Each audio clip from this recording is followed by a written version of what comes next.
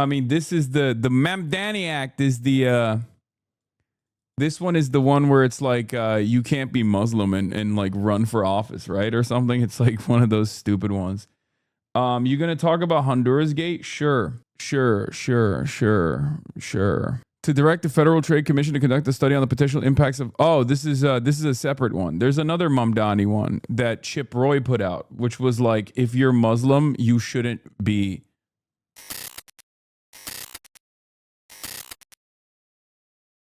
Let's be real. I made the mistake of looking at a little bit of drama that was like popping in the Manosphere circuit, like. And people were losing their minds. They were like, why are you not covering the news? I'm going to kill myself. I have a gun. I have a gun on me that I purchased for this occasion. I'm so close. I'm so close to ending it all. You were mentioned on CNN today. Yeah, I know. You know why I know that? Because I was training this morning, okay? At my trainer's backyard, and his dad comes out and goes, I just watched you on CNN last night. And I was like, oh brother, oh no. And this is like they're demonizing wealthy people and success. I think I'm gonna tell you something, okay? I'm gonna tell you guys something. This is at 7:31 a.m. Pacific time. Did they run it last night or something? Or maybe he watched it this morning, or maybe he was talking about another. No, I think this is from last night. They just are maybe replaying it because this is a nighttime show usually. This is a nighttime panel. Anyway, the Epstein class is a protected class. Yeah. I mean, if left to their own devices, I feel like we're just going to drive peak liberalism and shallow identity politics into that ditch, you know, where they unironically are going to say, oh no, the only POC we must protect are people of capital. Like people of color, sure, they've been under attack, but we've fought long and hard, and there have been solutions for the problems that pertain to people of color. But what about the people of capital, the real POC? Nobody ever talks about the real POC. The people of capital. Yeah, people of the CEO class. I'm worried that this is like what liberals are going to run with. You know, tax the rich is actually a slur. It really is. It's actually a much worse slur than the other slur. The ones that you can't say. See, you can't even say those other slurs, but you can say tax the rich. So obviously, there you have it. You can't say the N-word, but you can say tax the rich, which is a slur. Therefore, people of capital, the real POC, much worse off. I can totally see a world where like Republicans run with that, and then Democrat consultants who get their notes from the Republicans who have a very hard time fighting back against the Republicans, they will turn around and lean into it somehow. Of course, just like with the case in the Israel saga, where people just kept doing it and they still keep doing it to lesser and lesser impact, I think people are not going to buy it. I think people are just not going to buy it. Yeah.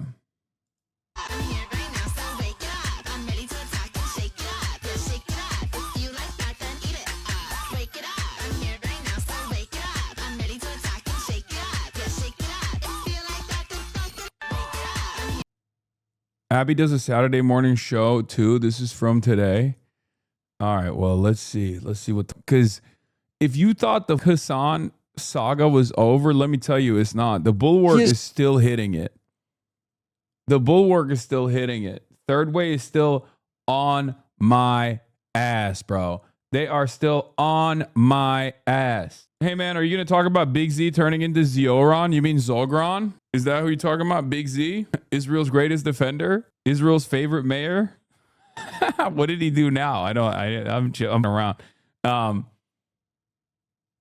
I found you by listening to TIT, then CNN was bitching about you. Bro, I mean, look at this. Look, this is what happens when you're not constantly caving, okay? When you're not constantly caving to the demands of the apartheid state and all of its most bloodthirsty lovers. Okay, what is this? The Mamdani Act. Yeah, and the House Judiciary. I mean, this is the Mamdani Act is the this one is the one where it's like you can't be Muslim and like run for office, right, or something. It's like one of those stupid ones. You gonna talk about Honduras Gate? Sure. To direct the Federal Trade Commission to conduct a study on the potential impacts of. Oh, this is a separate one. There's another Mamdani one that Chip Roy put out, which was like, if you're Muslim, you shouldn't be. There was another one that Chip Roy from Texas put out that was like, if you're Muslim, you shouldn't be in Congress. Like, you just shouldn't be allowed to be in Congress if you're Muslim, and we should also you and deport you first, and then maybe you in the process of deportation. Very cool. It's stuff like that in American Congress, and everyone is just like, yeah, I guess this guy has a reasonable disagreement. Yeah, he does, doesn't he? We do have a disagreement. I want to live. He doesn't want me to live. But I guess that's a reasonable disagreement from your perspective. Very strange. What else are we debating today? Like, are there other normal decorum-based conversations that we're going to have around, can Muslims be? Question mark. That's it. That's the question. Can Muslims be? Are Muslims allowed? Question mark. Nothing further. Nothing beyond that. Should they be allowed to live on U.S. soil? Should they all be deported, or should we just deport at least 50% of the Muslims? Should Muslims be allowed to be in office, right? Is Islam anti-Semitic across the board? Very cool stuff. Oh yeah, this was awesome. I saw this earlier. Also, yeah, happy John Brown Day. Also, happy Victory Day. Don't you think you went a little too far with Harper's Ferry? Don't you think slavery went a little too far? What Kami says. Thank you for the 20 gifted subs. Yeah, do Muslims have a right to exist? The answer is no, of course. But yeah, let's see what the CNN folks, the good folks at CNN, were saying about the fuck Hasan times 54.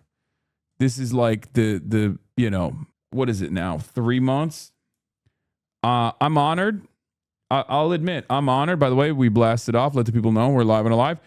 I'm honored that I have been the singular focus of enmity, that like the media can focus on one issue for longer than like a 24-hour media cycle, and it's truly remarkable, because for the longest time I thought this was impossible, right? I thought it was impossible to have anything stay in the media cycle for longer than like 24 hours, 48 hours. And it turns out that is the case. It turns out they can have something in the media cycle for a lot longer than 24 hours, because we're now currently sitting on the 3rd month almost. Some people want to read the chat. Oh, I'm sorry. Are you mad that I'm spamming in my own chat the blast off link so that people can go and interact with it, so that we can let the people know that I'm alive, and we can welcome people into the community? Overtime with Bill Maher, John Fetterman, Dan Crenshaw, Donna Brazil. Oh my God. This is like an op fest.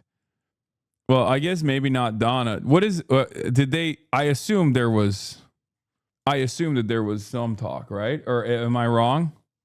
Did Bill Maher do a piece on me? Oh, Bilbo Baggins? No mention of you? Whoa, what? That's crazy. Okay. That they brought two of my ops. They brought John Fetterman and also Dan Crenshaw. So, I mean, League of Villains, by the way. This is, look at some of my most annoying ops. Like, this just straight up looks like, this is villain status. It literally looks like a bunch of villains in a round table being like, haha, how can we be evil today? What the fuck? Anyway, all right, let's see what the fuck CNN was saying. Coming up, it's like, that's a mental problem. And if they can't deal with it themselves, then we should tax them to deal with it. Lydia. So first, just to briefly address the economics, at least in New York, about the top 1% of basically 40,000 people pay about 50% of the taxes. So if you look at the numbers, I think Mamdani is going to be a tough spot because people will continue to leave. So that's just the reality. But in terms of the way that the rich are being treated, Mamdani, of course, is very close with Hasan Piker, who over the years has made comments that he wants to see effing capitalists' blood in the streets. They know and each other. They are not. You're associating okay, Hasan. Mamdani basically. Yo, chill. They know each other? No, we're best friends. Okay? We're best friends. No, I'm just kidding. Yeah, no, I don't know him. Who's that guy? What's his name? What's his name, chat? Zoran? Zorro? What is it? I don't know who the fuck that guy is. What are we talking about? What is it? Zokron? Is that how you say it? What is it? What is he? What's his background? What's he like? Is he Japanese? Zorro? I don't know. I don't know this man. What does he do? What does he do? Explain to me what he does. What's his job? What is he, like the fucking mayor or something? Barack Obama? Yeah. Zoran, the Croatian. He's a Croatian dude. Oh, okay. Yeah. Yeah, no, that's cool, man. I love Croatia. Croatia. Yeah. Yeah. What's his I don't fucking know that guy. I don't know that guy at all. I don't know why they're bringing my name up next to him. Speaking of Asian people, Fukuyama just said China. I already saw this, bro. Are you kidding me? Every time Francis Fukuyama says something that is like in the HasanAbi school of thought, I watch it. And then I immediately tell my dad that I'm right and he's wrong, and his entire worldview has been destroyed thoroughly.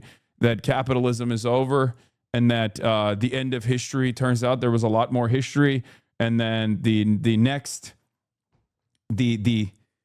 like global hegemon, even if it's not a global hegemon, the next global leader will be most likely China. You know, your dad's a Fukuyama stan. Dog, my dad has a fucking PhD from the London School of Economics, okay? How have we... I've explained this before. Like, we do not agree on a lot of things, on the way that we see the world, okay? He will get mad if I call him King Neoliberal, because he, apparently, he fancies himself to be a not even a social democrat, but he thinks that he's a socialist. He's not. Okay, he is literally, his entire life's work is upholding neoliberalism. This is what he grew up in. Debate your dad on stream? Absolutely not. One, he doesn't speak English, so he's probably more pro-Palestine than you. He absolutely is not. I'm definitely more pro-Palestine than he is. I mean, he's also pro-Palestine, but he can, but he doesn't. Yes. That just means he's a dingus? No, he's not. He is not. He's not very pro-China. Let's be real. Chill, broski. Some of us went to LSE and turned out third world is. There's only one guy that is. Pink Corbatil says, chill, broski. Some of us went to LSE and turned out third world is. There's only one guy that I know that is like an LSE guy that is unironically a Maoist third worldist. But I mean, maybe not a Maoist third worldist. But it's Jason Hickel.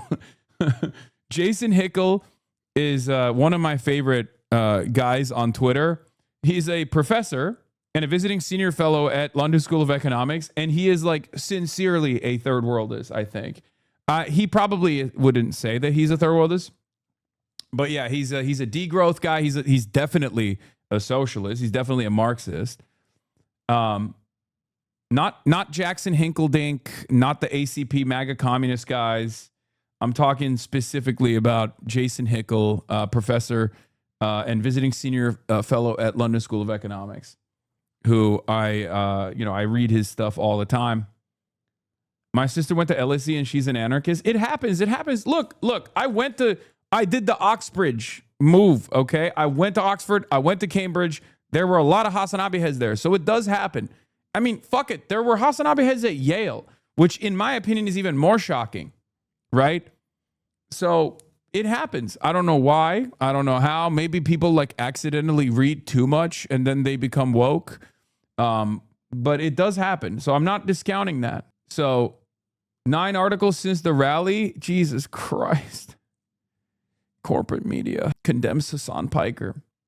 I'm a HasanAbi head going to Oxford for my PhD. Hell yeah. Jewish News Syndicate. Racist, misogynistic, xenophobic. Democratic City official says so. Far left podcaster. The Daily Caller. Far-left streamer calls for violent revolution after the court side with GOP on redistricting. F-bombs and disco balls. Fox News. Leftist streamer calls violent revolution inevitable as Democrats explode over Virginia courts. Yeah. You know what's really funny about this stuff, by the way? These guys run around, at least the Democrats run around apologizing. Democrats run around apologizing on every issue, right? Even on this issue, there's like a lot of Democrats, like the New York Democratic Party said that they're not going to redistrict, which I think is ridiculous. Okay. I think it's completely unacceptable and I think it's ridiculous. All right. You got the Virginia Democrats saying we will abide by the decision of the Supreme Court. Again, ridiculous. Meanwhile, you got people like myself, outsiders who are not like invested in the party's success necessarily, but still invested in the battle against fascism, the battle against the Republican Party, screaming from the rooftops, being like, no, you did a good thing with the redistricting in Virginia. You need to keep this up. You need to keep up this energy. Okay. And I'm not seeing that motion nor that energy from the figureheads within the party. I don't understand it. I mean, I guess I do understand it. Let's be real. It's just, there are reasons for it. But I think that there are Democrats who want to put up this fight. There are Democratic voters who certainly want this and demand this from their own elected representatives. But there are, unfortunately, a significant chunk of Democrats in positions of power who are looking at the situation and saying to themselves that it's probably better overall if we don't rock the boat, if we don't fight back, if we don't stick our necks out. And it's very frustrating. Did a video right in front of Ken Griffin's house, called him out just blocks away from where the United Healthcare CEO had been assassinated. I want to see this full one. I want to see this full clip. You know, I want to see the full back and forth conversation. But apparently Matt Bennett is still chirping, even though he went back and forth on this, where he was like, oh, we didn't even want to do this Hasan Piker thing. Like, I don't know what you guys are talking about. No one should have actually paid attention to us. Continues here, I think. What is this? Wow, Lydia Moynihan just threw anti-billionaire leftists into a frenzy. Okay, well, we'll get to the fucking pro-billionaire, anti-billionaire meta. Obviously, it's a big deal. That's like what's popping right now. That's what people are really paying attention to. I got to pee real quick, so I'm just going to start with Matt Bennett. I'm going to leave you with Third Way. They went on Bulwark again, and they're shitting on me again. He is a vile person. And yeah, he is. There's plenty of vile people on Twitch, but not many of them are campaigning with major candidates for the U.S. Senate. And so we thought it was important to call him out for that. Now, the criticism was of basically two varieties. Tim and others said, why are you trying to shrink the tent? That's ridiculous. There are people that listen to this guy that we could win, and you're alienating them. And our view is, first of all, we're not saying that no one should go on Piker's stream. Rahm Emanuel said, I'll go on there and tell him he's an asshole, you know, and our view is like, fine. If you want to go on and call him out, that's fine. What you shouldn't do is elevate him as a avatar or spokesperson for Democrats, which campaigning with him just inherently does. Mm-hmm. You can't campaign with someone and then turn around and argue that they are bad. And so our view is no Democrat should campaign with Piker. Not that they shouldn't speak to him, but they shouldn't campaign with him.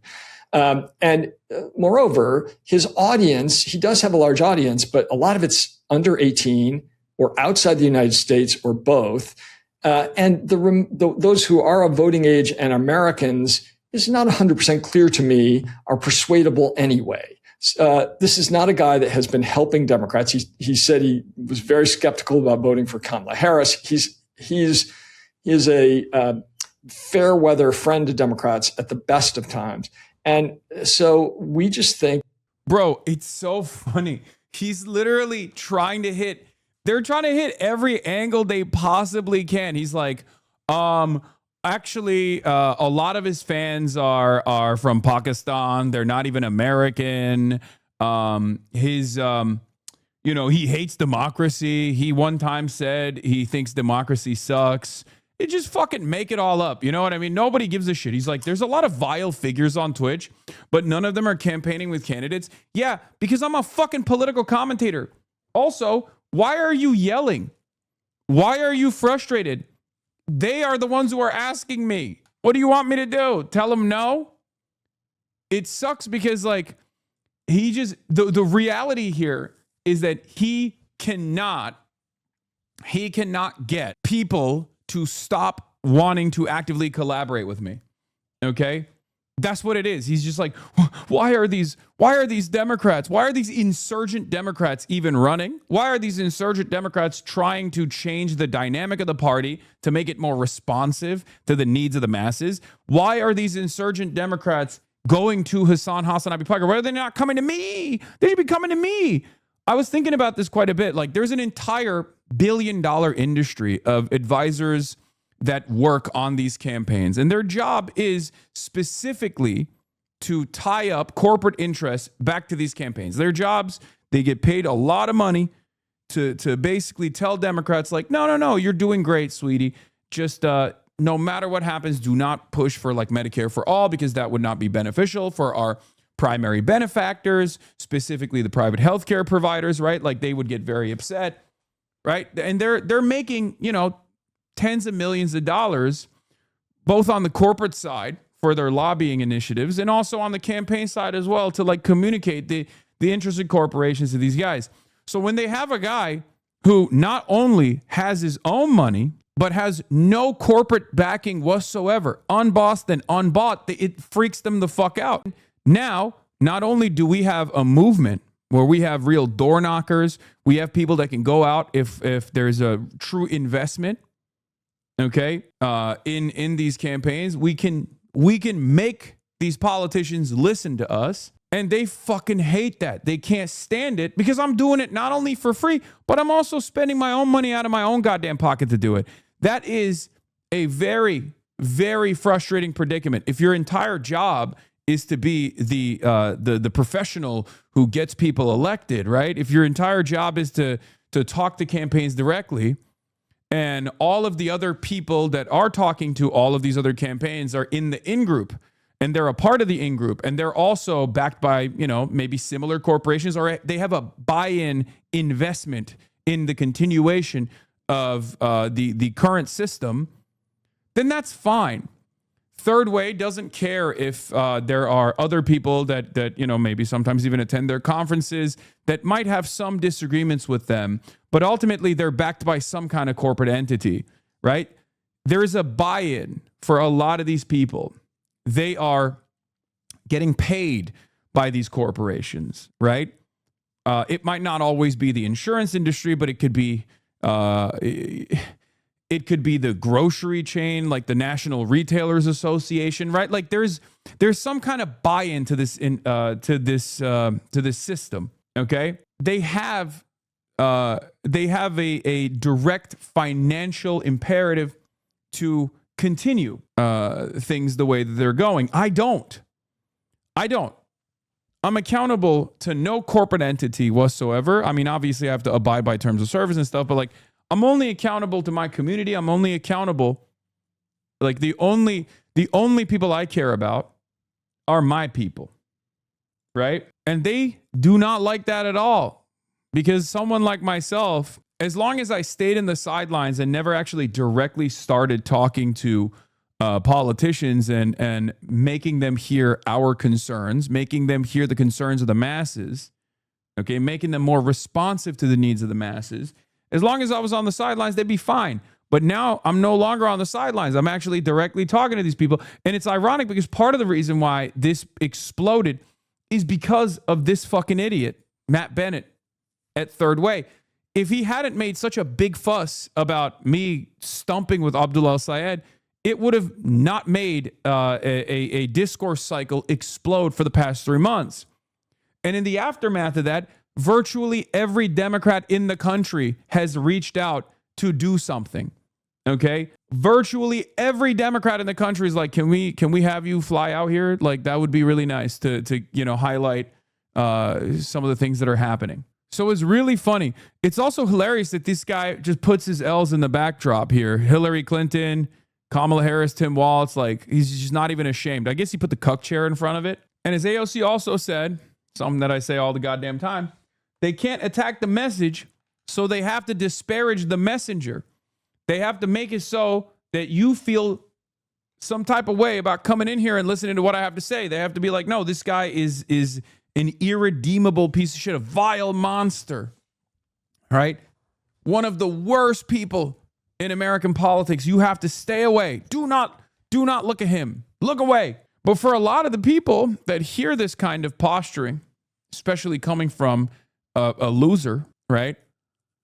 A loser like third way Democrats who have had a stranglehold in the communications of the Democratic Party, the national party that has been unresponsive to the needs of the masses, especially post like Bill Clinton era, this right-wing constant pivot to being moderate, this let's not fight the Republicans Democratic Party that everybody despises now.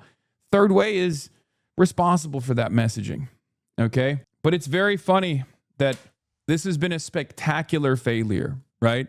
It's been a massive failure because they hit this line over and over again, and all this led to was more prominence for your boy. All this led to was more attention to what we're doing. Two varieties. Tim and others said, why are you trying to shrink the tent? That's ridiculous. There are people that listen to this guy that we could win, and you're alienating them.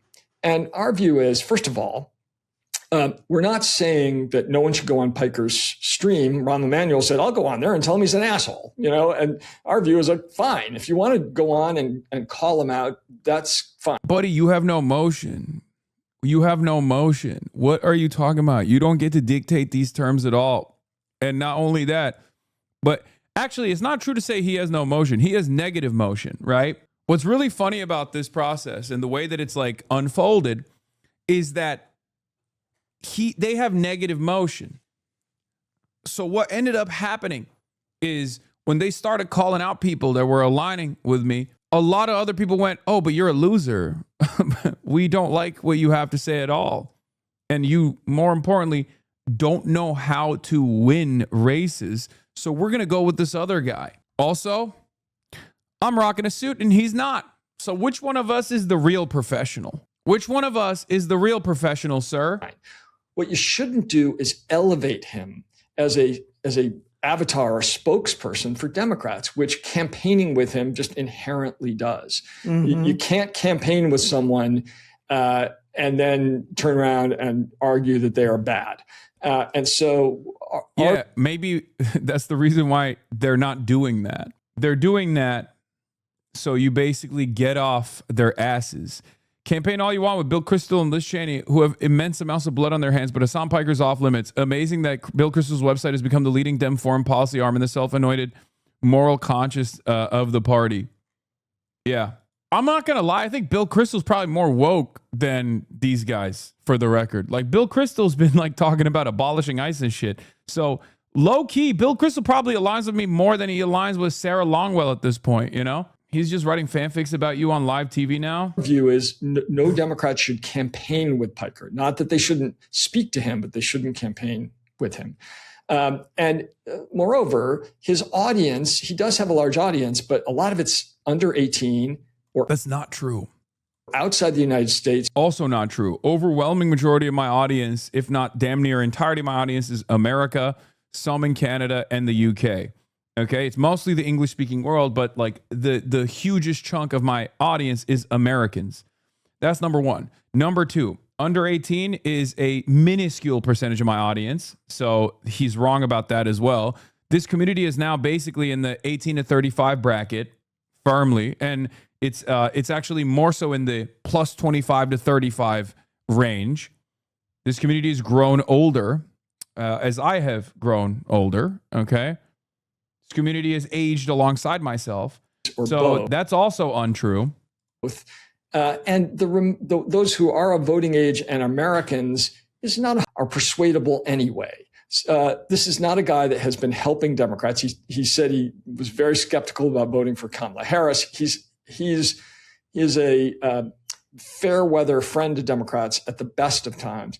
And so we just think having a bigot around is bad. And the second reason it's super bad, not only is it immoral, but it's terrible politics. It allows Republicans, not unfairly, to connect us to his most vile. Dog, you're the Republican. You're the Republican connecting the Democrats. This is the problem, okay? I just want these guys to be honest. Just fucking be honest. Because if he was honest, here's what he would say. We here at the Third Way, let's look at Third Way's donors real quick, okay? Third Way donors. Yeah, here, I'll do the AI summary first, okay? Third Way is a centrist think tank funded by a combination of wealthy investors, liberal mega donors, and corporate interests, including financial services and lobbying groups. I've actually given up on this at this point. It's just like that's the only fucking thing that works now. Everything is AI summary. Okay. Corporate and trade groups. Third Way has received funding from entities including the NCTA, Pharmaceutical Research and Manufacturers of America, and Securities Industry and Financial Markets Association. Their donors and foundations reported supporters include Bernard and Ann Spitzer Charitable Trust, Bernard and Irene Schwartz Foundation. Individuals, the board and supporters include wealthy investors and donors such as David Horvitz, Rachel Pritzker. Lobbying firms utilize lobbying firms like Peck Madigan, whatever. Funding structure, it's a 501c4 and a 501c3, which accept contributions from donor-advised funds. They don't generally disclose their donors publicly, however. Let's look at the profile summary here, okay? So Third Way is invested, okay? Third Way is invested in maintaining, and this is self-described, maintaining a moderate perspective that is pro-billionaire, pro-corporation within the Democratic Party. Like, that's what their job is, right? Their mission as a national think tank and advocacy organization champions moderate policy and political ideas. They have openly stated all the way back on March 1st, 2026, that their mission is to stop AOC. Their goal is to stop the left flank resurgence within the party. They do not want a Bernie Sanders style candidate to be running the Democratic Party, to be the most, you sound libtarded for real? Yes, that's me. So they obviously don't have any real motion. Their videos get like 100 views, right? Like their videos are motionless for the most part, but they're propped up by mainstream media because they are a vehicle for moneyed interest, right? They do these massive, like, you know, these DC festivals, right? They fund other groups as well.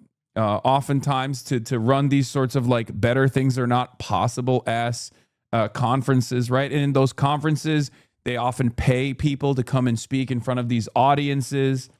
They put these people in front of wealthy donors. This is how it works, okay?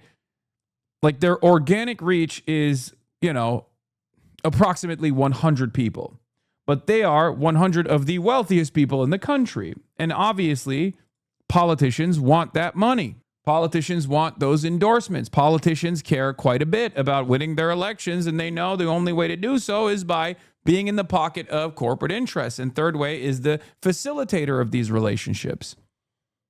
Okay? If you want to understand a bright future for the Democrats, or look at the shaky past of the Democratic Party post-Clinton, or during Clinton and beyond, Third Way has its fingerprints in everything that the Democrats have done as far as leaning heavily into being a more moderate party, constantly conceding on culture war issues of the Republicans, and primarily being invested in championing the oligopoly, the corporate oligarchy that dominates American politics and puts your interests second, right? That's it. They don't have any real investment in democracy. They don't have any real investment in the Democrats winning necessarily. They are just the corporate vehicle for the Democrat side. Okay, there's a million of them on the Republican side, but this is basically like the corporate one, the corporate lobbying wing in the Democratic Party side. What is this? Oh yeah. This was their response to the 2024 loss. Takeaways on why Democrats have a cultural disconnect with the working class. Overemphasis on identity politics, the faculty lounge problem, failure to prioritize economic concerns. Yeah, except the Democratic Party's failure to prioritize economic concerns stems from third way's impact, ironically enough. Allowing the far left to define the party, all this stuff. Right? Yeah. Takeaways on why Democrats are not trusted by the working class. Vilification of wealth. Really? That's what the problem was, that Kamala Harris wasn't too pro-billionaire. These guys don't know what real people want, okay? These guys don't know how real people feel. I can say that. Vilification of greed. They're too angry at the greedy. Anyway, third is they got 31 million in revenue in 2024, and their expenses were 24.5 million. But it's not just the amount of money that they're dumping, and they're dumping a lot more money this time around. Okay, and their goal is to basically thwart some sort of like AOC run, not just AOC, but any kind of basically any kind of insurgent left candidacy. They don't want the Democratic Party to become a party that works in the interests of the working class. They don't want that. They want to maintain the current corporate stranglehold over the Democratic Party. That's their job, and that's why they're attacking me so aggressively, so viciously. And my point is this: if they were honest, if Matt Bennett, who apparently makes as Secretary and Executive Vice President of Public Affairs $379,000 and $379,453, comp plus 41,140, okay, or all these other fucking people that make this kind of money to get like 200 YouTube views, okay, insane amounts of money, connecting Democrats with wealthy benefactors, right? If he was being honest, he would simply say, I'm backed by the corporate wing of the party. My job is to facilitate relationships with Big Pharma, with ExxonMobil, with numerous other wealthy oligarchs, to make sure that Democrats are basically a flesh puppet for their desires. And someone like Hasan is a massive threat to our project. If more and more Democrats realize that this method is successful in both fundraising and achieving door knockers, like getting people to be genuinely invested in these campaigns, if someone like Hasan, who is not beholden to the same corporate interests, can come in and talk directly to campaigns, have a direct line of communication with elected representatives, if he can start like winning seats and start changing the ideological makeup of the Democratic Party, this will be a huge problem for us, because I will no longer be able to justify my $471,000 a year salary, because it's going to frustrate all of these incredibly wealthy donors, that the Democrats are no longer responsive to their needs, but instead responsive to the needs of the working class. And that's it. That's it. That's literally it. That is the whole point. Okay? That's their whole purpose here. And all of this other stuff is varnish. All this other stuff is additional silliness that they add on to try to disparage the messenger, because they cannot tackle the message. Graham Plattner's victory in the Democratic Party primary in Maine was a great example of this, right? Obviously, I didn't do much on that side at all, but it doesn't matter. Like he represents this change within the party. He represents a more responsive politics that even 65-plus-year-old white ladies want in the suburbs. Like, they love Graham Plattner. And this is terrifying, because Janet Mills was supposed to be the safe choice. The establishment Democrat that is the governor of the state, that is being backed by all of these corporate interests, being backed by Chuck Schumer, losing to a random insurgency campaign from a guy who had no political office prior, no experience prior. All of a sudden, He's just going out and talking to the voters, and he's putting numbers on the board. This was a huge defeat. The very fact that I had nothing to do with Graham Plattner at all, and yet Graham Plattner was so successful, also proves once again that this is not about me. I'm not like a singular force in this country's politics, but instead this is a very real, organic anger that a lot of Democrats feel, and there are candidates that are willing to bet on these insurgencies because they feel like people like Graham Plattner are more responsive to their needs, their demands. Okay? So that's it. People are saying enough. Now, the same mistake is also being committed by the far-right reactionaries as well.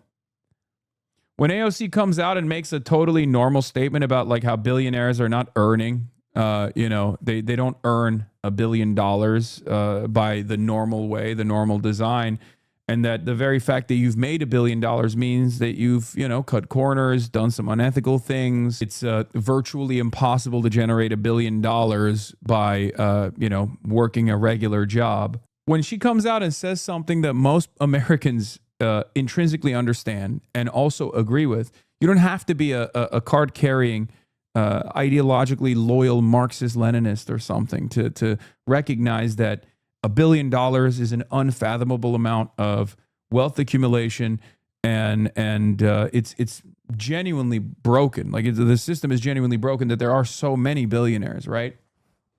Most people feel this way. Most people understand it. Most people recognize that this is a level of wealth accumulation that immediately proves that the system is broken. So when you turn around and say billionaires are not working 1 billion times harder than you, most people agree with that. So it's great that the Republicans are actively positioning themselves as being pro-billionaires and pro-corporations. As a matter of fact, Donald Trump, in spite of his billionaire status, was a towering figure in American politics on the right because he never did that. Okay? Donald Trump would be like, as a billionaire, I bought all these politicians and now I'm unbought and not corruptible. And that's why you should vote for me, because I'm going to care about your perspective. I'm going to make sure nobody touches your Social Security, right?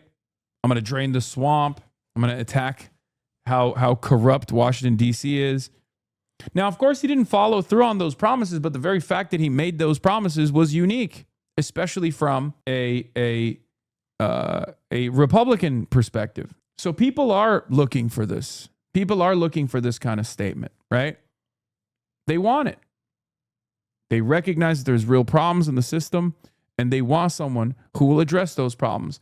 So anytime that these Republicans come out as the pro-billionaire side, I think they're chipping away at their base. Okay, if you are white working class, West Virginia, used to be a Democrat voter, now you vote for the Republicans, and you hear in the aftermath of the 10 years of Trump, you hear Republicans now turning back to pivot into the pro-billionaire category, you're going to realize real quick that the country club Republicans never actually went away. Now, some people do have that fealty, that peasant mindset, where they do actually think that the billionaires deserve it, right? Some poor people do feel this way, certainly. But not many of them do. So it's country roads, not country club. No. I'm talking about a specific type of Republican. Republicans for the longest time were country club Republicans. They were elitist. They were entitled. They had genuine and class. They didn't even engage in this kind of like populism, sloppyism. Yeah, Nick Fuentes said he's voting blue in November. I don't know if he will, and it doesn't make him less of a massive human garbage. What are you talking about? You're getting duped by a fucking avowed neo-Nazi. What the hell's wrong with you? Please don't do that. Oh my God. Nick Fuentes has been on and off the Trump train 1,000,000 times over. Y'all are silly if you think that there's anything sincere there beyond Nick Fuentes trying to boost his own personal profile, knowing full well that there are a lot of liberals who will highlight Nick Fuentes and go, see, even Nick Fuentes doesn't like Trump. Yeah. Don't give fools like that the time of day. Okay? Don't be gullible. That's your point, Lee. Elon Musk has deserved every single penny of the money he's made. Jeff Bezos, Absolutely yes, not. They have that a large, is the most yes, ludicrous statement you have ever made. They are making money off the American taxpayer, off the American government, after deals with SpaceX. Bigger. I don't know why you're shilling for these people. It's nuts. It has made our standard of living, because capitalism has a moral argument that needs to be defended. It has made our standard of living better than any other group of people in any other time. And I would say, I want standard Elon Musk, of living, Lydia? Elon Musk, Whose standard I of hope he's living? a trillionaire, because guess what? Okay. With his money, he's literally letting blind people see. He's letting paralyzed people walk. I want him to have the let money, me just say, not Elizabeth Warren, who's going to funnel it to fraud. He's in letting Somalia. blind just people one see and second. paralyzed people walk. I think what are we Have you doing? heard Hold on. I do. The greatest counter to this is everything that we're doing, everything that Elon Musk is taking credit for, could just as easily be publicly funded. As a matter of fact, all around the world, it is publicly funded. Even in the United States of America, a big chunk of the new inventions happening in the medical field are also coming from publicly funded research. Elon Musk is simply taking credit for something that he played no role in, and you, as a stooge for corporations, is leaning into that narrative. Elon Musk doesn't do shit. He just tweets all day. Okay, he tweets white nationalist screeds all day and complains about people not liking him. It's actually scientists that are working on some of these initiatives, many of which originate from publicly funded research. And as a matter of fact, publicly funded research would probably not have the profit motive and therefore be much safer in the research that they're conducting if you're going to talk about Neuralink. This, of course, is extra silly considering that you're a Republican and you guys talk about Bill Gates microchipping people while you're simultaneously defending Elon Musk actively trying to microchip people's brains. Don't really understand that either. The idea that these sorts of innovations happen as a consequence of capitalism is a lie. It's never been the case. Okay? It's also extra messed up to advance this lie when Elon Musk is most famously known for working in the administration to cut medical research alongside hundreds of thousands of jobs that kept Americans safe, that ensured that American meat was safe to consume, right?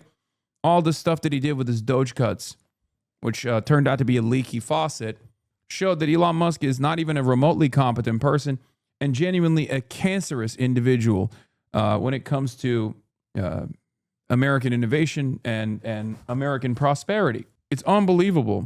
He is one of the most corrupt individuals. His experiences within the current administration show what many Americans already knew, that like this Trump administration is not invested in American prosperity at all. They're just destroying the country and robbing all of us blind, firing good government workers along the way as well. Good government workers that have engaged in lifelong service to ensure that, you know when a tornado is coming, right? To ensure that ensure that when you go to the grocery store and you're purchasing meat, you know that meat is safe to eat, okay?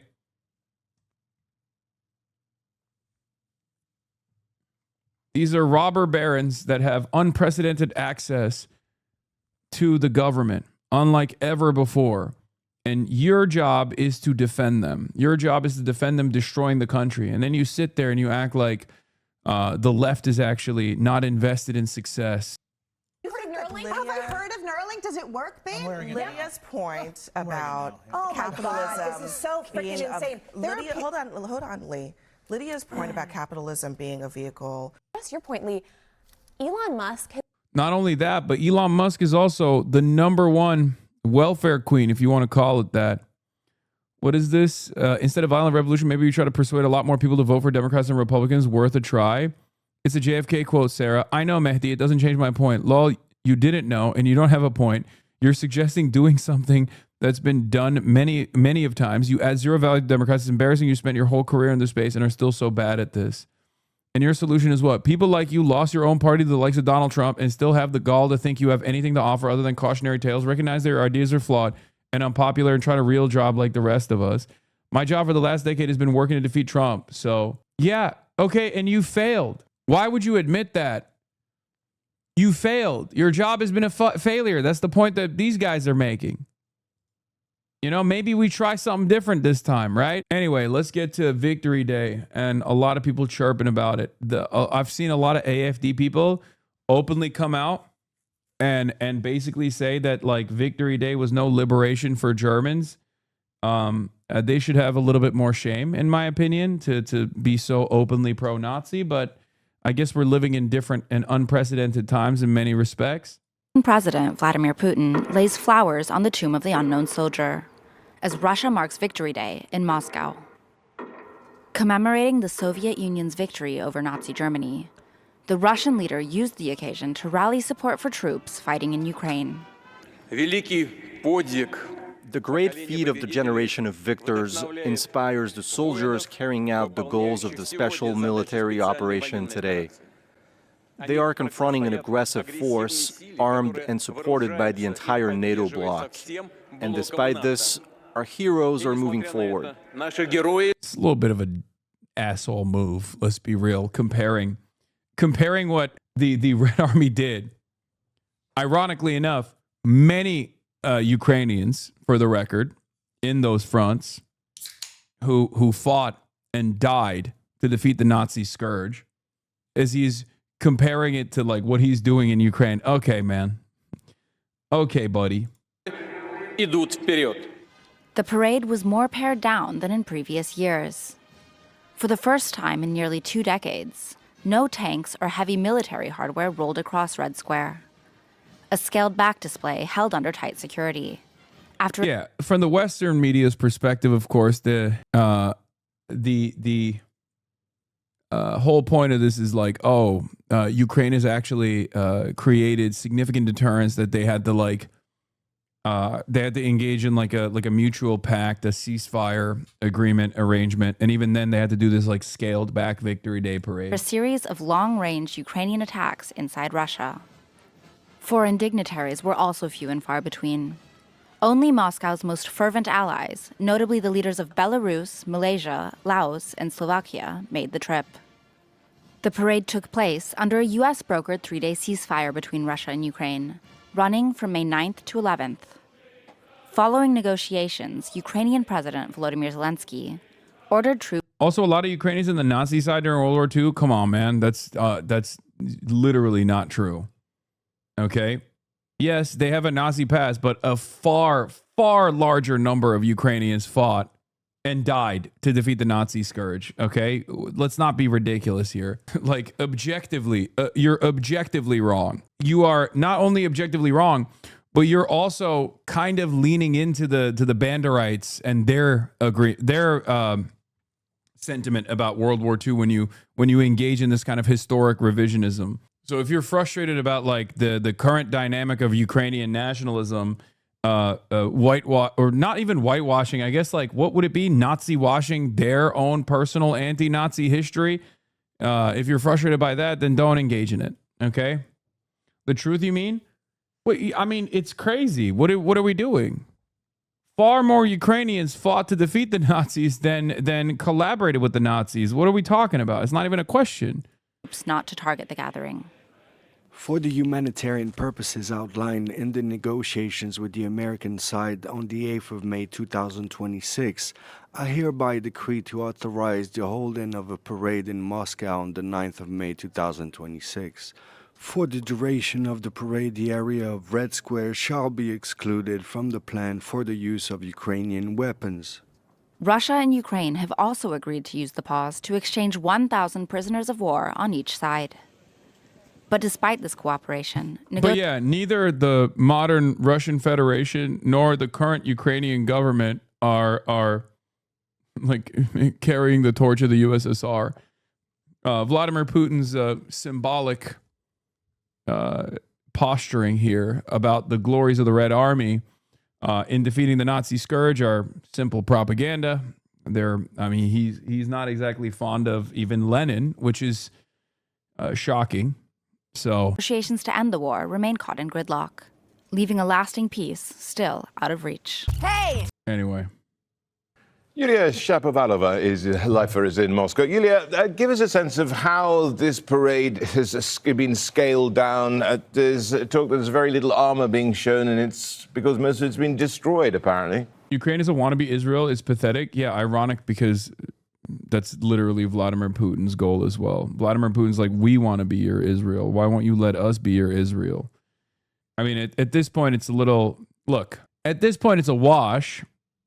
I'm not one of these people that just says like, Russia is an ideologically like anti-fascist, anti-imperialist country. I don't think that's true. I think they have their own personal goals. I think that, I despise NATO. I do think that NATO has been a cancerous force of American empire, advancing American interests. I don't care too much about how all of these countries in the Eastern Bloc were sincerely worried about Russian imperialism, and that's the reason why they joined it. Like, it doesn't matter. At the end of the day, NATO is a force of American imperialism. Mark Rutte has openly said the quiet part out loud. In numerous instances, the idea that there are, out and about neo-Nazi forces that are a part of the Ukrainian military doesn't change the reality of Russia's unjustifiable invasion of Ukraine. It's just not true. Like Russia's ambitions in Ukraine, according to what Vladimir Putin has openly stated time and time again, is to, one, put a dent in Western empire. Certainly, there is truth to that. To create a security perimeter and to ensure that Ukraine never joins NATO. Sure, there's some truth to that. But ultimately is to expand Russia and make Russia a global power one more time, not dissimilar to the way that the Russian Empire operated. It's not like these guys are genuinely trying to purge Ukraine of, God, you're so lived up when it comes to Ukraine. Hard to believe you don't support NATO, says Brezhnev's eyebrow. No, I just don't trust Putin. I don't. I listen to what he has to say and I take it at face value. And he's very clear on this as well. It's just kind of silly to hear what Putin has to say about this and what his broader ambitions are and what his actions have done in both Ukraine and the impact that it's had on Russia as well. And you're over here thinking like, people don't understand, like critical support means you have to be critical, okay? Like you have to be critical. I think some of you think critical support means the support is critical, it's necessary, like unconditional support. That's not how this works. Okay? I have openly talked about the neo-Nazi brigades. I have openly talked about the Azov brigades and the nationalistic fervor that has grown and has been a genuine danger to Ukraine over and over again.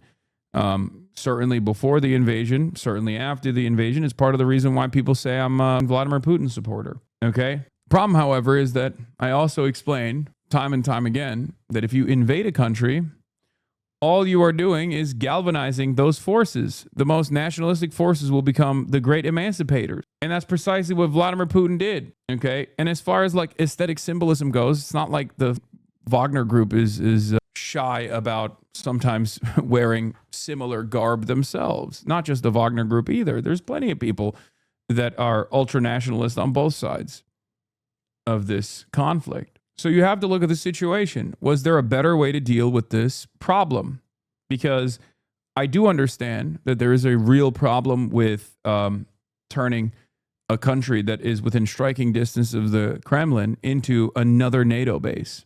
NATO encroachment is a real issue for Russia's security concerns. That makes 100% sense.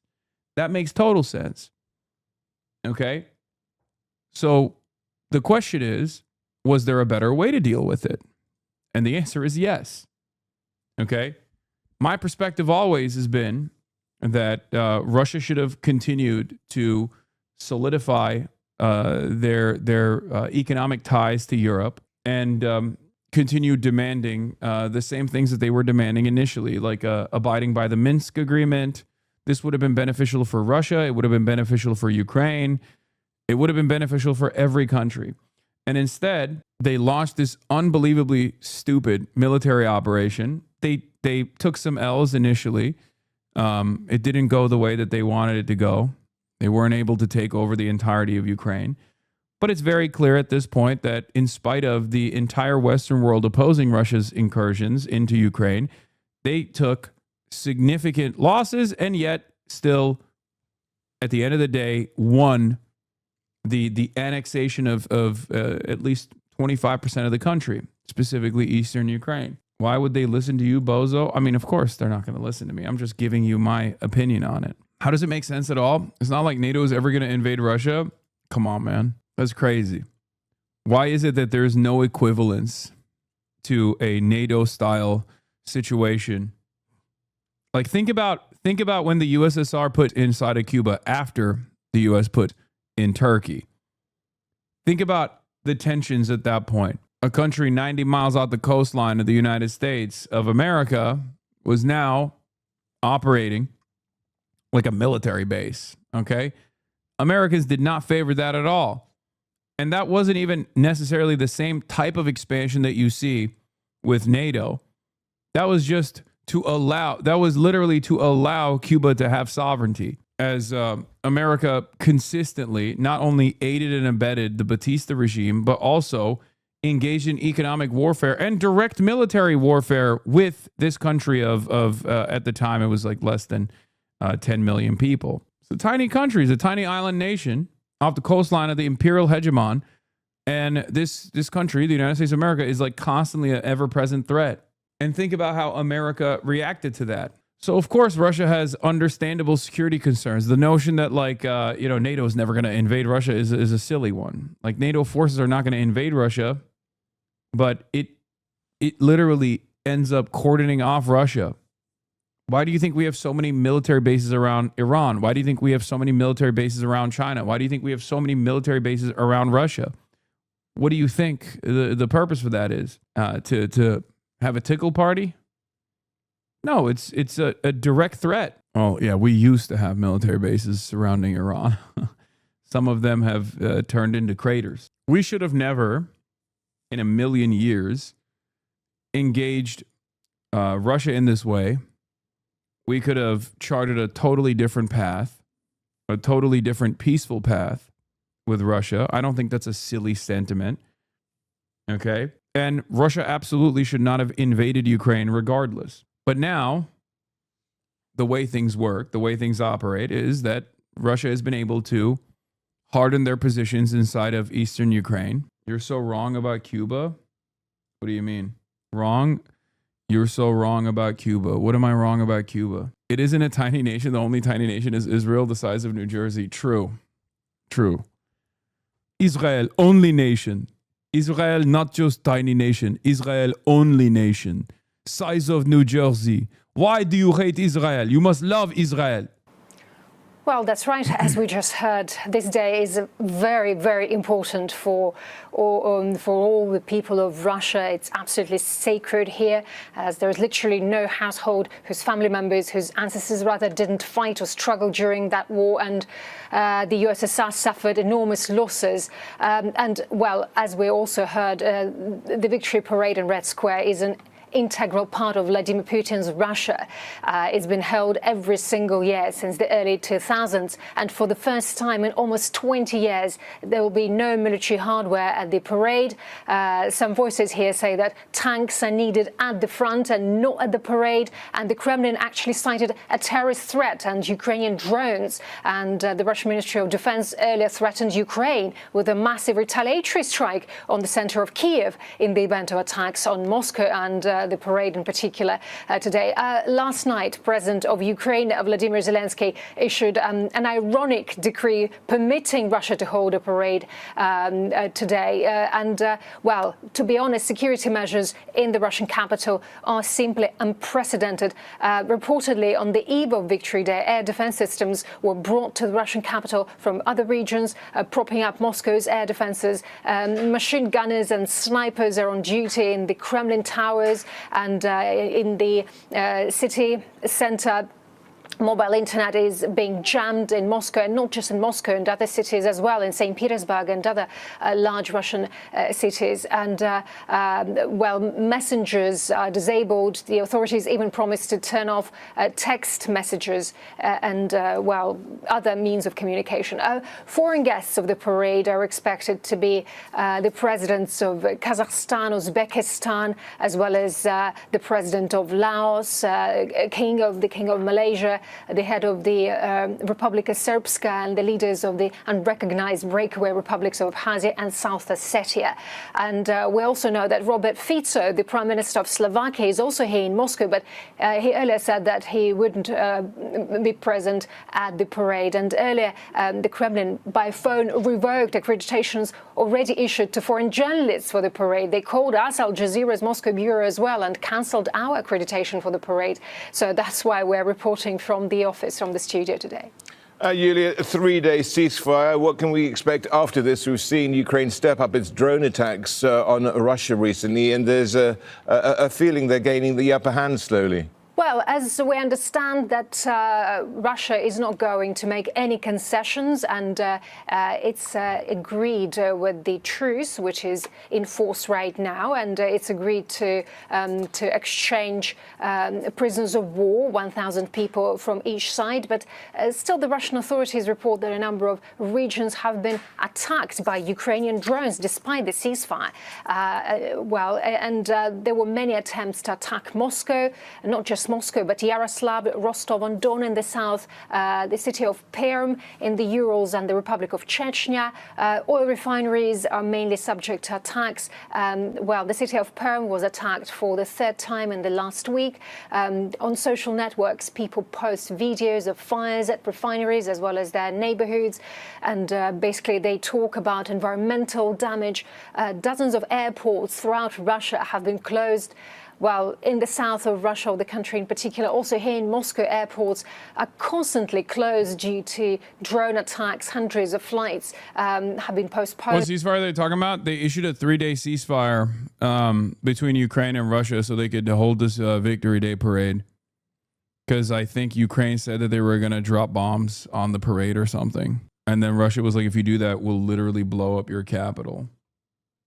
Cancelled. Thousands of people can't fly away for hours. So Ukrainian drone strikes reached the Urals not just the border regions of Russia, but further inland. And probably there is a mix of understanding of security measures and a feeling of anxiety and uncertainty among people. But obviously, people are really tired. They feel fatigue about this war and about the current situation.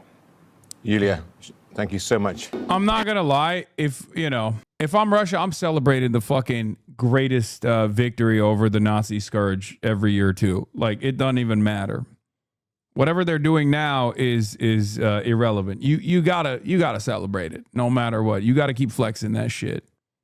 I mean, 20 million people died, right? Even a larger number than that.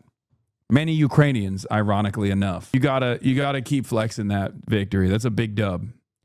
Which is really interesting because we look at what Russia is doing and we say, oh, they are posturing about how they defeated the Nazis, right? They're posturing about how they fucking defeated the Nazis.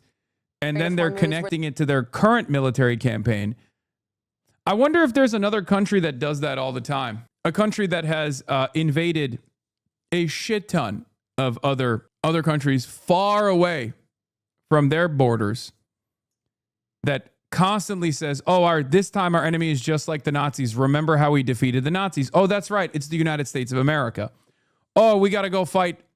We got to go defend the South Vietnamese against the scourge of the North Vietnamese, which is just like the Nazis. Oh, we got to go and defend the South Koreans against the scourge of the North Koreans, a distinction that we created. The North Koreans that are just like the Nazis. Oh, we have to go and defeat the Taliban that are protecting Osama bin Laden. And lo and behold, wouldn't you know it, they're just like the Nazis. We got to do the same thing with Saddam, just like the Nazis. We got to do the same thing with Iran. We got to do the same thing with Hamas. So Russia is, in many respects, basically little America. They're like America in their own backyard.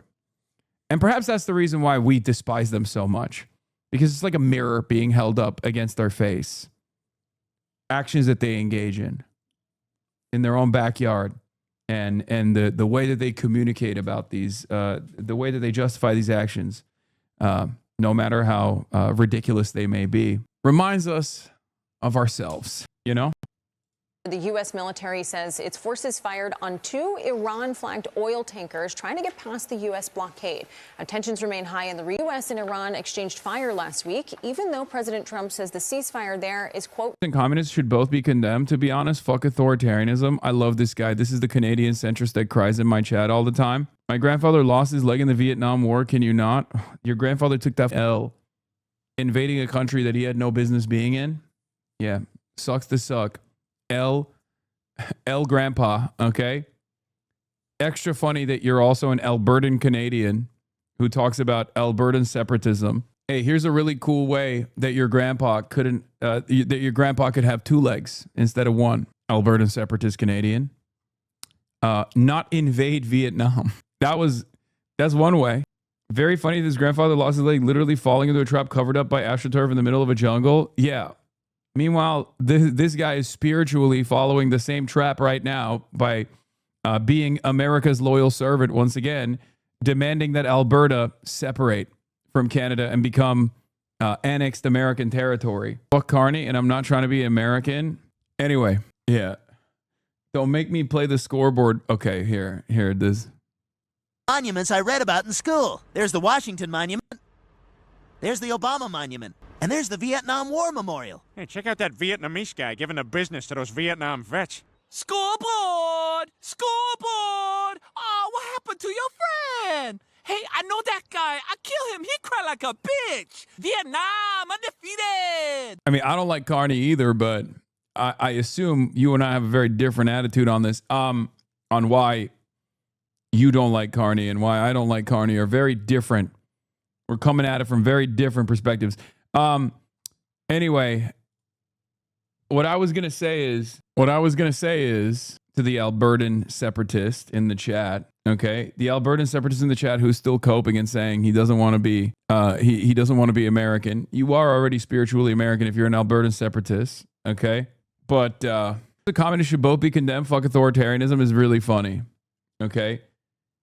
This concept is ridiculous. No, I don't think communists should be condemned. Silliest. No, there is no moral equivalence between communism and fascism. Okay? No matter how hard you try, you will never be able to swing it. And there was a time when this kind of attitude was laughed at all around the world. Unfortunately, liberalism was very good at eviscerating that mentality. Okay? And creating this like unique middle ground where they're like, no, actually the Nazis were bad, but also so were the people that fought and died to defeat the Nazis. Now get the out of here. It's bullshit. Still in effect. All this while, another ceasefire is underway in the war between Russia and Ukraine. Aaron Navarro is at the White House with more. Aaron, good morning. Kelly, good morning. President Trump announced yesterday that fighting in the Russia-Ukraine war. I'm not a Hasan hater. I'm saying you're pro-authoritarian. I'm not, man. I'm not. Okay? There is a function that exists without... Saying someone is authoritarian is so stupid. Okay? You know what's authoritarian? You think the Canadian government is not authoritarian in the way that they treat the indigenous population? Do you think the American government is not authoritarian? You don't like Mark Carney. Why don't you like Mark Carney? Authoritarian works for one generation that sets up for a Stalin figure. Oh my God. Okay, is China an authoritarian government from your perspective? Yes, right? And here they are proving material results for the working class. Every government is authoritarian. The sentiment around like, oh, this government is authoritarian, this government is not authoritarian is a stupid argument. Every government is authoritarian. Every rule, every law that we have is technically authoritarian, okay? Every law that we have is technically authoritarian in the sense that they're stopping someone from doing something that they want to do, okay? But we all get together and agree on some of these laws being good. Okay? Simply put, like, for example, pedophiles want to predate on children. The government is technically authoritarian in the way that they stop pedophiles from predating on children, but we all agree on that. Well, we here agree on the government stopping pedophiles from predating on children. Some people think that that's authoritarian and try to stop that, right? Some people want to lower the age of consent laws, for example. Okay? Every government is authoritarian. Every rule is an enforcement of authority. It's just a matter of, do we agree? Is the majority in agreement that these rules are good or not? That's it. That's it. So authoritarian, I think, is a catch-all thing that, like, liberals tell themselves to act as though their governments are not authoritarian. And for the record, I'm not saying it's, like, all enforcement of governance is bad. I'm not saying that, like, authoritarian as a blanket. I'm just simply saying authoritarian as a blanket statement is a silly distinction. That's an insane comparison. At least American presidents can be voted out. I'm sorry, this is not a convincing take. I know, I will never be able to convince people. Okay? Like, for example, the overwhelming majority of Americans don't want to give money to Israel, yet your tax dollars are spent on murdering children overseas. Many Americans would rather spend those dollars here on American healthcare, on American schools. Good luck not paying your taxes if you want to protest against that. And then you'll understand what authoritarianism truly looks like. Okay? I'm simply describing what the social contract is and what the other side of the social contract is. For libertarians, for example, think all taxation is theft, and that the American government, utilizing the monopoly of violence that the state has, will literally at gunpoint force you to pay those taxes. Okay? Look at North and South Korea, for example. I'd much rather live in one than the other. Anyway, thanks for responding. Again, the difference between North Korea and South Korea is unbelievable amounts of sanctions on North Korea. We don't know what North Korea would look like if they were able to participate in the global marketplace as a normal country. Okay, we don't know. As a matter of fact, in the aftermath of the Korean War, in spite of the American and allied forces that conducted a genocide in North Korea, okay, in the immediate aftermath, North Korea was actually doing a lot better than South Korea was, ironically enough. Most people don't know this, of course. South Korea was a military dictatorship that was slaughtering its civilians en masse. And you're over here talking about how, like, oh, well, one country is much more livable than the other. Yeah, I agree. I agree. South Korea was not necessarily a much more livable nation state, and it still isn't necessarily a great place to live in. Their own citizens call it hell. North Korea literally started the Korean War. Yeah, no. All of the wholesale slaughter of communist, socialist, trade unionists in South Korea was actually a self-defensive slaughter. A self-defensive slaughter that the South Korean military dictatorship engaged in. You know? And all of the carpet bombing of North Korea, a distinction that we designed, for the record, that was also done in a self-defensive manner. This take is flopping because authoritarian doesn't just mean wielding some amount of authoritarian in political science. It's a specific descriptor for countries where power is highly centralized. Yes, except there's plenty of violence that takes shape in countries that are unbelievably decentralized. And I'm not just talking about America either. I mean, you have examples like Somalia, for example. Okay? I look at results. And of course, the political science terminology that is deeply anti-communist is going to use this perspective in an effort to disparage whatever kind of centralized authority.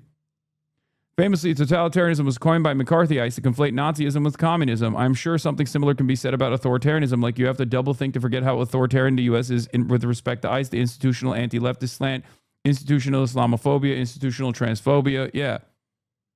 Like, we currently have concentration camps that we have placed, like Alligator Alcatraz is slated to close. Okay? That was the Florida government taking taxpayer funds from Floridians and spending it so that they could have a concentration camp surrounded by a moat with alligators in it, where they put literally the overwhelming majority non-criminal migrants, non-criminal non-citizens in these horrifying conditions. We don't even have an account of what took place in Alligator Alcatraz. That happened on U.S. soil. And you're over here being like, you know what's authoritarian? Every other country. It's because you have a biased framework that you're operating off of. I don't make excuses for the dragnets that were implemented in Xinjiang, but you do make excuses for American and other liberal countries engaging in authoritarian actions. Okay? That's it. Yes, there is a real description for what authoritarianism is or what totalitarianism is in political science. I know, I studied it. Okay? I'm moving beyond that distinction, and I'm trying to explain to you that all governments enforce authority.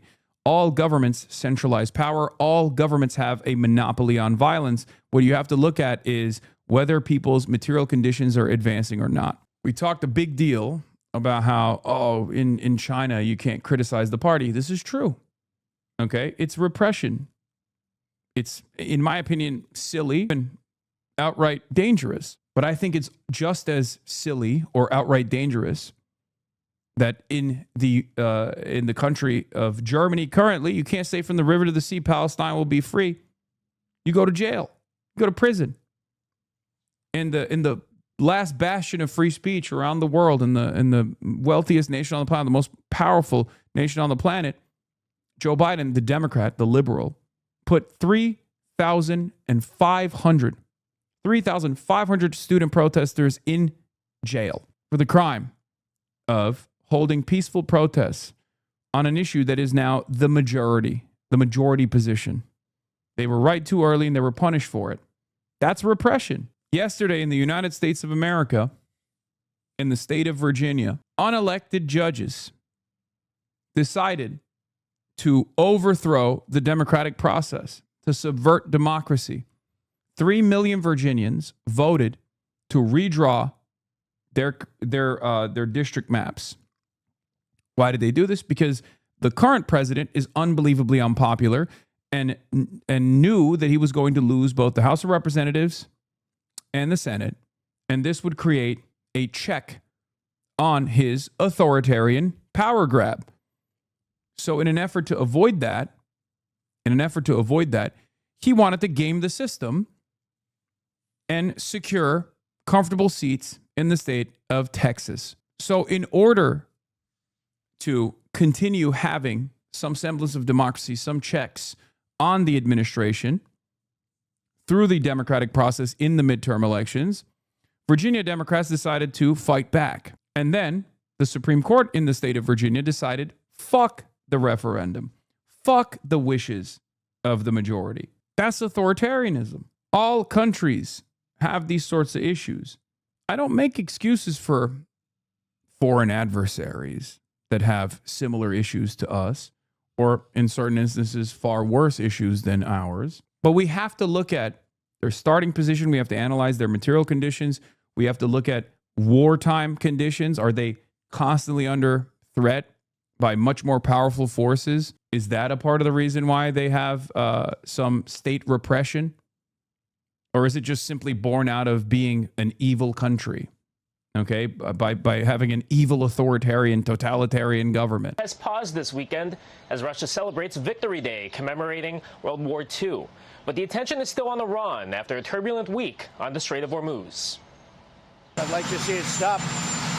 Russia, Ukraine, it's the worst thing since World War II in terms of life. President Trump said the three-day ceasefire between Russia and Ukraine was a personal request. We have a little period of time where they're not going to be killing people. I'd like to see a big extension. As part of the agreement, the two countries will swap 1,000 prisoners, and fighting will pause as Russia celebrates its victory. Day one, by the way, Donald Trump doing the damn thing, man. He really brought about peace. This weekend. But as Russia and Ukraine begin a short-term ceasefire, the one between the U.S. and Iran is being tested by several firefights in the Strait of Hormuz this week. Trump says the ceasefire is still on and that he's waiting on Iran's response about restarting negotiations. We want to get the whole thing ended, not just individual movements. Historically, ceasefires have seen various displays of military fire. CBS News national security contributor Sam Vinograd. The question here is whether... Dude, he's trying his fucking best. I know, I'm being too mean to the pedophile president. This tit-for-tat exchange of fire is going to outpace negotiations to actually establish an armistice or end the war. The war has paralyzed the Strait of Hormuz and global supply chains, leaving American farmers frustrated. Business is... Apartheid is the most... Wait, did I accidentally fucking mod this person? No. Apartheid is the most democratic form of governance. Israel is a democracy. Okay, guys, you're baiting one another at this point. Okay? Stop baiting each other. Like, this person is obviously being sarcastic. Like, the point that he's making is like, Israel's an apartheid state that is democratically organized amongst the in-group to be an apartheid state. It's justified endlessly amongst the masses in Israel, right? The masses that actually do have the power to vote or have their voices be heard.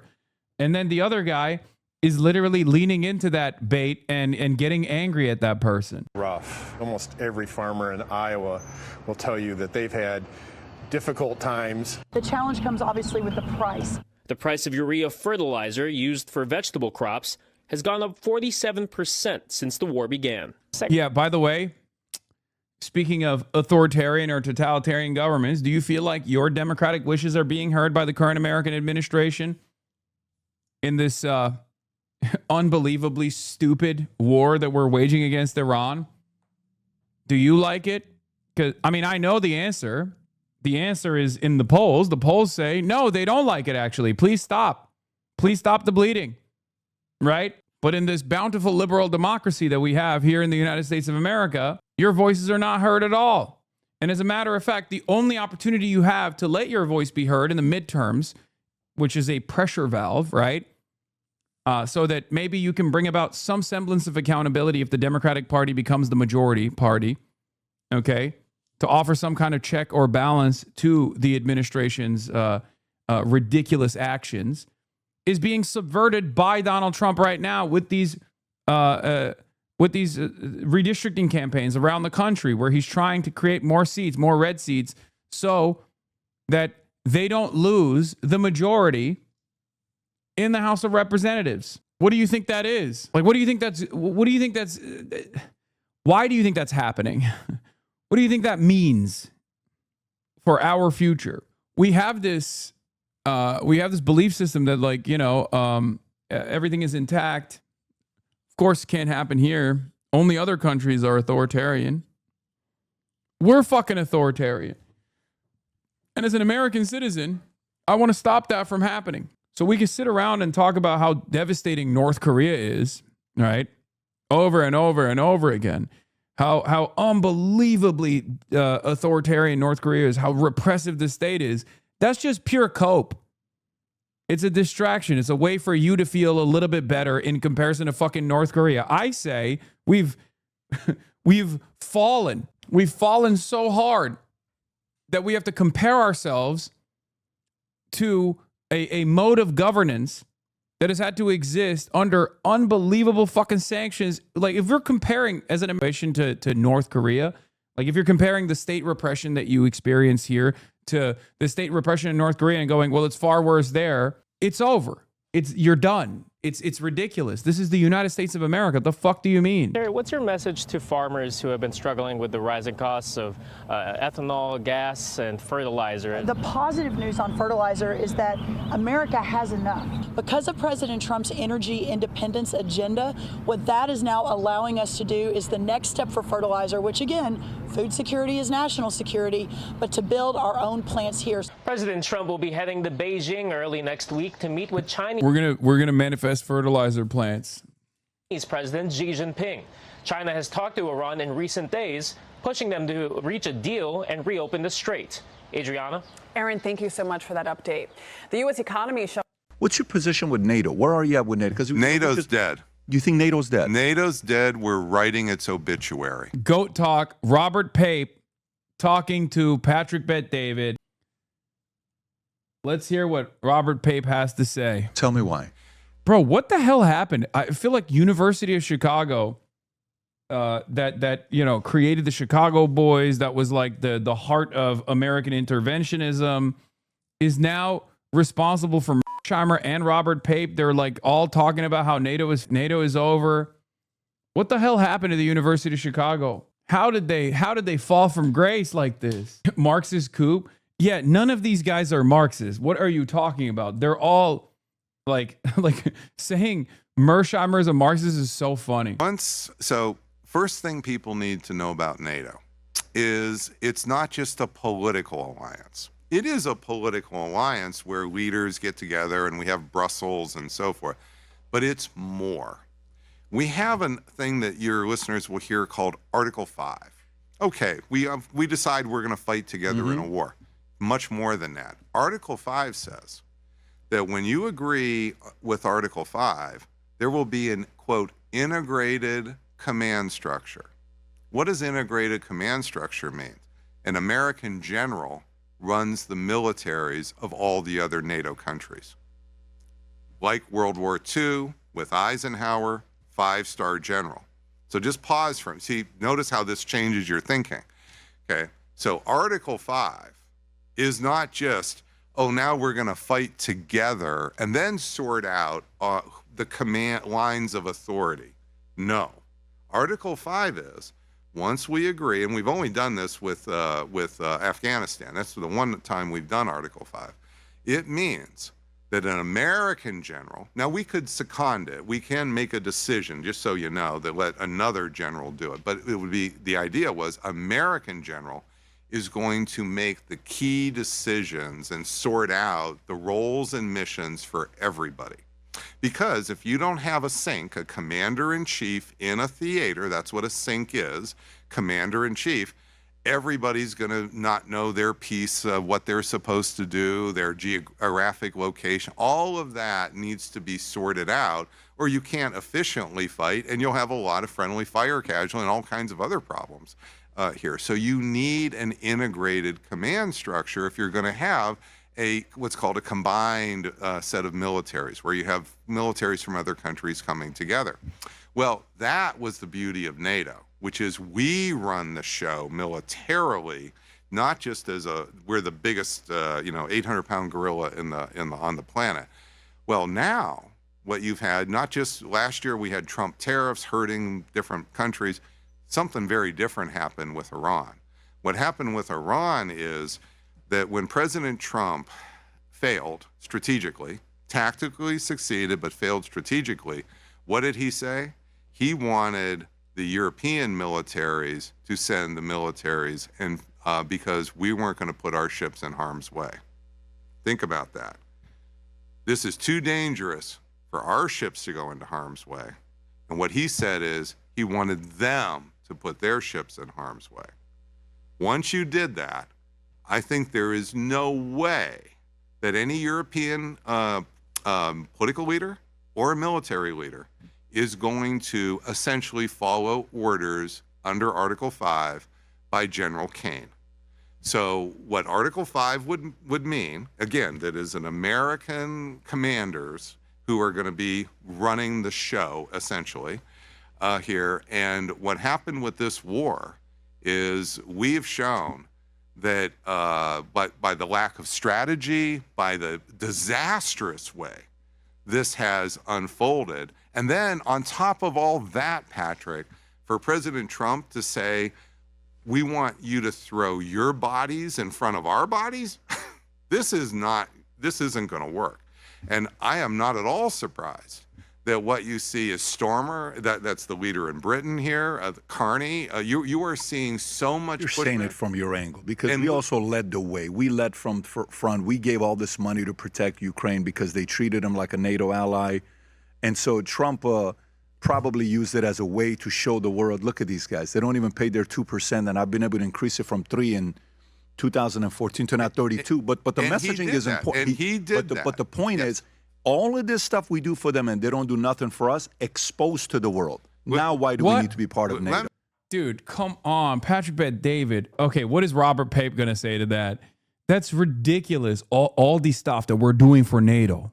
All the stuff that we're doing for NATO, and they do nothing for us. Why don't we grok it? Why don't we grok it? Robert Pape, you are a professor, but why don't we grok it right now?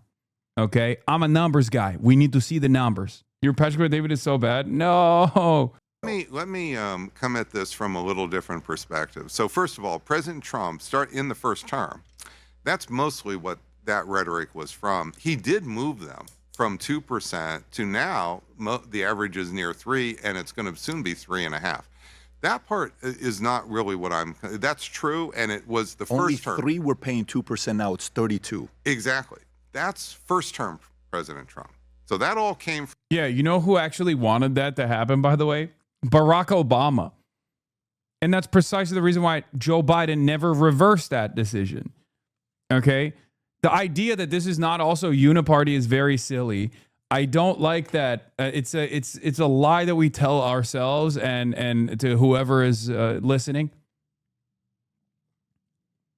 That this was like done just by Donald Trump. When Donald Trump came out and said that, everyone in the media was like, "Oh my God, they're trying to destroy NATO." It's like, well, okay, Barack Obama was the one who actually advanced that From the first term of President Trump. But let me tell you a set of data that you don't hear in this regard very much, by the Democrats either, which is what matters for power in the world is your economy is so critical because it generates the money and the technology and the resources for your military and your actual military.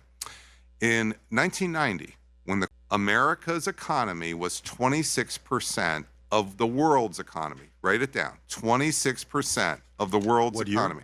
1990. I'm a numbers guy, so I like what you're saying. You're giving me the numbers. You are giving me the numbers. I'm a numbers guy. I'm going to grok it.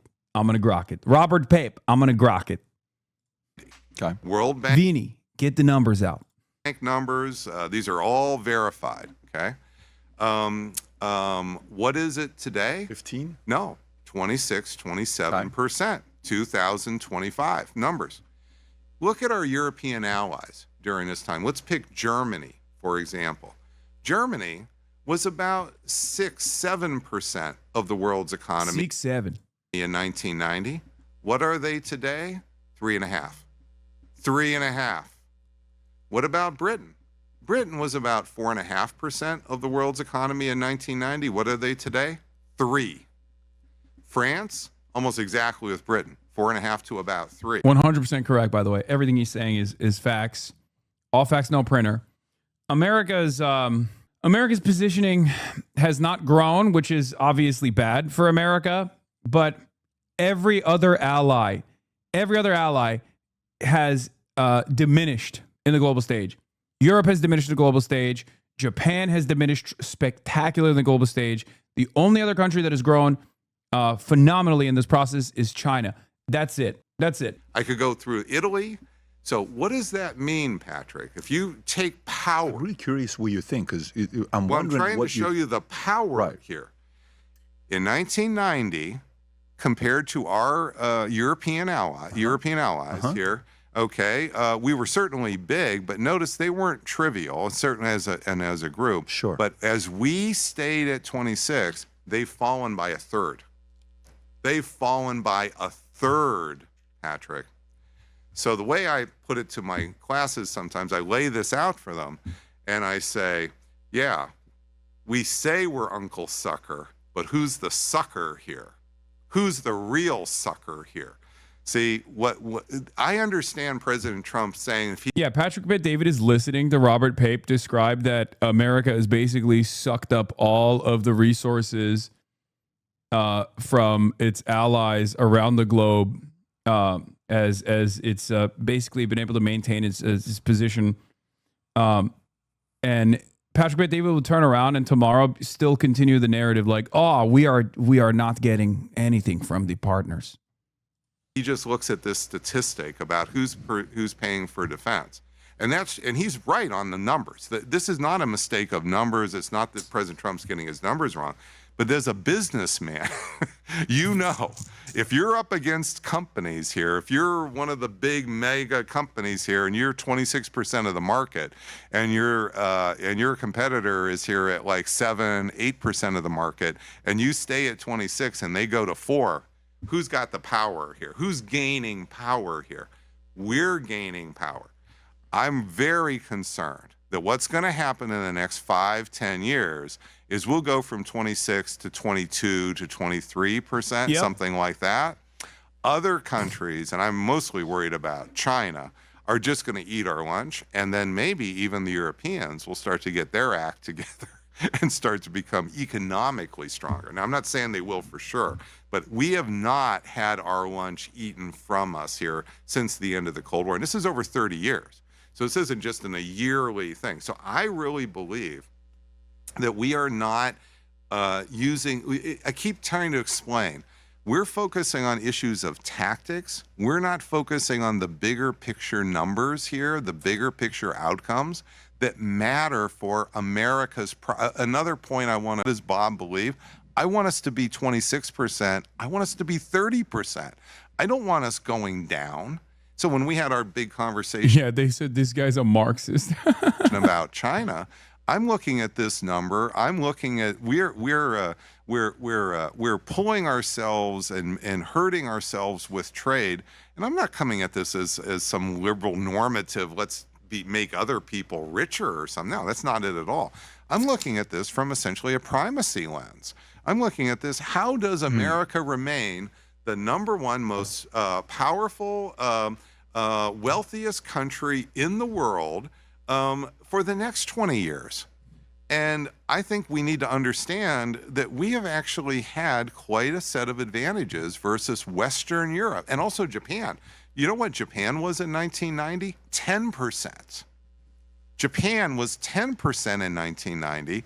You look at Japan today, they're 4%. Wow. So just think about that for a moment. Where does China go from? China? Oh, China went from 2 in 1990, 2 to 17. Okay. 2 to 17. See, that's the one that matters to me. Well, no, yes, but the whole thing needs to matter to you is what I'm telling you, because you want us to be not just bigger, badder than China. You want us to be the biggest, baddest, richest here, 26%. That's what's made America the place to come, to be the golden goose, the place to come for entrepreneurs here. If we ain't become nobody waking up in the morning going to China. Ain't nobody waking up every morning going to Europe. China. Yeah. I'm worrying about that over time we are going to lose this. And I think what we need to do is understand that we've actually made out quite well versus the Western Europeans. So you, and also Japan. Yeah, they're not eating our lunch. Well, okay, so what do you think about the chances of U.S. leaving NATO under Trump? Oh, he just announced. Well, so just in the last 72 hours. So I've been saying NATO has been dead for about 3 weeks now. So I've been on a lot of these podcasts and so forth.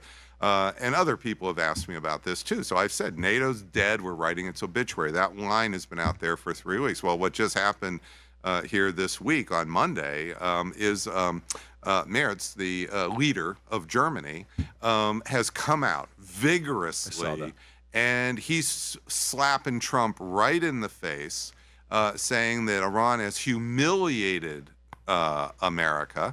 And then on top of that, if you look at the papers, and I looked at the actual documents that come out of the governments, not just simply the, what's out on 30-second TikToks here, they've come out with a new strategy, Patrick. And their new strategy, this one right here, is to, this is the Play one. the clip, Rob. They let them travel to Islamabad and then leave again without any result. A whole nation is being humiliated by the Iranian leadership, especially by these. We did the AI. We did the AI translation. We grokked it. Okay? This is Merz. A very good guy. I like him. So-called revolutionary guards. And in that respect... That's the clip. So Americans may not want to hear... Only 26K, and it's an echo chamber. That's insane, bud. Yo, dog, this chat has all the same opinion. Is shit is an echo chamber. 42-month subscriber. Brother, you're the one who's echoing back. What happened? You want... It's Saturday. I'm sorry. I'm baiting. Happy Saturday. Yeah. What happened? You wanna attention? Is that what it is? I swear to God, people get fucking bored, and they're like, people get so bored, and then just like, I really want Hasan to notice me, please, bro. If you want to notice me, say something like, "Oh, I love your Patrick Bet David impersonation." You know what I mean? Like, or give me something good. Give me something good to read. What is this cheap bait? Is the only way to get noticed? No, that's not the only way to get noticed. That, and I'm an American, and that he's needy, not a liar. That's crazy. That hurts me to hear that, but we need to understand That's not unique. Macron thinks that. Starmer thinks that. That's the leader of France and Britain. Carney thinks that. That's the leader of Canada. They're all undoubtedly all of them she- are globalists. All undoubtedly she thinks that. If you look at the smiles on Putin's face, so Putin just met with. Are you surprised they're saying that? Because I'm not. No, I'm telling you that what has the world has learned. I've never seen two guys talk, two intellectual titans, talk over one another this hard, okay? They're just talking past one another. Robert Pape is just like describing exactly what's going on, and Patrick Bet-David is just trying to slam his perspective into the conversation. They're all globalists. Dude, we are America. We are the globalists, okay? We are the globe. What the fuck are you talking about? What is this globalism? It's just like a idiotic distinction that the American right wing has slammed on here for some fucking weird reason. We have 800 military bases around the world. What the fuck do you mean? They are the globalists, but we're not the globalists. What the fuck? Which they had not known since Vietnam, is an American can be beat. That's what I'm telling you. Now, when we had the Vietnam War, this was a material disaster, but it was a disaster for our power beyond simply the material consequences. Yo, I missed the Patrick impersonation. Is there any way to rewind? Great question, chatter. Of course you can rewind as long as you subscribe for $6 a month or for free. If you like being value-tained at the only Patrick Bet-David broadcast, the only real Patrick Bet-David broadcast, if you like it, if you like the value-tainment, please subscribe. Support independent media. Okay? Support independent media. You subscribe, all of a sudden, you get a lot of good benefits. You get benefits like being able to rewind the broadcast. You get to send me links as well. That's right. You can also gift a sub to others so they can also rewind the broadcast. The value is endless. The value is unlimited. You can also get you know what? You can get my attention if you subscribe. How about that? Butterstains, thank you for the 5 gifted subs. I hope you are value-tained. Thank you. I'm so impressed with your ability to do so many accents. That's what I'm talking about, dude. That's what I'm talking about. Thank you. This is what I needed. This is desperately what I needed. Science is a candle in the dark. Thank you for the 10. Step Up, thank you for the 5 gifted. Christian M503, thank you for the 5 gifted subs as well. Thank you for the 5 gifted subs as well. What happened in Vietnam, because that small country beat us. In fact, what started me on my quest to understand air power as a dissertation topic in the 1980s, lose to such a small country. I was going to go into the Foreign Service. I was going to become in the Reagan administration, I was going to go get a PhD. And, you know, I told you, a liberal Republican. Reagan's basically a liberal Republican. He might not admit it, but he is. And I was going to go and try to spread democracy here. But I wanted to know, if I'm going to do this, how did we lose?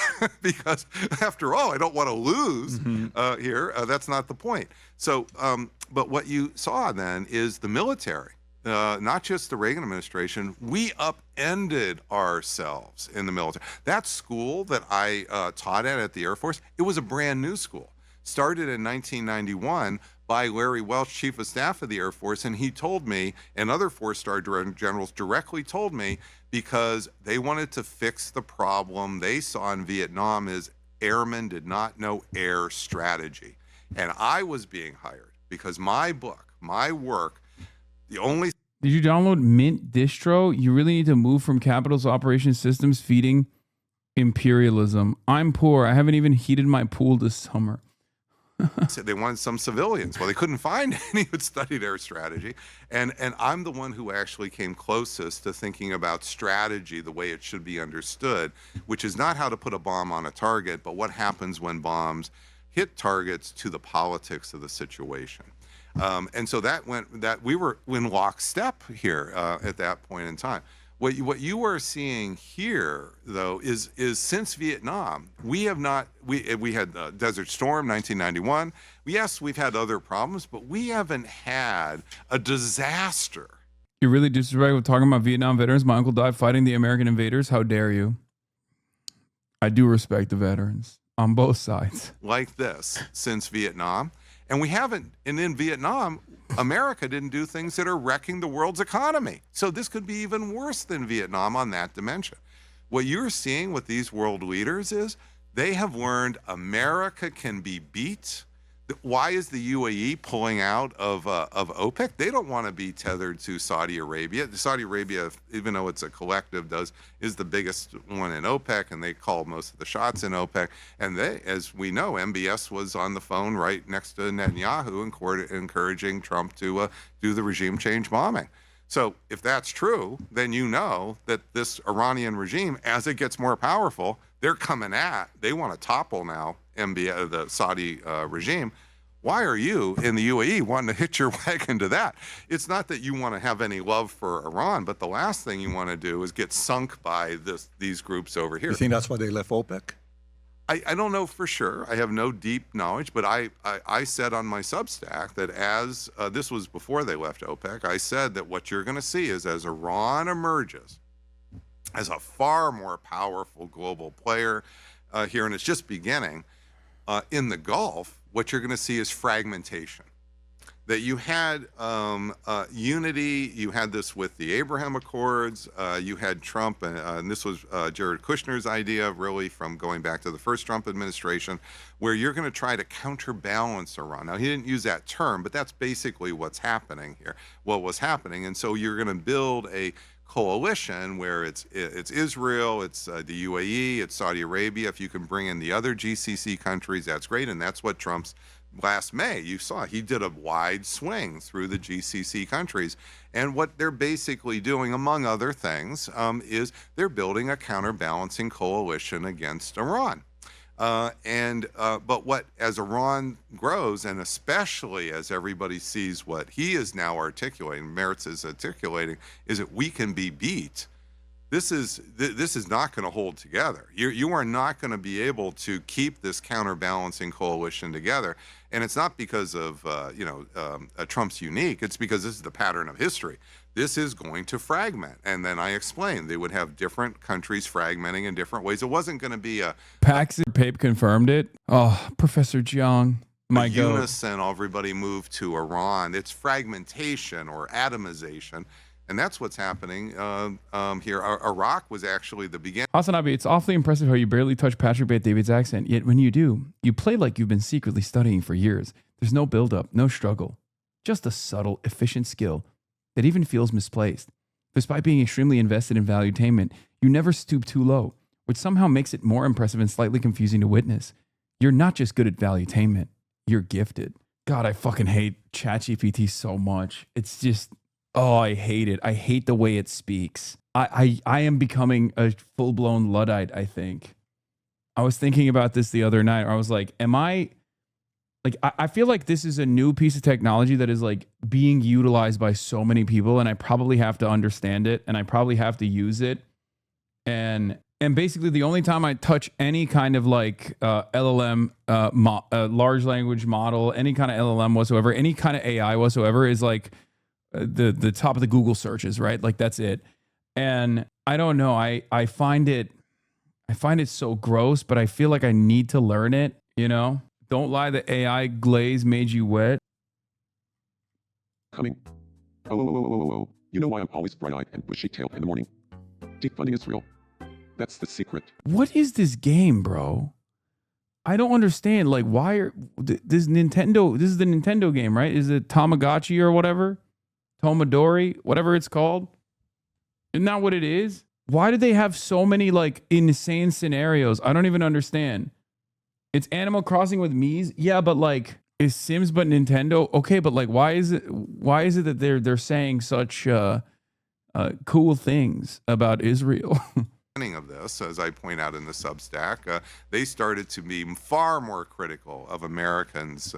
And what did Iran do? They started to let some Iraqi oil go through. So the more these countries are moving in, even Macron was making statements here that Iran found positive, and they let a French oil tanker through. And that's one of the reasons why Trump decided to do the blockade, because he doesn't want Iran feeling its oats and using its power in this way.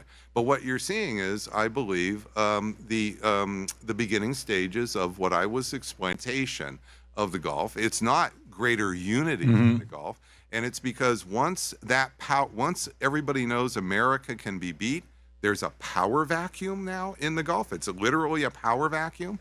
And that power, and the states are going to respond on their own, for their own survival. They may make mistakes, they may do something good for their survival, but they're not going to simply listen to President Trump, Jared Kushner, and just simply say, "Oh, sure, we're just going to keep doing everything and following your lead." And with OPEC now, this is a real sign of disunity. And you see this in NATO here, and the idea, and you saw with Japan, President Trump browbeat the leader of Japan, and she would not budge. Well, they're only 4% of the world's GDP now. They're not 10% like they were. And why exactly are they throwing their bodies in front of this thing? What is they and their oil? Where is this idea that somehow we're going to? Japan is an island state. I studied this in World War II. They are an island state. They depend so much on that incoming oil. That's really one of the things that crushed. Yeah, I mean, he literally did. His whole his main thesis, is like most famous work is about air wars. So I believe it when he says that. Except it's really funny where he goes, "I studied Japan a lot, and they really love oil," is such a funny way to talk about this issue, because it's like, I think you learned that in like 3rd grade, where it's like, yeah, we put an oil blockade on Japan, and they got so pissed off that they did fucking Pearl Harbor.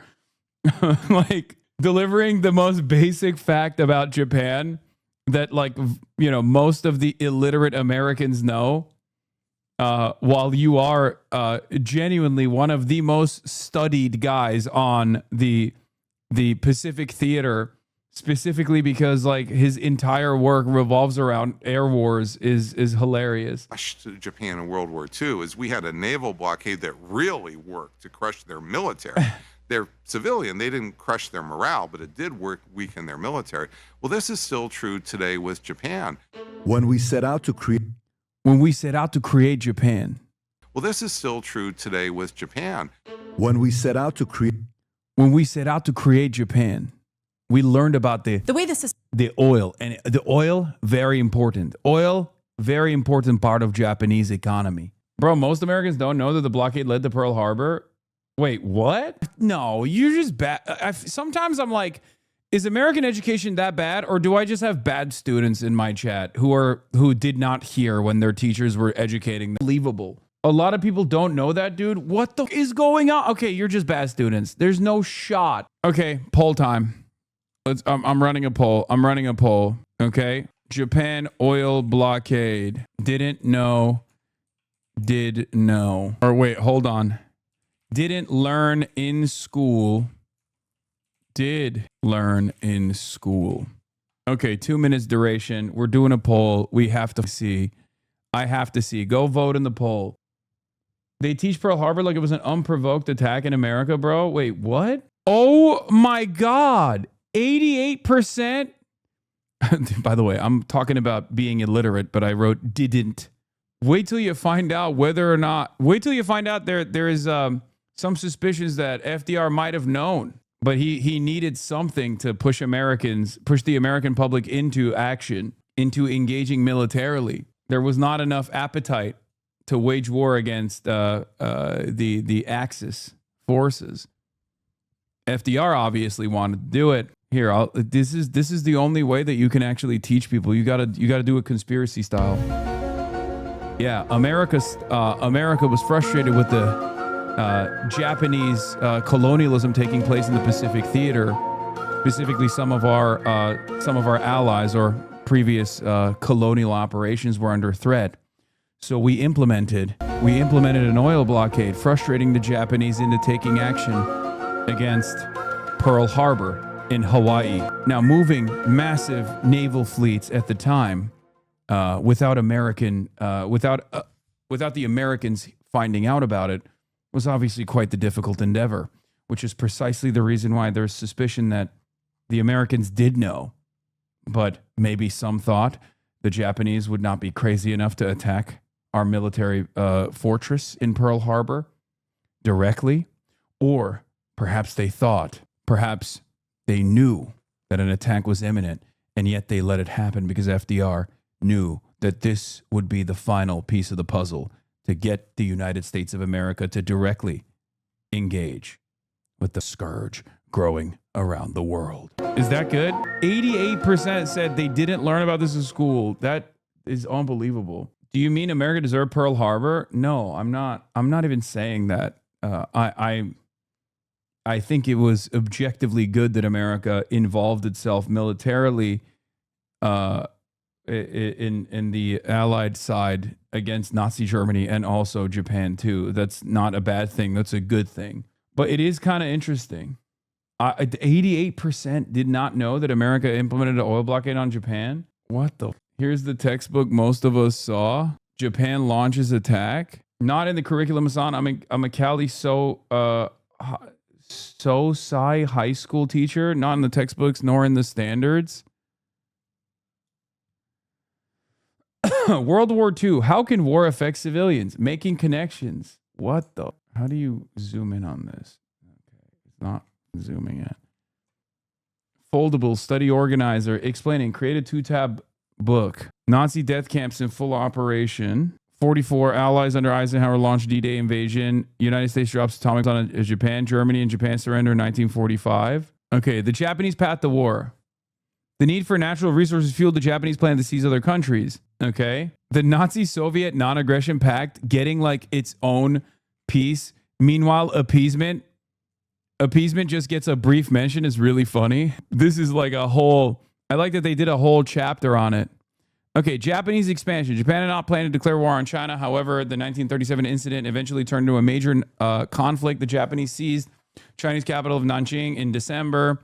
Chiang Kai-shek refused to surrender and moved his government upriver, first to Hankou, then to Chongqing. As the Japanese pushed forward, Chinese civilians experienced extreme brutality, aerial.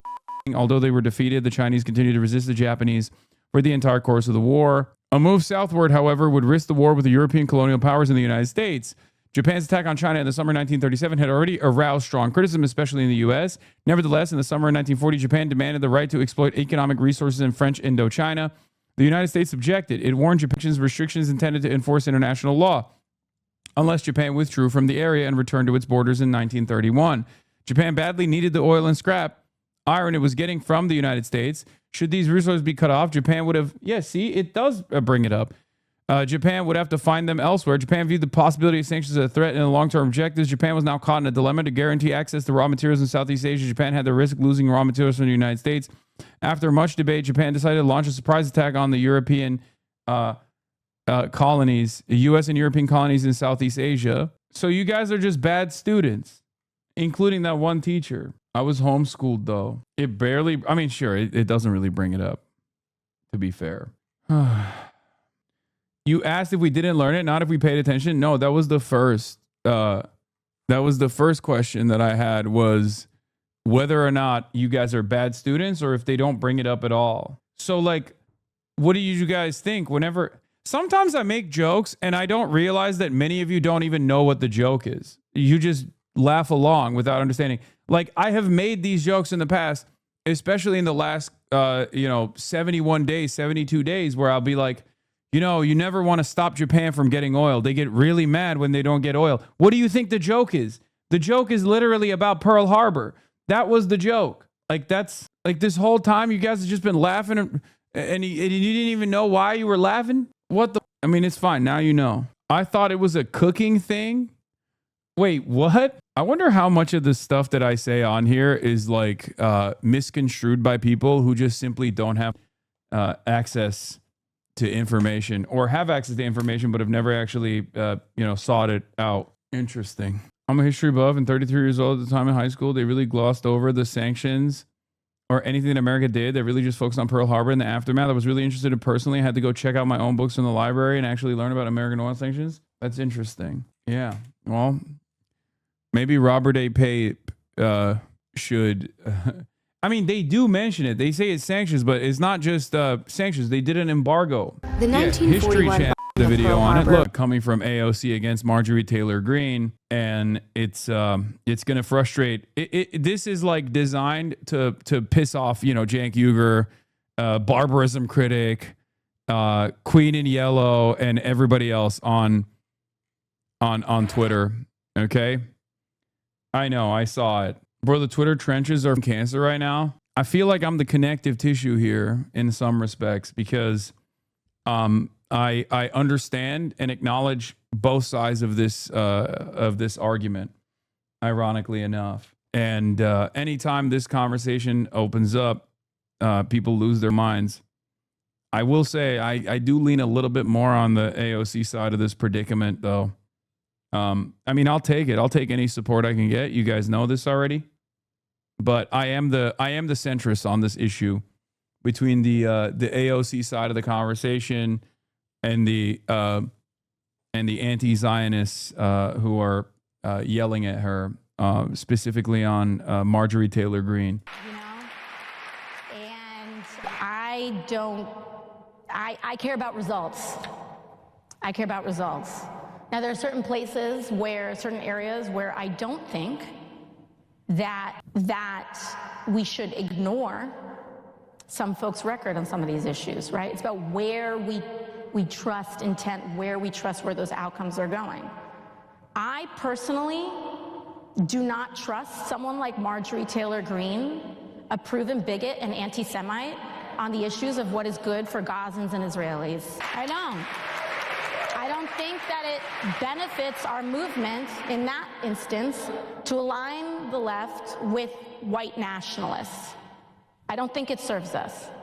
And so I think it's about looking at the context, the place, the results, the outcomes, intentions, and where we think that train would go. But as far as what someone says about me, I could care less. And I think it's really about what our outcomes are. And to be honest, there are some areas where things will not get done if they're partisan because they are anti-establishment. There is bipartisan consensus on keeping and protecting stock trading in Congress. And so it's going to require a massive bipartisan consensus of people willing to come together across those differences to get it done. Right? Not to say that she's like 100% there, not to say that she's infallible. Like, working tirelessly for a ceasefire is a perfectly valid critique about what AOC has said and done, aligning with Biden and telling Biden not to drop out. These are things that I have criticized. Other things that I've criticized were specifically to even allow Marjorie Taylor Greene to be the correct voice on defensive and offensive weapons distinctions in Congress, something that AOC is now on board with, right? Like, these are problems, certainly, in the way that AOC communicates, but the way people treat it, they don't have a consistent framework that they analyze politicians on. It turns into, I don't like this person, and here are a million reasons why.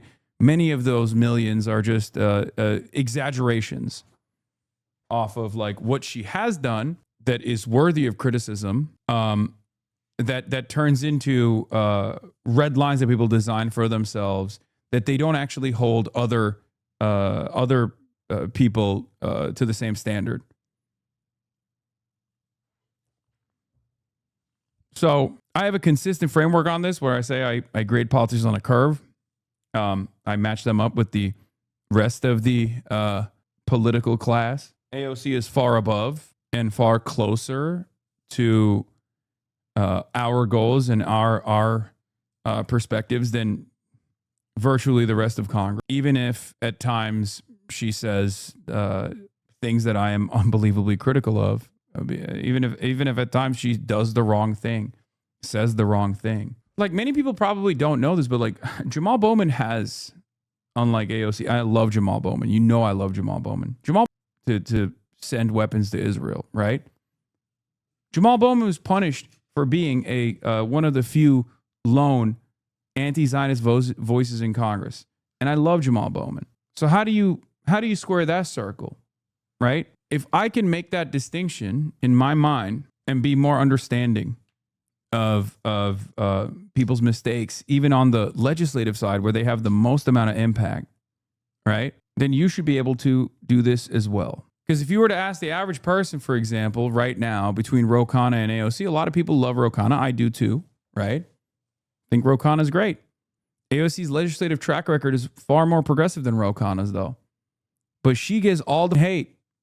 This isn't to say go hate on Ro Khanna. I'm not saying that at all. I'm just trying to recenter the charitability that you afford certain candidates that you don't afford to AOC, so you develop a more consistent framework that you operate off of. Do you see what I mean? That's what this is. If you don't know Omar is saying this is right, what does AOC have to deny the Palestinians an ally?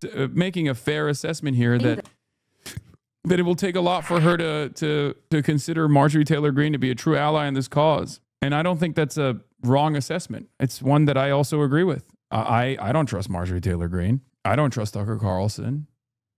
I don't trust Nick Fuentes. I don't. And a lot of people get mad at me for saying that. A lot of people disagree with me on this issue.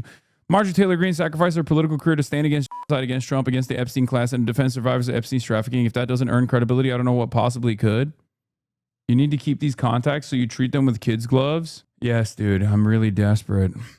I'm really desperate. As you know, I love hanging out with politics. It's my favorite thing. I love doing it. That's why I keep doing it over and over again these past couple of months, and not because I have a well-rounded framework a consistent framework that I'm operating off of. All these useless sock dems are like catnip to you. Oh God.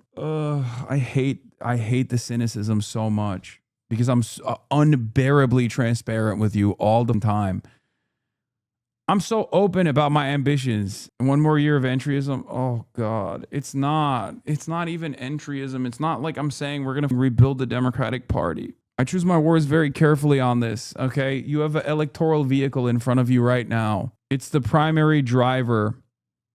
People just don't like AOC because she talks like a rad lib. I think that's part of it. Yes. And also because she is a woman. I think that plays somewhat of a role in this too. But yeah, the rad lib part is correct. Don't you say you want to change the Democratic Party? I'm genuinely confused. Yes, in the interim. But if the Democratic Party, which I expect it to be unbelievably resistant as it is so far, if the Democratic Party is just a brand, okay? That's all it is. You can fill it up with whatever you want to fill it up with. But their goal is to ultimately protect corporate interests, okay? But right now, the Democratic Party is unbelievably weak, and their voters, self-identifying Democrats, self-identifying liberals, actually are not so ideologically invested in third-way neoliberalism as the party is invested. They're not invested in defending Israel as the National Democratic Party is invested in defending Israel. So we have a real opportunity to make significant gains here and to develop an ideological framework that and organize and basically draw up as many numbers as possible. The only way that the American socialist movement has ever grown in the last decade or so is by way of these electoral vehicles that are basically free for the taking. Okay? Bernie Sanders in 2016, Bernie Sanders again in 2020. AOC was another major driver in DSA memberships. Even the most like rabid anti-Democratic Party people will openly admit that the Bernie Sanders was an eye-opening moment for them in 2016. Okay? This is what it takes to build a movement beyond the Democratic Party. It's because your SJW is more important to you than anti-imperialism? What? Yeah, if you think Marjorie Taylor Greene is a fucking anti-imperialist, you're an absolute dullard.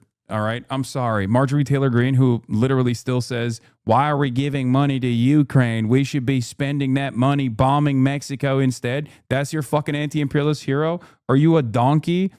Are you a fucking baboon? Are you a moron? Are you okay? What do you mean SJW? You think I'm a fucking SJW? The hell are you talking about?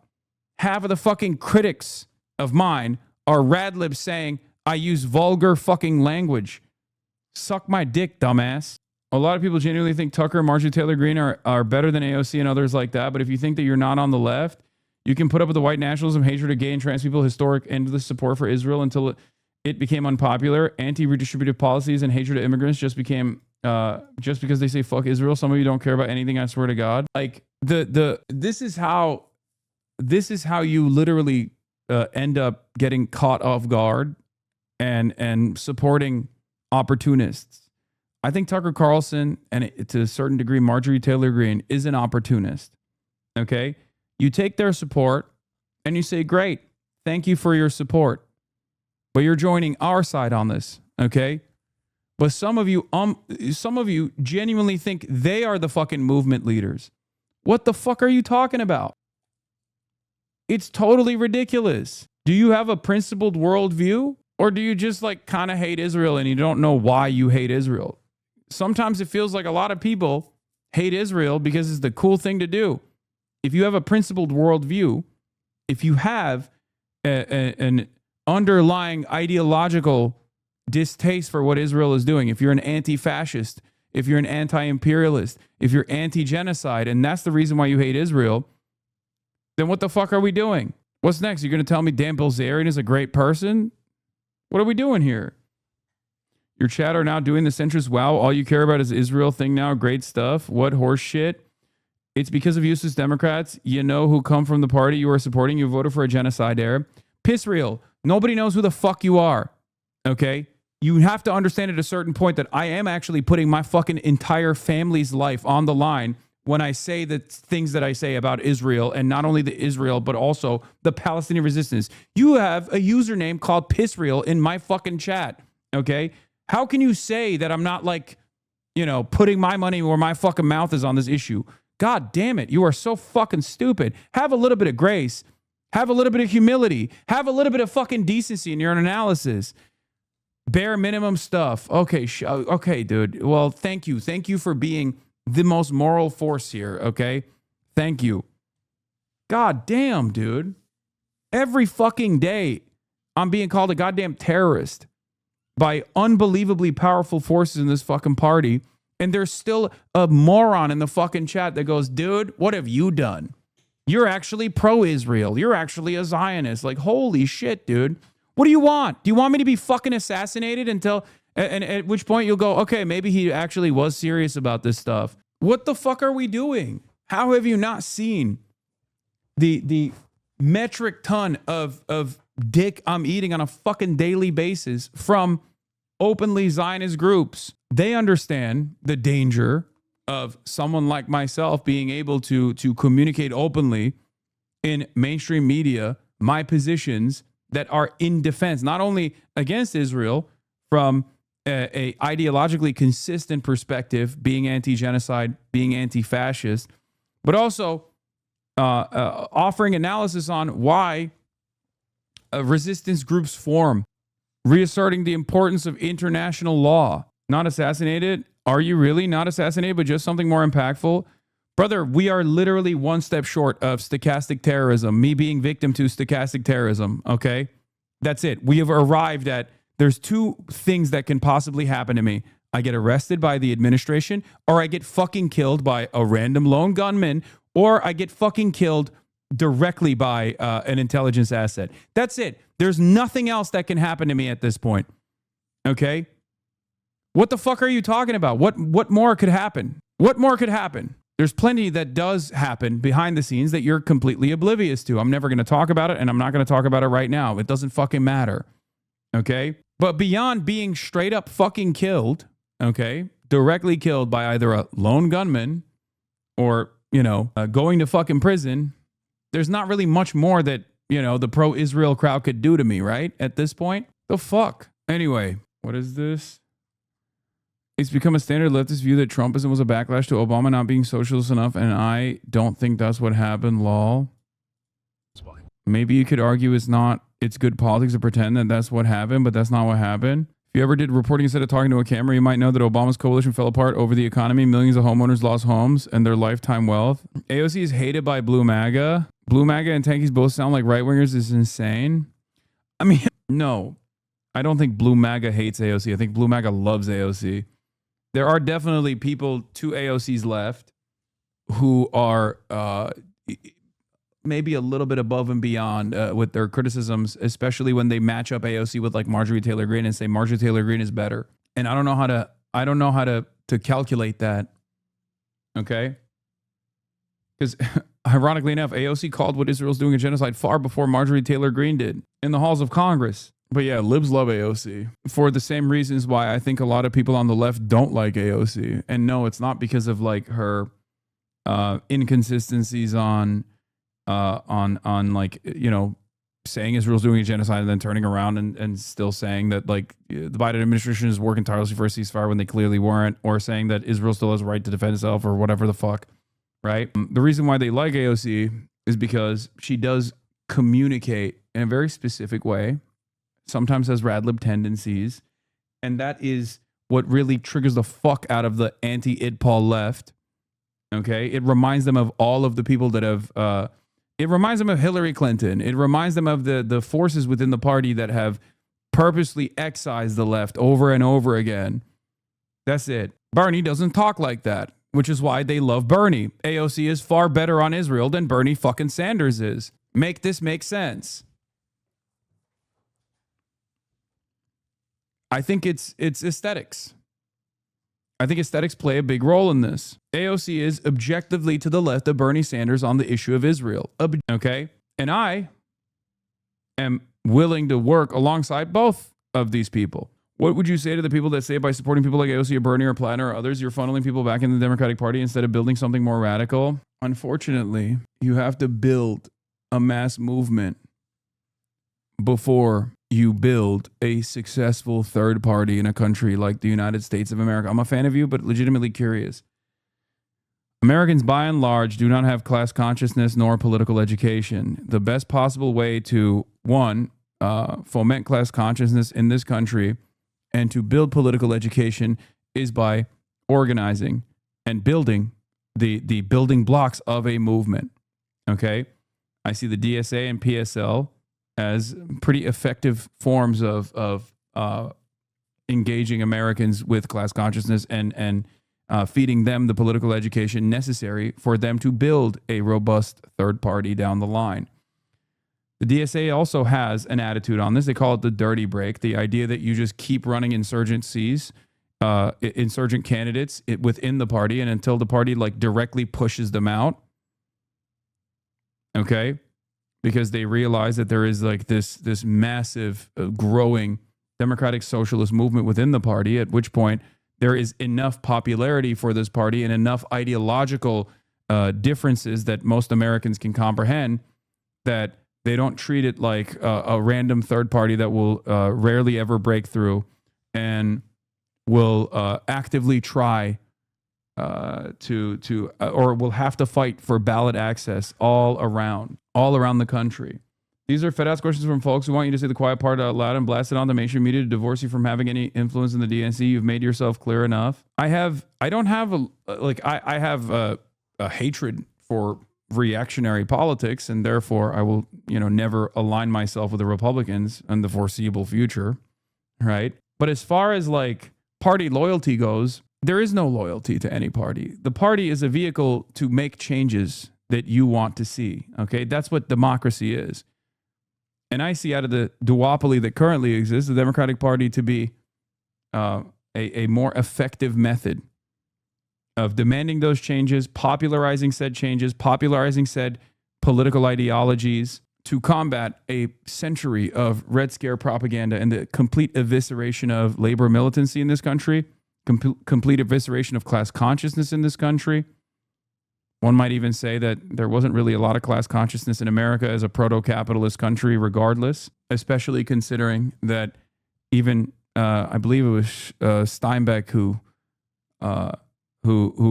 during the Great Depression era, when there was far more radical politics, far more open revolutionary politics in this country, who said Americans will never have socialism because the working class here do not see themselves as an exploited proletariat, but temporarily embarrassed millionaires. So I do not know. Misattributed to Steinbeck. I forget who actually wrote it. You're right. It was Richard Wright, not Steinbeck. Me and my girlfriend door knocked for Chris Rabb today.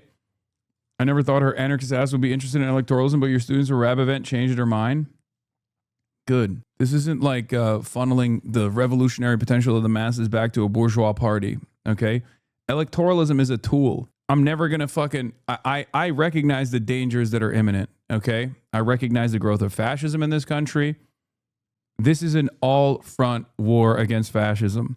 Okay. So if there's a tool that is readily available to us, especially in this moment of weakness in the Democratic Party, where the demands from the base of support of the party is a fighting party, candidates that will actually center the interests of the masses rather than the interests of corporations, when there is unprecedented unpopularity of the Democratic Party within the Democratic Party's base of support, the idea that you're not going to push positions that will center the working class is idiotic. You're just wasting it. And contrary to what these Twitter revolutionaries say, the irony is the Democrats who are in control over the party understand that danger. They understand what I'm doing far better than the hammer and sickle Twitter users do. Okay? They see it as a threat because they see a change within the party structure, within the party system in any way, shape, or form that will place the interests of the working class ahead of the interests of corporations to be a real, ever-present danger to their power. Okay? And that's precisely the reason why they align with the Republicans to attack me endlessly. They do it. You know, even with a third party, people will still complain. I mean, there is no real third party viability. They're laughing at you, though. Who's laughing at me? Hammer and sickle Twitter users are laughing at me. People who will, in private moments, openly admit that Bernie Sanders' insurgent campaign in 2016 opened their eyes up to Marxist-Leninism are laughing at me. Oh no, what will I do? No, Democrats? I don't know if the Democrats are laughing. I think there are plenty of Democrats who actually like the insurgency campaigns, including Graham Plattner. Those people don't know who the fuck I am. Most people don't know who the fuck I am at all. But the Democrats who do know who the fuck I am, they're not laughing. They're worried. If they were laughing, they wouldn't be spending all this time on mainstream outlets being like, Hasan is an ever-present danger. But it's not about me anyway. I don't think they're laughing at all. I wish they were. I wish they were like, this guy is a fucking loser. Who gives a shit? At which point they wouldn't talk about me. That'd be great. They act like I'm running for office. Yeah. PA, yeah. Look at that. PA3 preliminary pre-primary fundraising April 1st to April 29th. And from April 30th to May 8th, Rab has fundraised over again. 200,000 as opposed to Stanford 78,000 and Streets 111,000. And this is her campaign ad. I'm Melat Kiros. I'm a lawyer, Hello. an immigrant raised in Denver, and I'm running for Congress because establishment Democrats have failed us. Diana DeGette has been in office smaller for than decades. you expected. Yeah. I hear that a lot from people that come to my house when they're like, you got canceled for this? This doesn't make any sense. Yeah. But yeah, Melat Kiros, everybody. Hello. Welcome to the broadcast. We're just gonna watch your campaign ad real quick. I don't know if it's awkward for you to rewatch it. It's like hearing your own voice. It's incredibly awkward. But here we go. Are you used to hearing your own voice yet? No, not at all. Oh, okay. Yeah, that was a big. Yeah, it's been like 13 years since I've been doing this, so I'm super used to it. But I still remember when I first started, I was like, oh my God. This is weird. This is what I sound like. It's fucking terrible. This is what I look like. It doesn't sound anything. The facial movements I make that I did not realize until I'm on camera now. Wait, hold on. Not yet. You spoiled it. Gross. I'm a lawyer, an immigrant raised in Denver, and I'm running for Congress because establishment Democrats have failed us. Diana DeGette has been in office for decades, backed by the same billionaires and corporations who keep our prices high, burn our planet, and profit from. It's time for a change. It's time for Medicare for all. It's time to abolish ICE and to actually fight back against Donald Trump. Damn. It's good. It's powerful. All right, you can bring it now. Wow, we got a gift for you. Hannah cooked it already, but here are these are. Here you go. Thank you. Here, we have a policy of bringing. Oh, this is so cool. Some of the guests' favorite things. Oh my gosh. When they join the broadcast. I love these chips so much. Yeah, you're vegan, right? I'm vegetarian now. Vegetarian now. Okay. Yeah, until this campaign is over. Wait, what happened? What made you start eating eggs? I was starving. I didn't have time to cook my food. Uh-huh. And I needed to eat. I was starting to get really lightheaded a lot at events and stuff. So I was like, all right, let me just put in some dairy so I don't starve, especially when you travel. If you're a vegan and you're flying, airports are actually like deserts. So You've cooked the vegans in the chat. They're gonna lose their I minds know. now. I'm They're gonna be like, sorry, "Oh, she's y'all. I'm a fake." traitor. I'm a traitor. How can we trust you, Melat? I'm sorry. You're longer fully vegan. Downside Until of the campaign is over. Okay.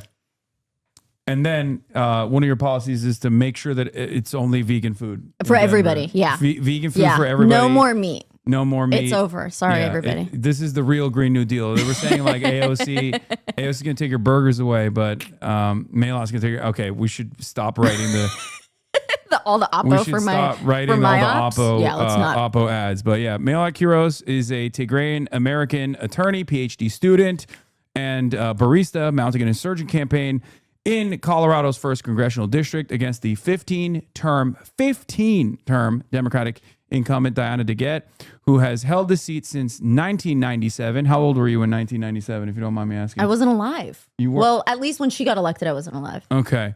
The year before Melat's family immigrated from Ethiopia to America, Melat was famously fired from one of America's largest law firms in 2023 for refusing to take down a letter defending student protesters and criticizing Israel in Gaza, which advocated for a one-state solution. This principled stand led her to run for Congress, where she's become a part of a new wave of anti-war candidates endorsed by the Sunrise Movement and also Justice Democrats.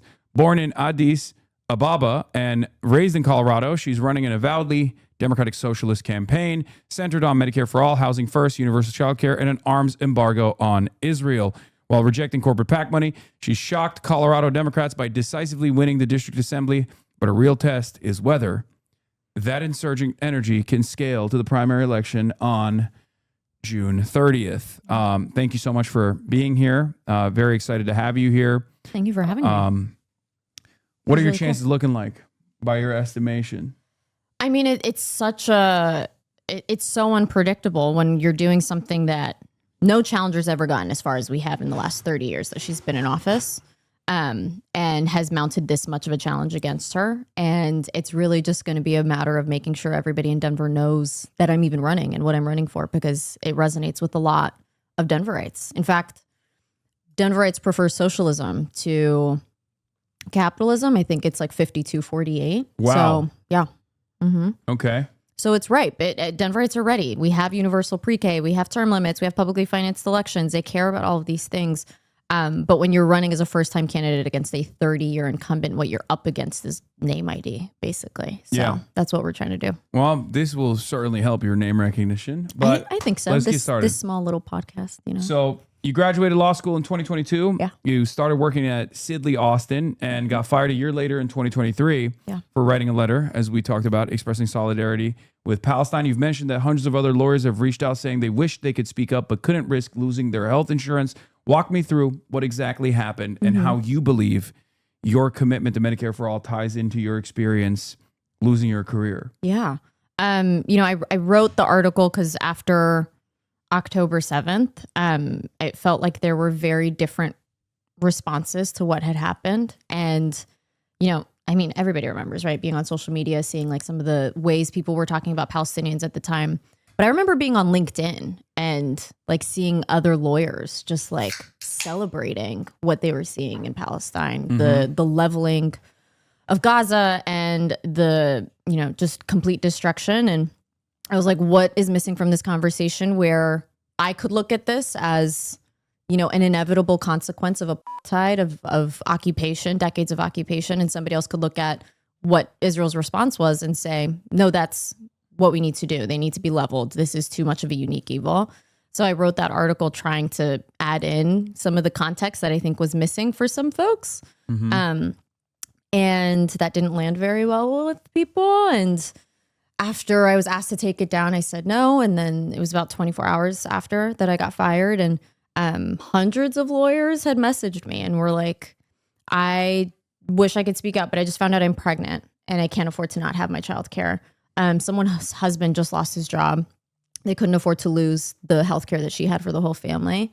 And I realized very quickly that all of these jobs that we have are dangling our most basic needs over us and preventing people from being able to hold our government accountable for these actions, for these behaviors. And if we had our basic needs guaranteed separate from our jobs, people would be able to participate in democracy in a much more meaningful way, hold their elected officials accountable, hold power accountable here and abroad. And then you're like, well, that's the point. The point is to suppress that dissent. And so, yeah. This was they found the Denver study by the Colorado Polling Institute, Chatters did, that say a bare majority of voters say things in Denver are headed in the right direction, but 41% saying that it's not headed in the wrong direction, in the total wrong track. And on page 46 here, let's see if I can get to it from here. I'm going to scroll all the way down.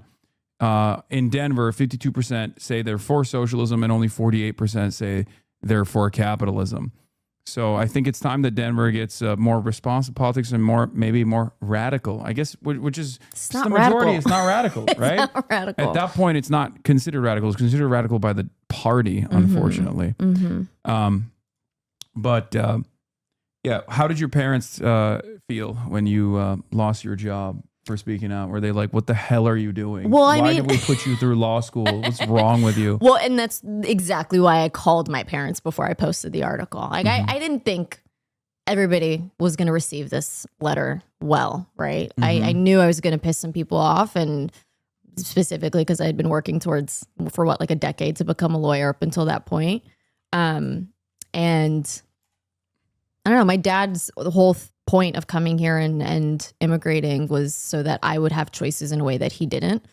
And he was like, you're speaking out on, and that's something that we witnessed ourselves in Ethiopia with the civil war that happened a few years ago. And, you know, to not speak out when I have the privilege to, like, I didn't have kids, I didn't have a partner. I knew I'd be able to go back home if I really needed to and figure out my next steps in a way that a lot of people couldn't. And it felt like, you know, I had a responsibility to say something in that moment. Yeah.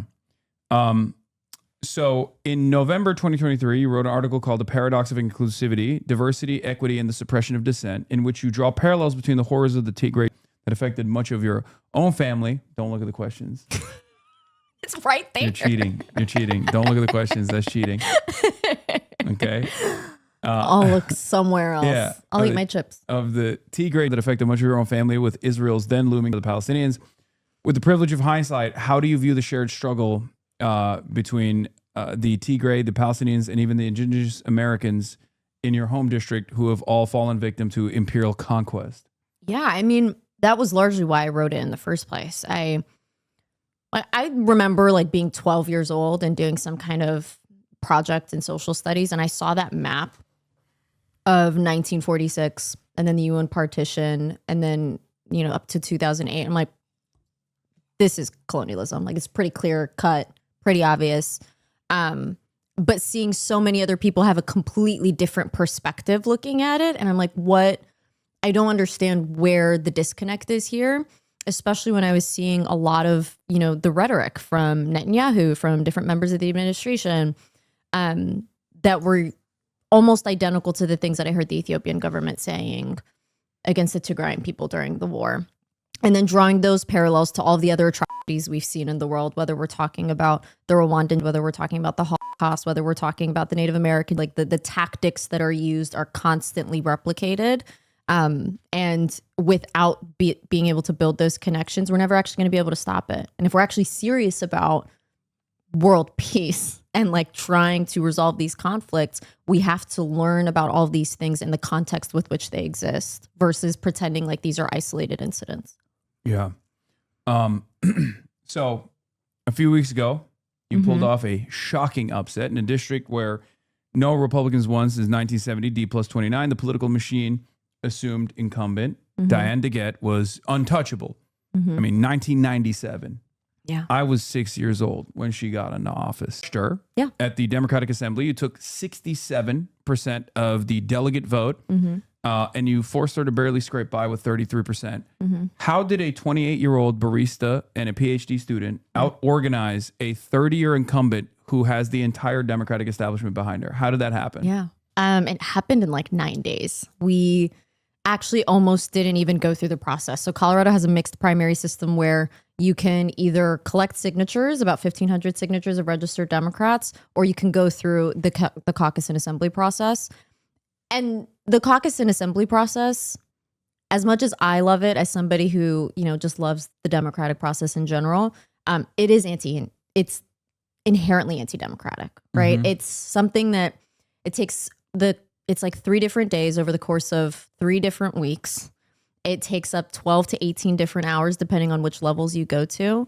If you have an hourly wage job, if you have kids, if you just have a life and don't want to spend all that time participating in the process, you end up finding that it's mostly older, wealthier, more retired, conservative voices that are there, which is why it's such a incubator for protecting a lot of these incumbents.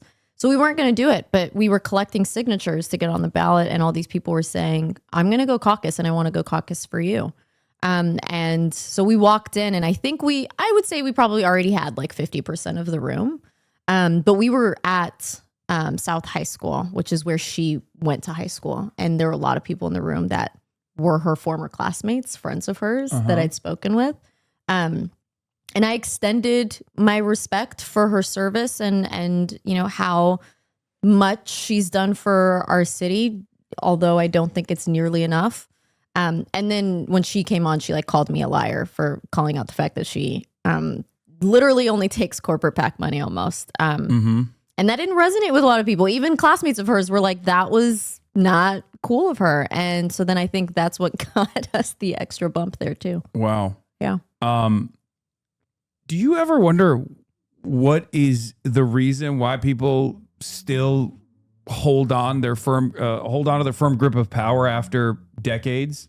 Ego, without question. I sincerely think most of these incumbents think no one could do this better than they could by virtue of the time that they spent there. Like the experience, the institutional knowledge of it is, you can't give that up in order to be productive. And I'm like, no, I actually think that's exactly why you're bad at your job now. That's the thing. Institutional rot that sets in after decades and decades of doing this, which is supposed to be the opposite, right? You're supposed to be a more experienced legislator. And yet, I think year over year, and this is something that I talk to other politicians about as well, that when you spend a good deal of time in DC, you realize that you have to make strategic choices.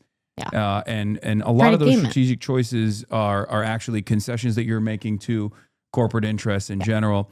And especially if you're, somewhat lazy. I'm not saying that she is or was, but it's the system is very turnkey. You have lobbyists that come to your office and say, look, not only will we give money to your campaigns so your seat is safe all the time, but we will also write the legislation for you. You don't want to read through all the paperwork. Well, you're a lawyer. Do you like reading through the paperwork? I do. Okay. I do. No, I tell people that all the time. I say this has nothing to do with the Congresswoman as a person or her character. This is a systemic issue where we've created this campaign finance structure where you have 2 years and you have this broad legislative agenda. You're not going to get it done in 2 years. So your number one priority is to get reelected. The best way you're going to get reelected is by outspending your opponent. The fastest way to fundraise without taking your eyes off of your legislative agenda is to go to the corporations and the wealthiest donors, get it done, and then keep it pushing without keeping in mind the influence, whether you see it or not consciously. It's there and it plays into your legislation. It plays into the relationships that you build while you're there. And you slowly become more corrupt and embedded into this, like you said, institutional rot. So one of those big corporate donors for your opponent, Diane DeGette, is AIPAC. Although she stopped openly taking AIPAC money in 2022, her number one career donor is a firm chaired by a former AIPAC vice president. She's refused to sign on to the Block the Bombs bill, and she's voted in favor of Republican resolutions to continue supporting Israel's right to exist in its current form as an ethno-state. How do you believe your opponent accepting corporate PAC money influences her votes? And how do you differ on your stance with respect to U.S. aid to Israel between you and Diane DeGette? Well, for one, I don't take corporate PAC money. I never will take corporate PAC money. And when it comes to aid to Israel, Israel as it exists today is an ethno-state that is engaging in occupation and apartheid of the Palestinian people. There is no justification for our taxpayer dollars supporting the ethnocracy that exists in Israel today. And until we see a secular, truly democratic state, right? We hear them say they're the only democracy in the Middle East. And it's like, that's just not true. When you have it in your constitution that the only group of people that have the right to self-determination are Israeli Jewish people, that's not a democracy. And so for our taxpayer dollars to be co-signing that is ridiculous. Yeah. It's supposed to be a cherished position amongst liberal internationalists, like the humanitarian position, and yet many liberals fall short of that. So let me ask you. Yeah. Do you believe the U.S. should provide Israel with defensive weapons? No. Okay. A weapon is a weapon. It's interesting. Okay. It's good. I mean, I agree with it, but I feel like it's quite the controversial position for some weird reason. Okay. Do you believe in not only an arms embargo on Israel, which I assume you're in agreement with an arms embargo, you mentioned it. Do you believe in also implementing some semblance of accountability measures against Israel for the war crimes that it's engaged in and for the genocide of the Palestinian people? Yeah, absolutely. I mean, there are literal warrants out right now for Netanyahu's arrest, right? Like the only reason violence continues in the cycle that it often does is because there rarely ever is accountability for the perpetrators of that violence. And in order for there to be true resolution to what's happening right now, the people that perpetrated this have to be held accountable. Yeah. By the way, some chatters are giving us open secrets FEC filing information. Diane DeGette's Q1 2026 FEC filing shows $340,621 in total itemized contributions. PACs and committees account for $245,765, or 72.2% of all itemized money. Individuals, on the other hand, have contributed 27.8% at $94,000. You have 100% of all of your contributions coming from. We have a couple of unions that have donated as well, but yeah. You're in the pocket of big unions, you're saying? Yes. You're big admitting unions, it right here. Big unions. We love labor. Okay. And another thing, I don't know if it would count for the most recent filing, but we know also that less than 4% of her donors are grassroots donors, less than $200. Yeah. So it's mostly wealthier individuals that are donating to the our PAC campaign. money concentrates heavily in two sectors for your opponent: healthcare and pharma companies, and healthcare professional associations. Combined, healthcare connected PACs account for $106,500, representing 43% of all PAC contributions and roughly a third of everything to get raised this quarter. Do you feel like that impacts her decision on issues such as Medicare for all? It's interesting, right? I think this is the frustration that I get with people like DeGette, where they cosplay as progressive. And so like she's a co-sponsor of it, despite doing zero to actually advance the legislation. But what she has advanced is the Kiros Act. It's this bill that she's really, really proud of, which was a massive giveaway to Big Pharma. Senator Warren, Senator Sanders both called it out as, this is just a payout to all of her donors. This does nothing for the consumers. And so, yeah. Let's see. Well, let's look at DeGette's only congressional endorsements. Wait, hold on. How am I going to find this? This is tough. What is this website? This is 26 endorsements.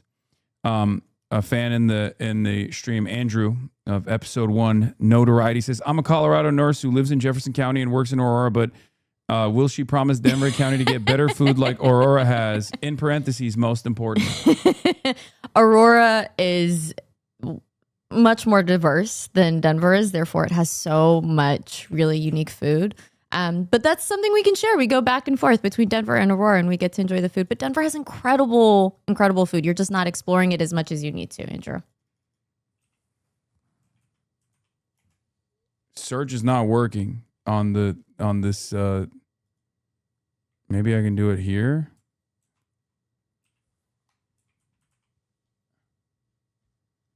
Is that showing up?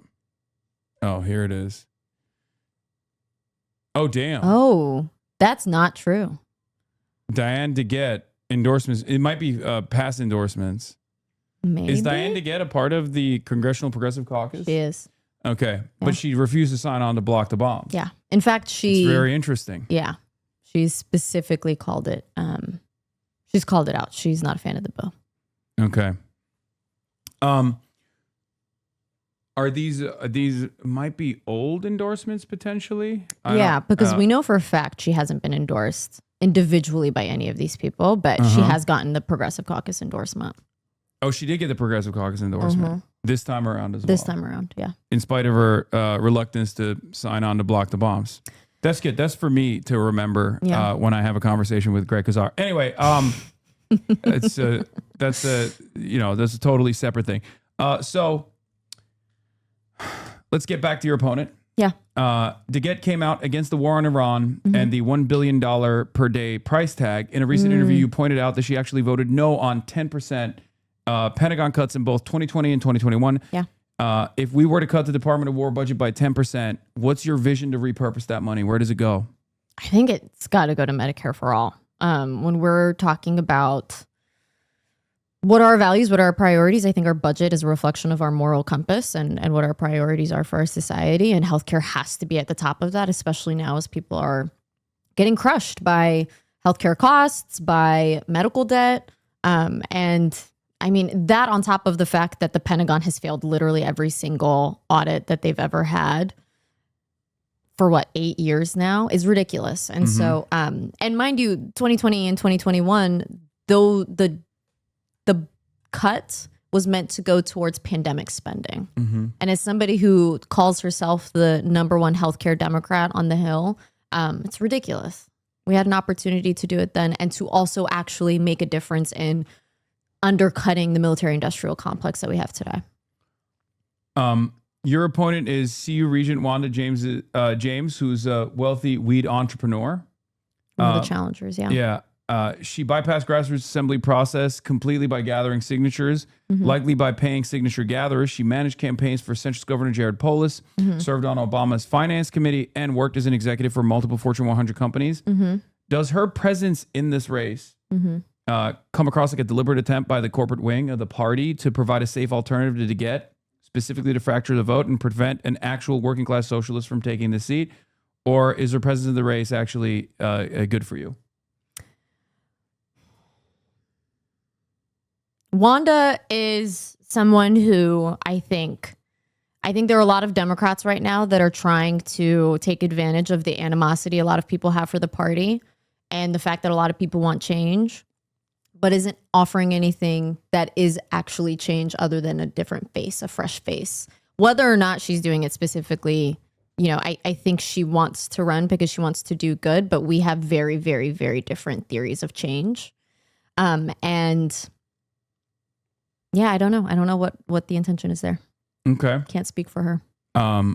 Well over 100,000 people in Colorado's first congressional district work jobs that are prone to be automated away by company owners. Yeah. How should we protect working class Denverites from being entirely discarded by Silicon Valley in the next decade?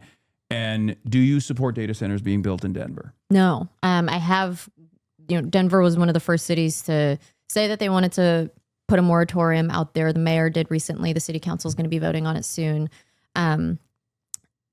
I think the moratorium on data centers is our leverage against a lot of these AI companies to force them to the table and finally get these regulations on the books, which are going to be necessary because of all of the threats that it poses, existential, but obviously also including to the economy, to the automation of jobs. But what if we find out that it's actually it's a mechanism to displace the existing labor force? Yeah. And then more people get frustrated with AI. What then? What then? Yeah. I mean, look, my opinion. Why do you not care about Sam Altman's salary? Look, why are you putting people in Denver ahead of the needs of Sam Altman and Palantir and Palmer Luckey and numerous other wonderful, perhaps the most productive Americans? The ones who feel like they're actually the ones that are coming in to save us. Yeah, why do you hate success? That's what I should ask. That's what it is. That's what it is. Look, at the end of the day, AI is going to be a technology. Like, it's literally, as we speak, finding proteins to create cures to diseases that we literally would not be able to do without our own computational ability. That being said, it's a tool, but it's a tool that can be used just like any other tool for good or for evil. And Sam Altman and Peter Thiel and all of these other jackasses, to be fair, I don't trust them. I don't trust their motivations. I don't trust what they would want to use this technology for. And I think it does have everything to do with replacing the workforce and replacing human labor as we have it today. And I think the only solution to that is guaranteeing basic needs like housing, healthcare, nutritional food, public education, transportation, access to internet. All of these things should be guaranteed regardless of where you live, what family you're born into, what wealth you're born into. All of those things should be guaranteed. And that's going to be the only way we can protect working people from this new technology. So you're in favor of AI being utilized for boring things like biochemical research and not cool things like AI art.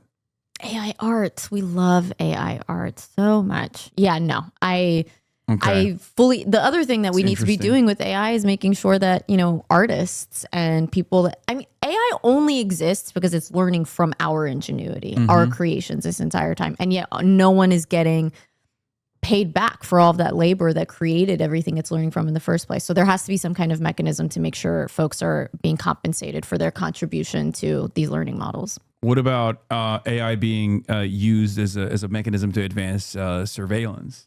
Yeah, that's one of my surveillance, and then war also, right? Yeah. Like there was some reporting that indicated that the bombing of that school in Iran could have been because of some kind of discrepancy with AI. And there is too much at stake when it comes to our privacy, when it comes to just world relations in general and foreign policy, that we cannot allow this technology to continue until we all just sit down. And I don't know how Bernie described it earlier in the week, but like just slow down for a second and let's figure this out, because we don't even know how this technology works. The people running it don't even know how it works. And for us to not figure this out first. Also, hopefully we can put a moratorium on people using ChatGPT, because I personally hate the way ChatGPT speaks. How does it speak? With the M dash and the constant juxtaposition. Yeah. Where starts with the negative, ends with the positive. You're not just brilliant, but you're exceptional. I hate that. I hate the way the AI speaks. But I do feel like it's interesting because we're all starting to catch it now. Yes, people are doing it. Now normies are talking like that. And I don't know if it's like AI psychosis. I don't know what's going on, but I've become a Luddite. I don't know. Maybe I'm a boomer. Well, you're younger than I am. So if you also share the same resentment, then I feel a little bit better. Maybe we'll be okay. We'll be okay. Okay. Over a third of Denver residents are paying more than 30% of their income just to keep a roof over their heads. While developers and corporate landlords rake in record profits, the state legislature is trying to pass zoning reforms like the Home Act, but you've advocated for massive federal housing first initiatives. First, what are those initiatives? And also, what specific federal levers can a member of Congress pull to decommodify the housing market and crush the parasitic corporate real estate speculation that is choking working families? Yeah. Well, so a lot of working families, I would say, there are a lot of folks that are paying upwards of like 50% of their income to be able to afford their housing right now. And 30% is where it's supposed to be safe. And the only way that we can get there is by completely reimagining our housing structure. And so part of my PhD program, some of my research was specifically focused on looking at different models of how housing operates in different countries. And Housing First, which ironically actually started in New York City, is the most successful way to actually eradicate homelessness in the way that we understand it here in America. Finland was literally able to eradicate homelessness because of the way that they run Housing First. And that has three separate pillars. We're in California. When you say that, we think of Gavin Newsom literally physically eradicating the homeless. And so in Denver... So you gotta be specific. I know. It's Denver too. Like they put homeless people in homes. Yes. Okay? Denver also has a Housing First program that isn't actually that uses the actual pillars of Housing First. And so I do want to speak specifically to what those initiatives are. And the first thing is that, just like you said, it's just you give people homes, right? We have this staircase model largely across the country where you have to get a job first, or you have to pass a drug test first, or you have to pass this mental health test first, or whatever the case is, before you can get stable and supportive housing. And that's just not how it works, right? Pragmatically speaking, biologically speaking, housing and shelter is a basic need for which you can build everything else on top of. And so that has to be the first pillar. The second pillar is that we just have a deficit in affordable housing, period. We just need to build more affordable housing. And there are a lot of folks that, you know, the abundance bros and all of those conversations about what that. But here's the thing. And I say this about everything, right? There's never also, a perspective. Your state is led by an abundance bro. Yeah, don't get me started on Polis. Please don't get me started on Polis. Do you think it should be illegal for a governor to also be a Redditor? And why is the answer yes? I didn't know he was a Redditor, but that doesn't surprise me. I knew he was online. I knew he was chronically online. You didn't know Jared Polis was a Redditor? I didn't know he was a Redditor. I try not to pay as much attention to him anymore. He sounds like he just is the perfect embodiment of a Redditor in real life. Okay, well, now the more you know. Yeah. I did not know he was a Redditor. I think it should be illegal. Would you would you be in support of? Please don't get me on the books banning people from Reddit from running. Do you think that Jared Polis, as the moderator on r/neoliberalism, a subreddit that he's an actual moderator? Yes. That I think should be made illegal. Would you be in support of banning Jared Polis's Reddit account if you were to get to Congress? Oh my God. By the time I get to Congress, he'll be out. So I'm gonna take that divine timing there. What was it? He also was like, I really like RFK Jr. Yes. What the fuck that was insane. It was out of nowhere. It was a random tweet. And he was just like, I actually think he's got some good ideas. I think it'll be fine. And then everyone descended on him and he like came back with some kind of explanation, but it was ludicrous. That's what he does. Why is he like that? I don't know. I think he's a reactionary sometimes, but he's an interesting. I mean, he's a centimillionaire. He has vetoed multiple times the Worker Protection Act because Colorado is one of the few states that requires a second vote in order to be able to unionize. And he's vetoed that multiple times. He vetoed a bill that would have banned, rigging prices algorithmically for rent. He's just not. He's not a very friendly guy for labor. Is this his Reddit? Yeah. So I don't think he mods r/neoliberal any longer. Okay. But he used to be, yes. It sounds like someone else beat you to the punch and getting him banned from doing it. Yeah, no, see, you could have just taken ownership of that. Yeah, he's no longer a mod at r/neoliberal, which is unfortunate. Anyway, okay. Yeah, what's up with Jared Polis? I don't understand. I mean, he's a libertarian. He's an interesting figure, though, on the one hand, because he's a libertarian. He's he also is like very pro-immigration. Yeah. And like Colorado has become like this safe haven in some respects as well. Right? There's some interesting initiatives that are being utilized in Denver as far Our mayor's really, really, really, really strong, I would say, when it comes to, welcoming immigrants and making sure it's a sanctuary city. Jared Polis unironically responds in r/Denver circle jerk. Jesus. That's incredible. Oh my gosh. He is a chronically online. There's a local podcast that had an episode talking about his online history. I mean, it goes back. Why do you think his posts keep getting banned by moderators? I'm seeing a lot of posts where he's just like, oh, there it is. r/neoliberal. One of the biggest self-inflicted wounds in American history is nearly upon us. Tariffs. Most people, I mean, I don't even disagree. Although I am in favor of trade protectionism when there is trade to be protected. I think the tariffs that Trump was implementing were disastrous. I do think it's really funny that this is probably the thing that he is the most concerned with, though, because this is like ideologically a nightmare for guys like Jared Polis. 100%. Okay. Goodness Stop stalking Reddit bros trying to explain housing models. I know. Yeah. Okay, yeah. Let's talk about housing. Because housing is, I think housing is my number one thing. Yeah. Because it's the foundation for literally everything. Yeah, let's talk more about housing. So I do feel like a lot of people, even like the most progressive congresspersons in general, I think fall short of what's necessary, what needs to be done when it comes to housing in this country. Yeah. Are you in favor of moving towards a model where we don't see housing as a speculative asset, Yes.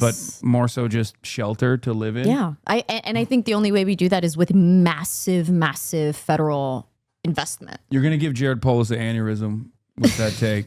Jared Bowles will be out of office by the time we I'm win just this saying, election. He's going to write a lot of posts on our side. 100% he will. But at the end of the day, the fact of the matter is the data is on our side, which is that the most effective way to address the housing problem is to just give people housing and to make sure that we are requiring a steady supply of affordable housing for every single locale, which I think is at the very least 30% of housing, while also still providing social housing to anybody who needs it. Federal investment. The thing about housing is that it's one of the only things we've not gotten more productive at building in like the last 6 decades or so. And when you're not getting better at building it or faster at building it, but the costs continue to rise for the stuff, the materials, the labor, that's where you're starting to see it becoming even more expensive, outside of just the fact that we do use housing as an investment vehicle as well. Yeah. And so removing all of the things that allow that to be a commodity rather than a basic need as it should be is going to be a part of that. And again, it's just going to be massive federal investment. And I think that's the responsibility of government. Okay. Moving away from housing, let's talk about another issue that's impacted Denver, Colorado, but all around the country, ICE. Yeah. ICE is a violent paramilitary force and it's ripping families apart, shipping detainees to faraway lands like CCOT and also Congo as well. Your father came to this country through the diversity visa lottery, which Trump has tried to gut. He has gutted. It's has done. gutted and brought you here as an infant in 1998. What's your vision for abolishing ICE? Yeah. I mean, it's just that we abolish ICE. This is an agency that started in 2003. We had immigration enforcement before ICE existed. We'll have it after it exists. But the thing that I don't think we talk enough about is also what that reform is going to look like. Abolishing ICE is just one step, right? Democrats have been in power multiple times over the last few decades and did nothing to address the immigration reform that we actually ICE need. expenditures, increased spending. Exactly. By ICE. Yeah. And so I think there has to be an immediate pathway for every single undocumented immigrant that's here in this country today that does not require them to shell out thousands of dollars to go through the process, for it to take decades at a time to be able to get to citizenship, an immediate pathway to citizenship, and then just reallocating those resources where they need to be, right? Whether that's more immigration judges, whether that's more people that can go through the caseloads, it's not nearly as efficient as it should be. And we're just creating the conditions for the problems that we're seeing right now that they're trying to solve with ICE. This is a resource issue at the end of the day, and also a values issue. Like what kind of a country do we want to be? I want to be the kind of country where my dad was really proud and excited to immigrate to this country to be able to build a new life. Yeah. Do you also support Denver resident? Well, do you support? You already said it for both Israel and somewhat said it for ICE as well, but do you support not just abolishing ICE, but also holding members of the administration and its loyal soldiers accountable for crimes that they may have committed while working for ICE? Yeah, absolutely. I mean, taking back the House might be a little bit harder as of recent events, but I still think it's doable. And, hopefully taking the Senate, although that's even going to be harder, but that has to be our number one concern, is making sure that we're holding all of these administration officials accountable. And especially with ICE, prosecuting every single agent that infringed on people's rights, that killed literal Americans. It's absolutely ridiculous that we're allowing this to happen in the first place. And when we take back power, that has to be our number one priority.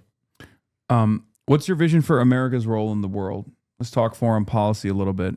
How would you define American leadership in the modern day? And what principles would guide your foreign policy decisions? And would you do a nuclear first strike on Iran? Jesus. No, let's start there.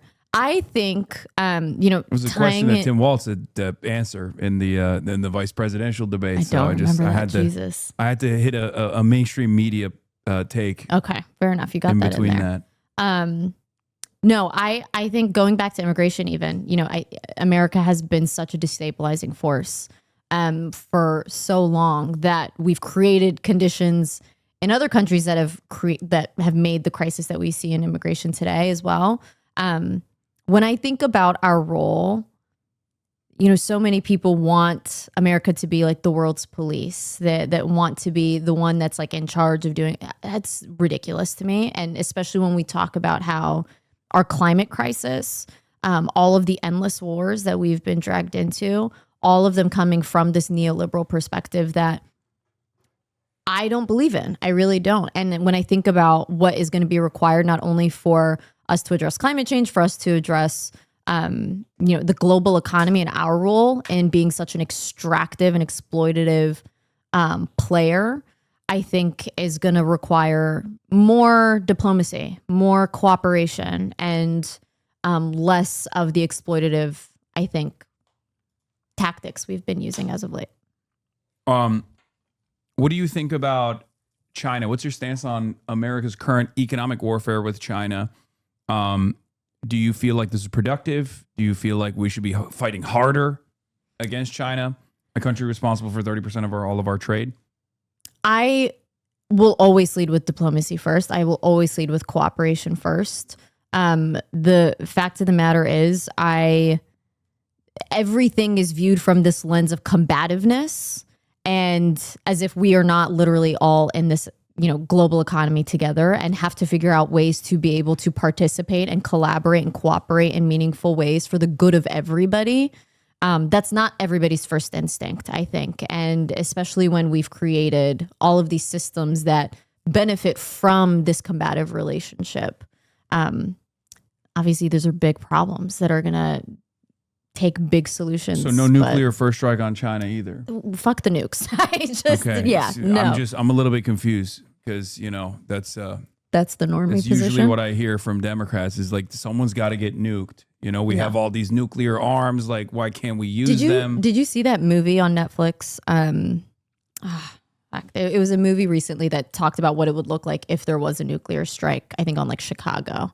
And like the whole point of it was to say, this is actually kind of psychotic that we are living in these conditions where at any minute we could go into some kind of nuclear war and apocalypse. And so no. See that you're not a fan of the Fallout series. I haven't seen that. I've both gotten on Amazon told to and watch also it. the video game that came before it, which shows a very cool perspective of what would look like, what it would look like if nukes did drop. Also, that was against China. So I'm just saying, you think it's bad, but what if you can have a Fallout universe style situation? That might be maybe worth the trade-off. I don't know. Okay. All right. Good to know. In 2024, the IMF effectively devalued Ethiopia's currency by 30%. It liberalized the foreign exchange market. Here, I'm going to pull it up right here.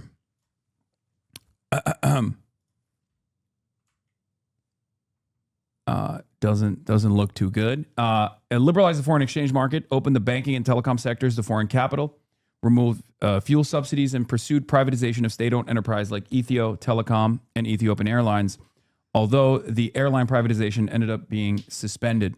As someone born in Ethiopia, what role do you believe the IMF should play in the development of African nations, if any? Do you believe the U.S. should reverse austerity policies implanted by the IMF into developing nations' economies? I'm Turkish, so I have a lot of experience with this as well. Yeah. I was there for like 11 months. So unfortunately, I don't remember very much about being in the country. But when it comes to austerity measures, I think specifically when I think about global economic policy, so much of it, like I was saying earlier, is extractive and exploitative. And then when we are inserting a lot of these ideologies that lead to the privatization of a lot of these industries in a way that obviously is coming from our own influence, I'm not in favor of it. That being said, at the end of the day, I'm in favor of self-determination. I'm in favor of, democratic principles. And I think we have played far too much of a role in kind of influencing a lot of these policies that we are seeing in countries that we are engaging with in a way that's irresponsible. Okay.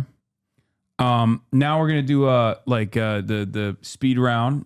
Two things I always ask candidates is the Zoran method. Zoran was Zoran famously came out with 5 key policies, like 5 main policy proposals that he wanted to be defined by. And it was very successful for his candidacy. What are your 5 main policy proposals? Medicare for all, housing first, universal child care, abolishing ICE, and more than anything, the thing that I'm the most focused on is publicly financed elections. Okay. Yeah. Wow. That's cool. All right. Now we're going to do rapid fire. Okay. Do you support Medicare for all? Yes. Do you support universal child care? Yes. And elder care.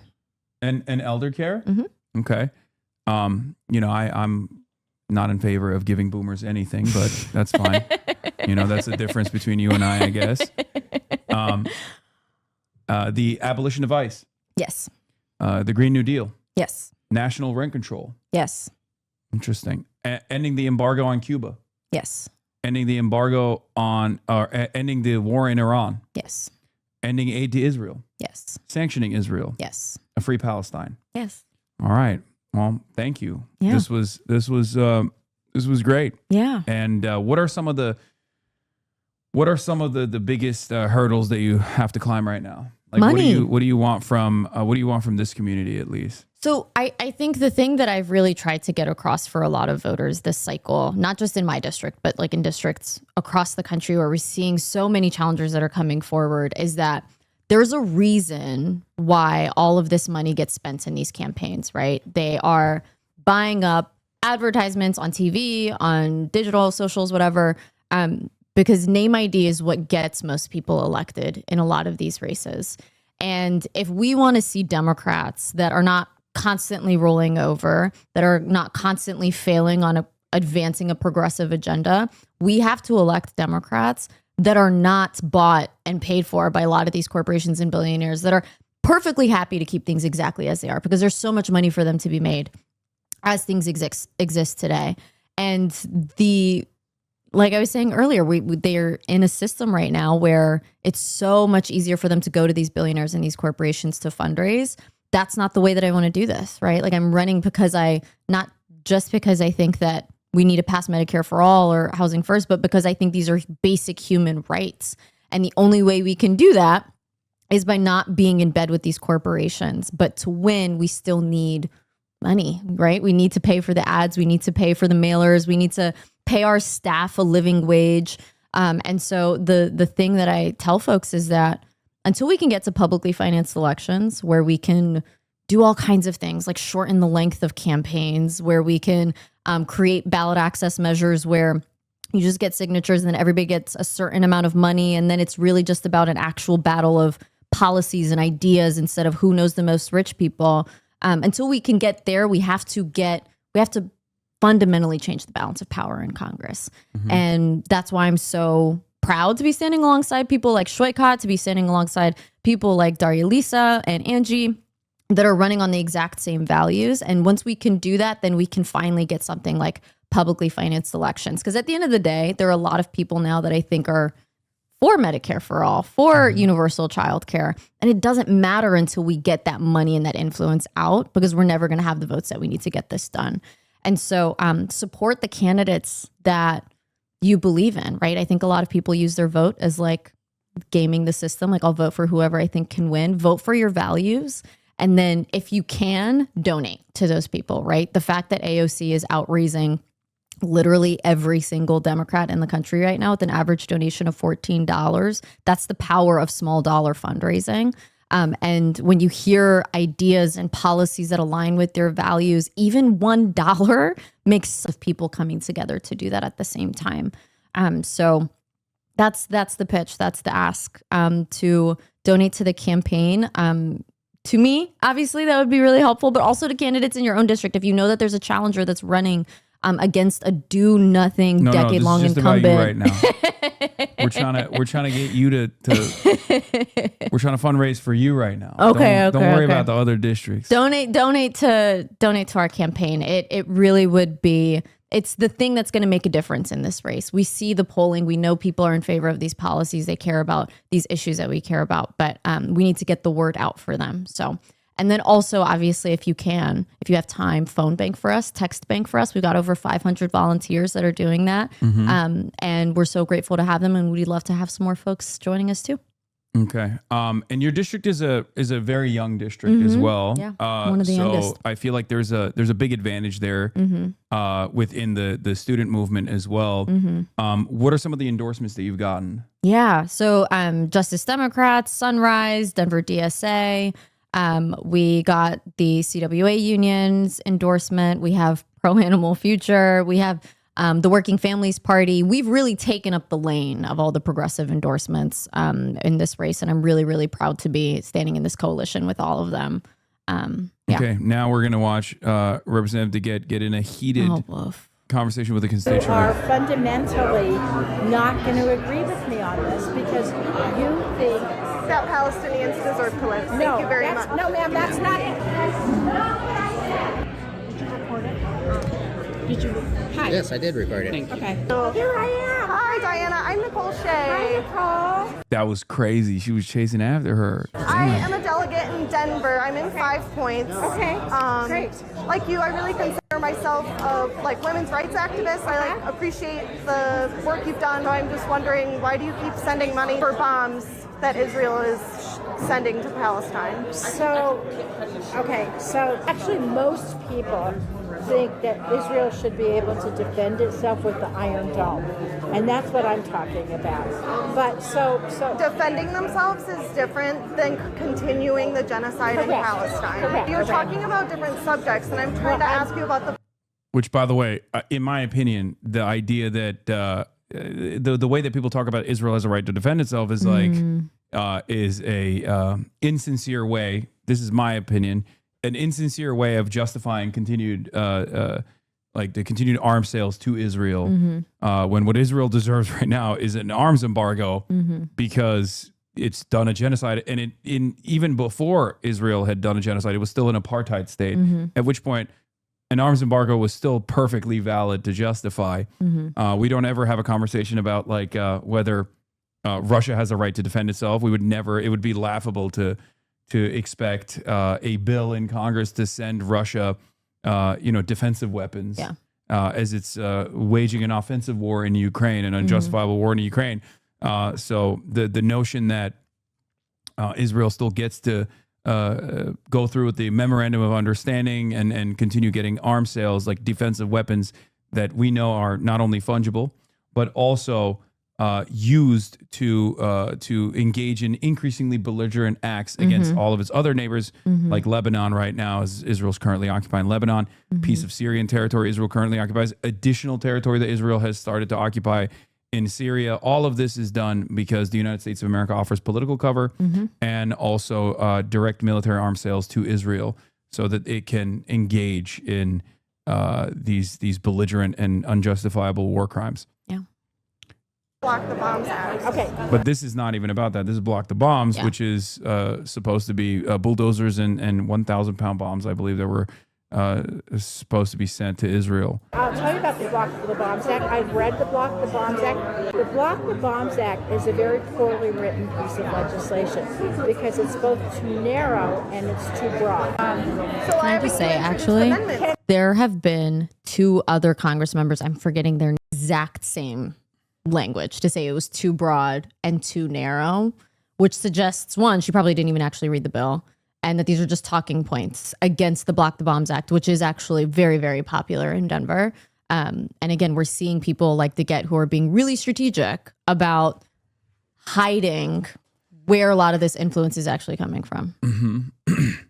I mean, this is what happens. Like, I don't even think that this is I don't know what's in her heart, right? I don't think these congresspersons are like evil people, even if they end up signing off on like evil measures that harm people, right? That hurt a lot of people. But I think that, and the reason why I use Israel as a litmus test is because it's like perfectly representative of becoming a calcified institutionalist that just simply hears talking points from lobbyists or talking points from their aides, and then just repeats it without even ever considering what the impact of that might be. No ideological conviction whatsoever.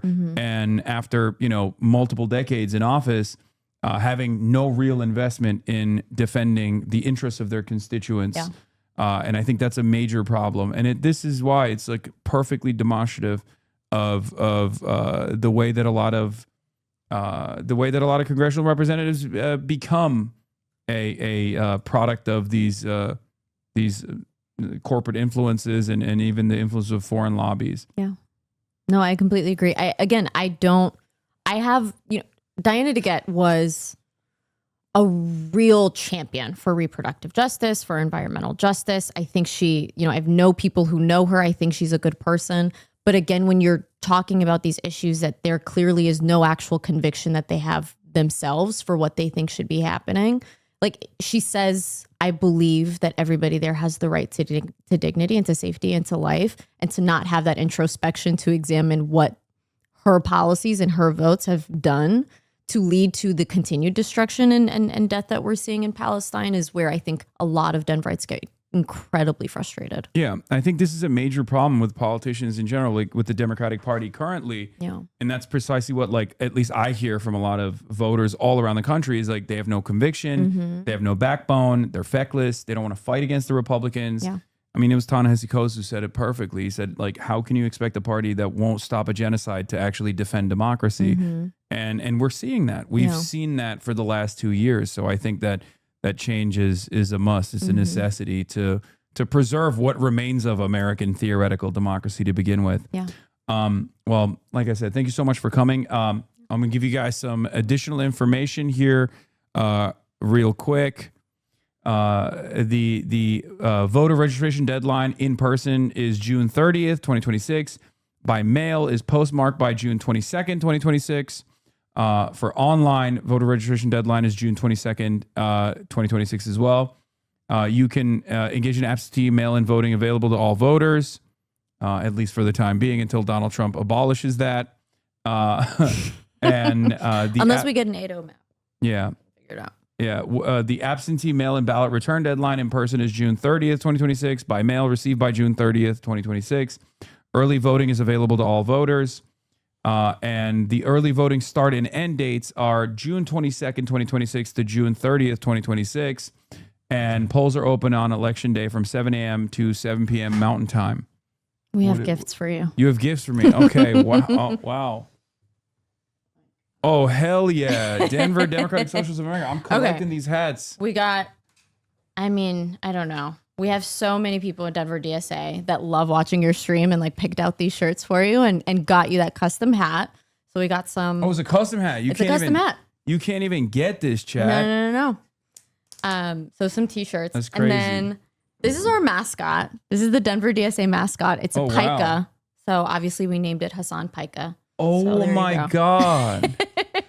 This is so cute. Isn't it cute? It's native to the Rocky Mountains and it collects flowers and obviously the rose. So yeah. No way. So you will maybe get some more t-shirts and stuff if you come out to Denver. Okay. Yeah. Yeah. Come and join us it's the 12th largest chapter in the country. Wow. Bernie and AOC brought out like 30 something thousand people that were out there. Like Denver, yeah, I think I don't think I can do that. Well, maybe not 30,000. Maybe not 30,000. But I think, it's a bastion of really progressive socialist values that would be really cool to do something out there. Yeah. Yeah, no, absolutely. I'm down for sure. If you guys have any events that you are organizing around like college campuses or anything like that, I could definitely let's do it. Pull up on something like that. Let's do it. You're going to get a lot of people are going to yell at you though. They're going to say I'm a big meanie. I'm very vulgar and just bad in general. A potty mouth, I think is what I'm going to hear. But no, it's going to be really cool. So come out and join us. Thank you so much for having us. This was so Cool. great. Thank you so and much thank you for for coming. the chips. Of course. Appreciate it. Thank you. Kaya, stop barking. All right. Yeah, Melat, a brief pica update. And just because you knew you were coming here, you stirred up some stuff. Yeah, that's right. And you had some things to say this. Bro, it's crazy that look, if AOC, who is like one of the most inoffensive congresspersons in general, is capable of causing quote unquote controversy, then, you know, of course people are going to yell at me too. You know, that's it. This week on a podcast about billionaires, and you said you can't earn $1 billion. Talk about what you said, because this spurred a reaction from Yes. from Mr. Bezos and his newspaper. Yes. Mr. Bezos's newspaper was not happy that I discussed abuses of market power and scale. And I think there are quite a lot of billionaires. I mean, there aren't a lot of billionaires in an absolute sense, but the proportion of billionaires that are upset with my comments are quite high. And I think that, you know, to a working person and to working people means something. The calluses on your hands, the aches of your joints, the way that we earn ourselves through school, through, you know, our first job. And I think that... What is this? It's fitting for Ryan Grimm to support MTG. That's politics and that's your upside. After all, I admire the honesty, but those on the socialist left should naturally pick AOC. It shouldn't be hard. Yes, the socialist left at the Atlantic magazine. Yeah.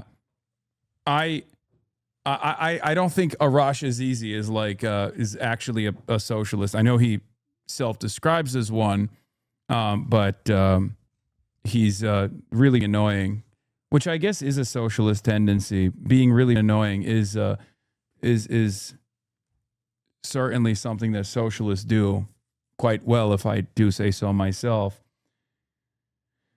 But I do still think that AOC is not entirely wrong about her concerns over Marjorie Taylor Greene and like diving into a comprehensive alliance with the likes of Marjorie Taylor Greene because she's saying some of the right things about Israel. But yeah, no, I of course agree with Ryan Grimm on this take that Arash Azizi is annoying and not really a socialist.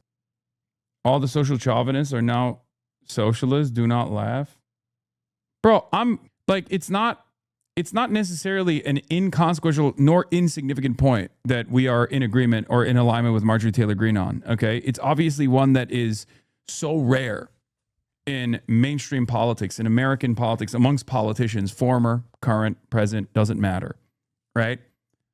So I'm not writing that off as like inconsequential at all. I need you to understand. I don't think it's inconsequential. I think it means something, and I think we should be using it to our advantage for sure. Hold on, I'm gonna close this door. Having said that, however, I am annoyed by not annoyed necessarily, but I just like, I don't understand the excitement that I see from a lot of people. Like, oh yeah, see, like she's on our side now about Marjorie Taylor Greene. Why is Hasan suddenly 59 with that tweet? This outfit is fire, for the record. How dare you? Marjorie Taylor Greene lost support of Trump and MAGA and then switched up. She did not change. She's more likely grifting. I mean, I don't know. Defending good faith? Yes, I will go to war for the Pikas. I'm annoyed in tactical sense. What does Marjorie Taylor Greene bring materially? I mean, it's the same as Tucker Carlson. It's the same as all of these other people that like have possibly a framework that could change people's minds in the Republican coalitions. Like, that's the idea, at least. That's what people believe. Nice Jamel Bowie cosplay. Jamel Bowie fit. Okay, man. Every time someone wears a hat with a suit, it's not Jamel Bowie. He didn't invent this, okay? And yes, you're right, though. He does wear that shit all the time. I don't know what it is. I don't know what this tendency is for a lot of people where, like, we are desperate. We are desperate for allies in this. And I'm never one to, like, disparage people coming on board with this movement. I'm not. I've actually yelled at quite a few people who are maybe too skeptical. But I also, you know, it's going to take a lot for me to look at Marjorie Taylor Greene as like a movement leader or some shit. You know?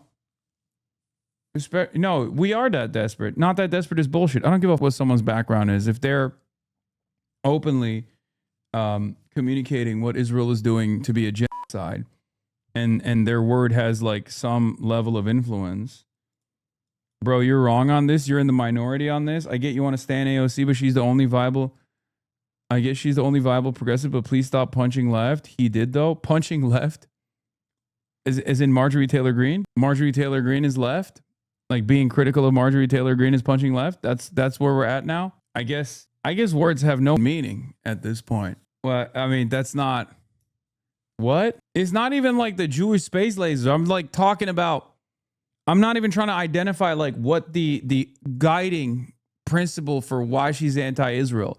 I'm not even doing that. I don't even do that with Tucker. If you notice, I'll always be like, I don't know what's in their heart. Okay, maybe it's a little bit of column A, a little bit of column B, right? I'm not even talking about that. I'm talking about like what this person's like comprehensive worldview is, right? This person's comprehensive worldview is literally just like doing Israel, but in America. Okay, so it's like, even if I cordon off this specific issue, the issue of Israel, and like how they communicate on this issue, and don't immediately assume that it's because like she wants the Jewish space lasers away from the hands of Israel being used in the Palestinians and instead to be used on Mexicans or whatever the she believes, right? Like maybe that's not the reason why she's anti-Israel. Maybe she's anti-Israel because she literally saw too many children be slaughtered in the hands of Israel and was like, this is unbearable. There's a high likelihood that plays a big role in the attitude shift, because that has played a big role in the attitude shift of a lot of people on the right. A lot of people on the right saw that and were like, I'm out. 57% of Republicans under the age of 50 are anti-Israel now. That's unbelievable. You guys don't understand what that means, I don't think. That means that there is a lot of people who are Republicans who are just anti-Israel for one reason or another. Not all of them are anti-Israel because they're anti-Semitic. Maybe plenty of them, especially under the age of 30, might be, but that's not like the primary motivator. Could Marjorie Taylor Greene convince you she's not anti-Semitic? Maybe by showing up with a rabbi in a spacesuit praising her? Yes. Just like with Kanye West. So yeah, I welcome Marjorie Taylor Greene's support. I do. Reluctantly, but I still welcome it nonetheless. What I don't think we should be doing is talking about how she's like a prominent fixture of this movement. That's a bit crazy. That's a bit too rich for my blood, you know? Because I've seen the way she communicates on other issues. It's not like she's had a real shift in consciousness. Like, I use Thomas Massey as a great example. Thomas Massey is pretty much a psychopath on so many issues.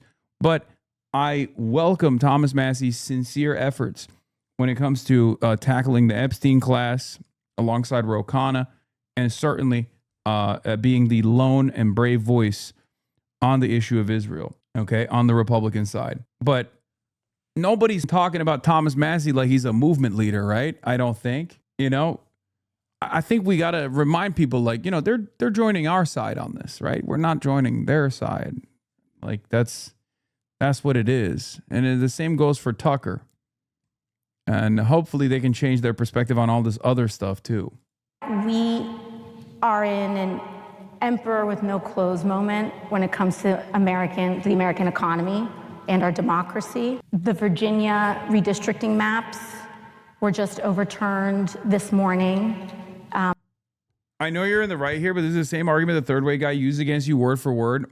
Yeah, because ideologically, the third way guy is closer to Marjorie Taylor Greene than he is to me. And that's precisely the reason why I'm saying that about Marjorie Taylor Greene.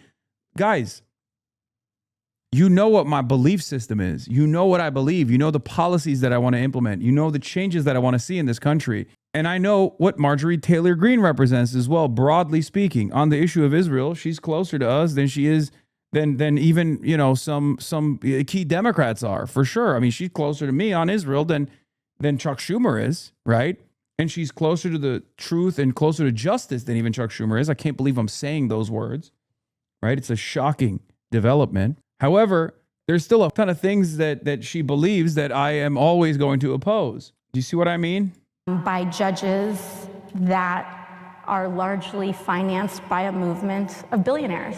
Here's Marjorie Taylor Greene. AOC's, keep in mind, here is that AOC has specified in personal reasons to distrust Marjorie Taylor Greene. This is a 2019 video unearthed by K-File, for example. And you whisper into her. This is confession. Bro, I think a lot of people also forget what she did. As far as like breaking barriers, as the cart titan, like the amount of civilians that she ate is in the thousands, okay? And we just totally forgot about that. Like those are right. Like those are that she did on her own as the smiling titan. Why are we discounting? This is Ocasio confession right there. Alexandria Ocasio-Cortez, I'm an American citizen. I pay your salary through the taxes that you collect from me through the IRS because I'm a tax-paying citizen of the United States. I'm a woman. Like she broke through the walls of the Capitol to do this. Do you know how many civilians she ate in the process? I'm a female business owner, and I'm proud to be an American woman. And I do not support your socialist policies, and I do not support your murderous abortion policies. As a mother of 3 children, I'm appalled at New York's law for abortion, and it needs to end, and it needs to stop now. You're bringing God's judgment on our country, and I'm against it, as well as my friends. So you need to stop being a baby and stop locking your door and come out and face the American citizens that you serve. If you want to be a big girl, you need to get rid of your diaper and come out citizens instead of us having to use a flap, a little flap. It's kind of like her. She's kind of Sad. flappy. She's like, she keeps flapping her gums. Oh, This is like, flappy, flappy. Okay, well, This is like child games. This is child games. Hello there. Hello. Hashtag, where's AOC? This is psychotic, dude. What the fuck? Hide and seek. Hide and seek. I can't believe Americans elected her, man. We really are a fucking insane country. All this needs is scary music over it, and it's a fantastic horror movie concept for the point of the killers. Yeah. Tag, you're it. Guess what? You can't stay in there forever. Can you come out and play?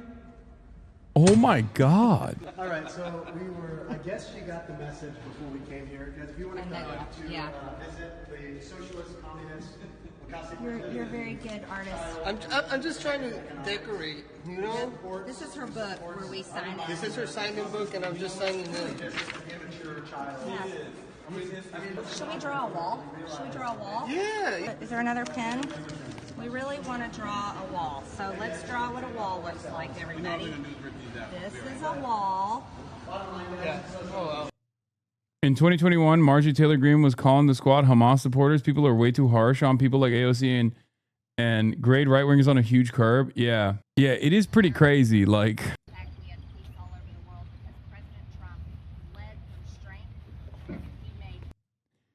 do you understand why it's a little bit? I mean, I know Marjorie Taylor Greene. It's a little too difficult for me to be like, yeah, no, that's my queen, right? Am I crazy? Am I nuts? I mean, I welcome growth, right? I love rehabilitation. I welcome growth. You know this. But it's crazy to me that we're talking about Marjorie Taylor Greene. Like maybe she's had real growth in this issue. That video is so funny. She is demented. I mean, yeah, she's awesome. Then why do you like Candace Owens so much? That's crazy. I say the same thing about Candace Owens. And American inequality is at an absolute peak. And we have to ask ourselves if this is how we want to live as a society. If we want 3,400 people to be prioritized over well over 300 million.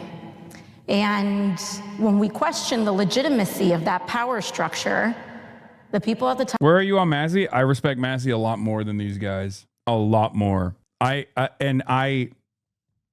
don't align with Massey on shit except for 2 key issues. And I have a lot more respect for Thomas Massey than I do for Marjorie Taylor Greene. Thomas Massey has consistently been there. And he's also done things. Thomas Massey is literally just still a straightforward racist. But I think Thomas Massey is a lot more serious than Marjorie Taylor Greene is. Because like people say, oh, she like stood up to her party leadership on these issues. Yeah, so did Thomas Massey. A lot earlier than Marjorie Taylor Greene did. when a lot of people, like when you would get a shit ton more punishments for it. Massey's also consistent. His worldview is nuts, but consistent. Yeah, that's true. I mean, his worldview is nuts. Bro, wait. No, it wasn't Thomas Massey. It was Cato Institute. The David Beyer Cato Institute guy was really funny. He's like, we need to defund ICE. And I'm like, yeah. And he's like, just like every other federal agency. I was like, no. The Cato Institute guy delivering a speech to Congress where he's like, ICE is an unbelievably corrupt and violent force. The Department of Homeland Security is a prominent fixture in the surveillance state. We have to abolish both, just like every other federal agency. I was like, no. Yeah, he's like, I love guys like that. I love like real libertarians like that who will just say something so cool and so correct. Like the Department of Homeland Security is a violent surveillance apparatus that must be abolished. I'm like, hell yeah, totally. And he's like, and so is the FDA.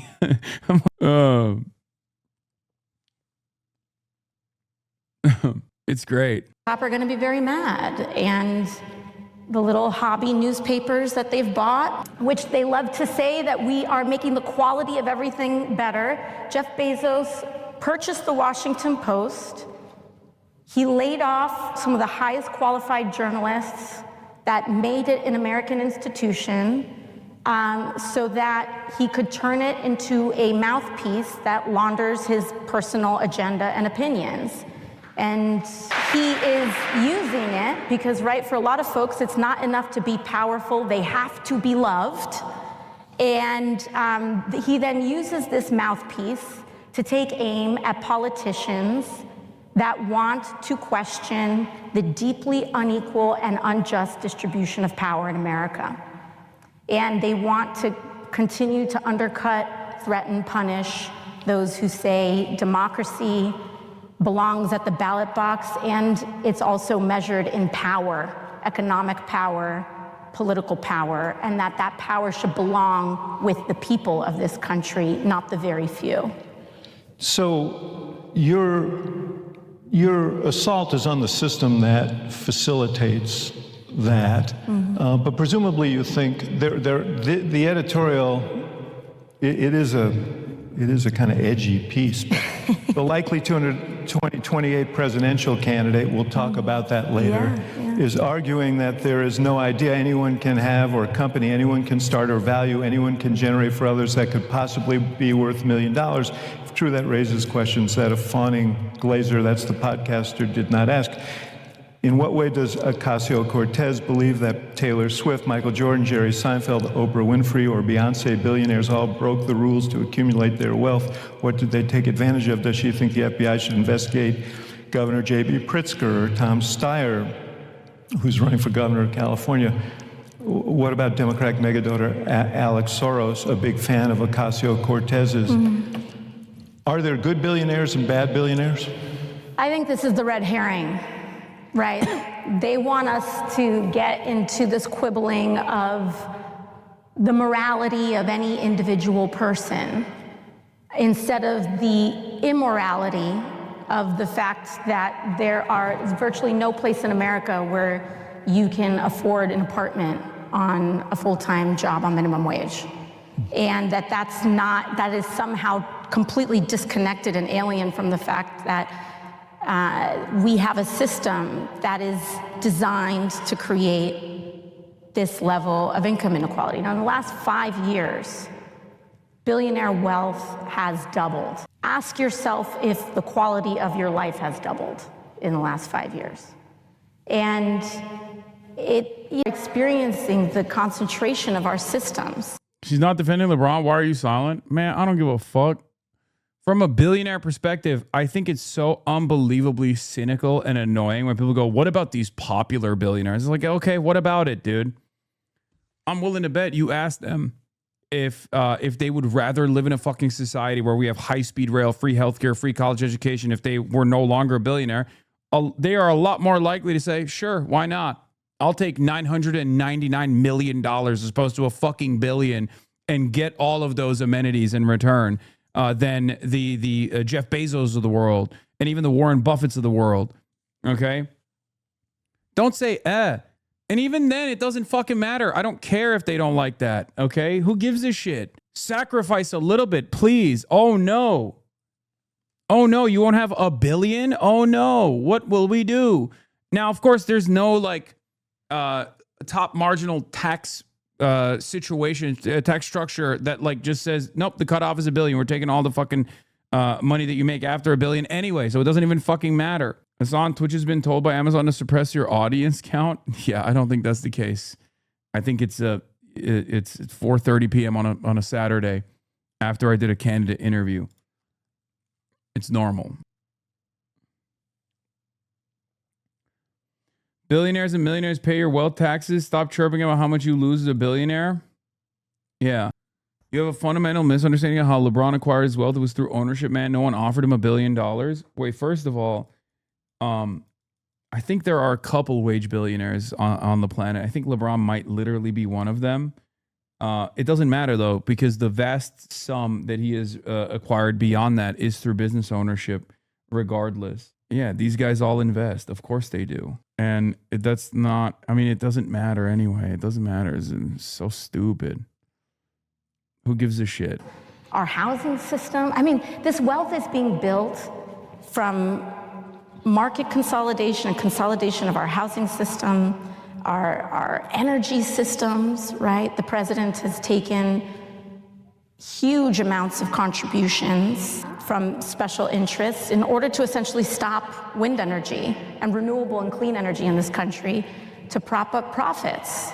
And we look at, and so on and so forth. And people want to make this about individuals instead of about the system that allows this mass concentration of wealth to occur, and also the decisions that are made to allow that to continue to exist and to protect that concentration of power and wealth. And see, yeah, LeBron has made $581 million from NBA contracts, and Nike gave him a lifetime contract worth $1 billion. Labor billionaire. Doesn't matter though. Okay. My point was literally that this is totally immaterial to the systemic shifts that are necessary here to build a more egalitarian society, okay? A more productive society, a society where people aren't just starving because they were born in the wrong zip code, okay? Who gives a fuck? Like, I'm tackling the root of the question and how stupid it is because it's a deflection away from the systemic failures. So yours is a systemic critique. I mean, he took it personally. Of course he did. But yours is a systemic critique, and the question really is, what do we do about it? Yeah. And I think, first and foremost, there's a reason he took it personally. Yeah, what do we do about it is a great question. Wealth tax. So that's one redistributive policy, I think. That's one way to do it.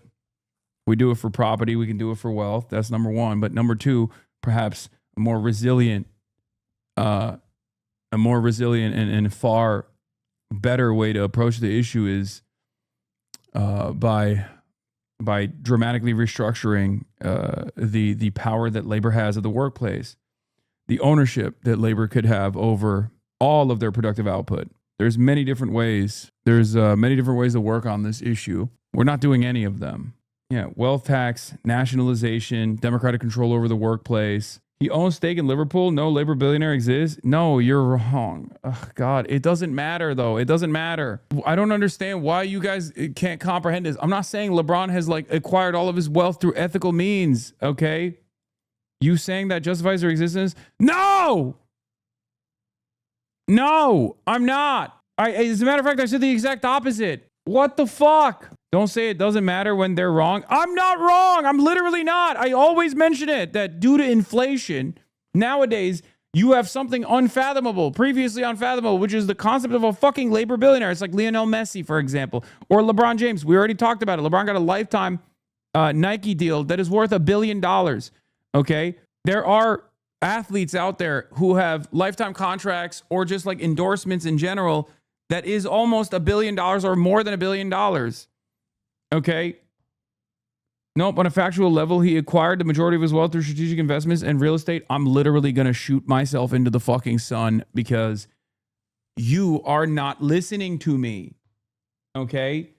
I know that. I have mentioned that. Even if he got it through just wage labor, that still should be taxed. Regardless, you are not understanding the words that are coming out of my mouth.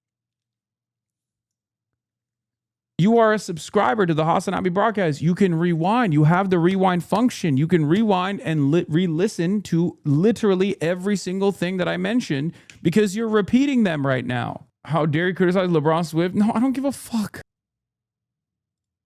Yes, really. You are repeating the things that I already said. But the only difference is you're repeating it in a contentious manner as though I did not bring these things up. As though you're bringing it up for the first time. That's not the case. I already brought it up. Because the concentration of wealth in this country has gotten so dire and so extreme that you can literally name the people who have half of the wealth. Stop using the term labor billionaire. Labor billionaire is not a thing, and no one will be confused. Okay, first of all, you know what? I'm not going to be mean. You're right, chatter. I'm going to keep using it, though.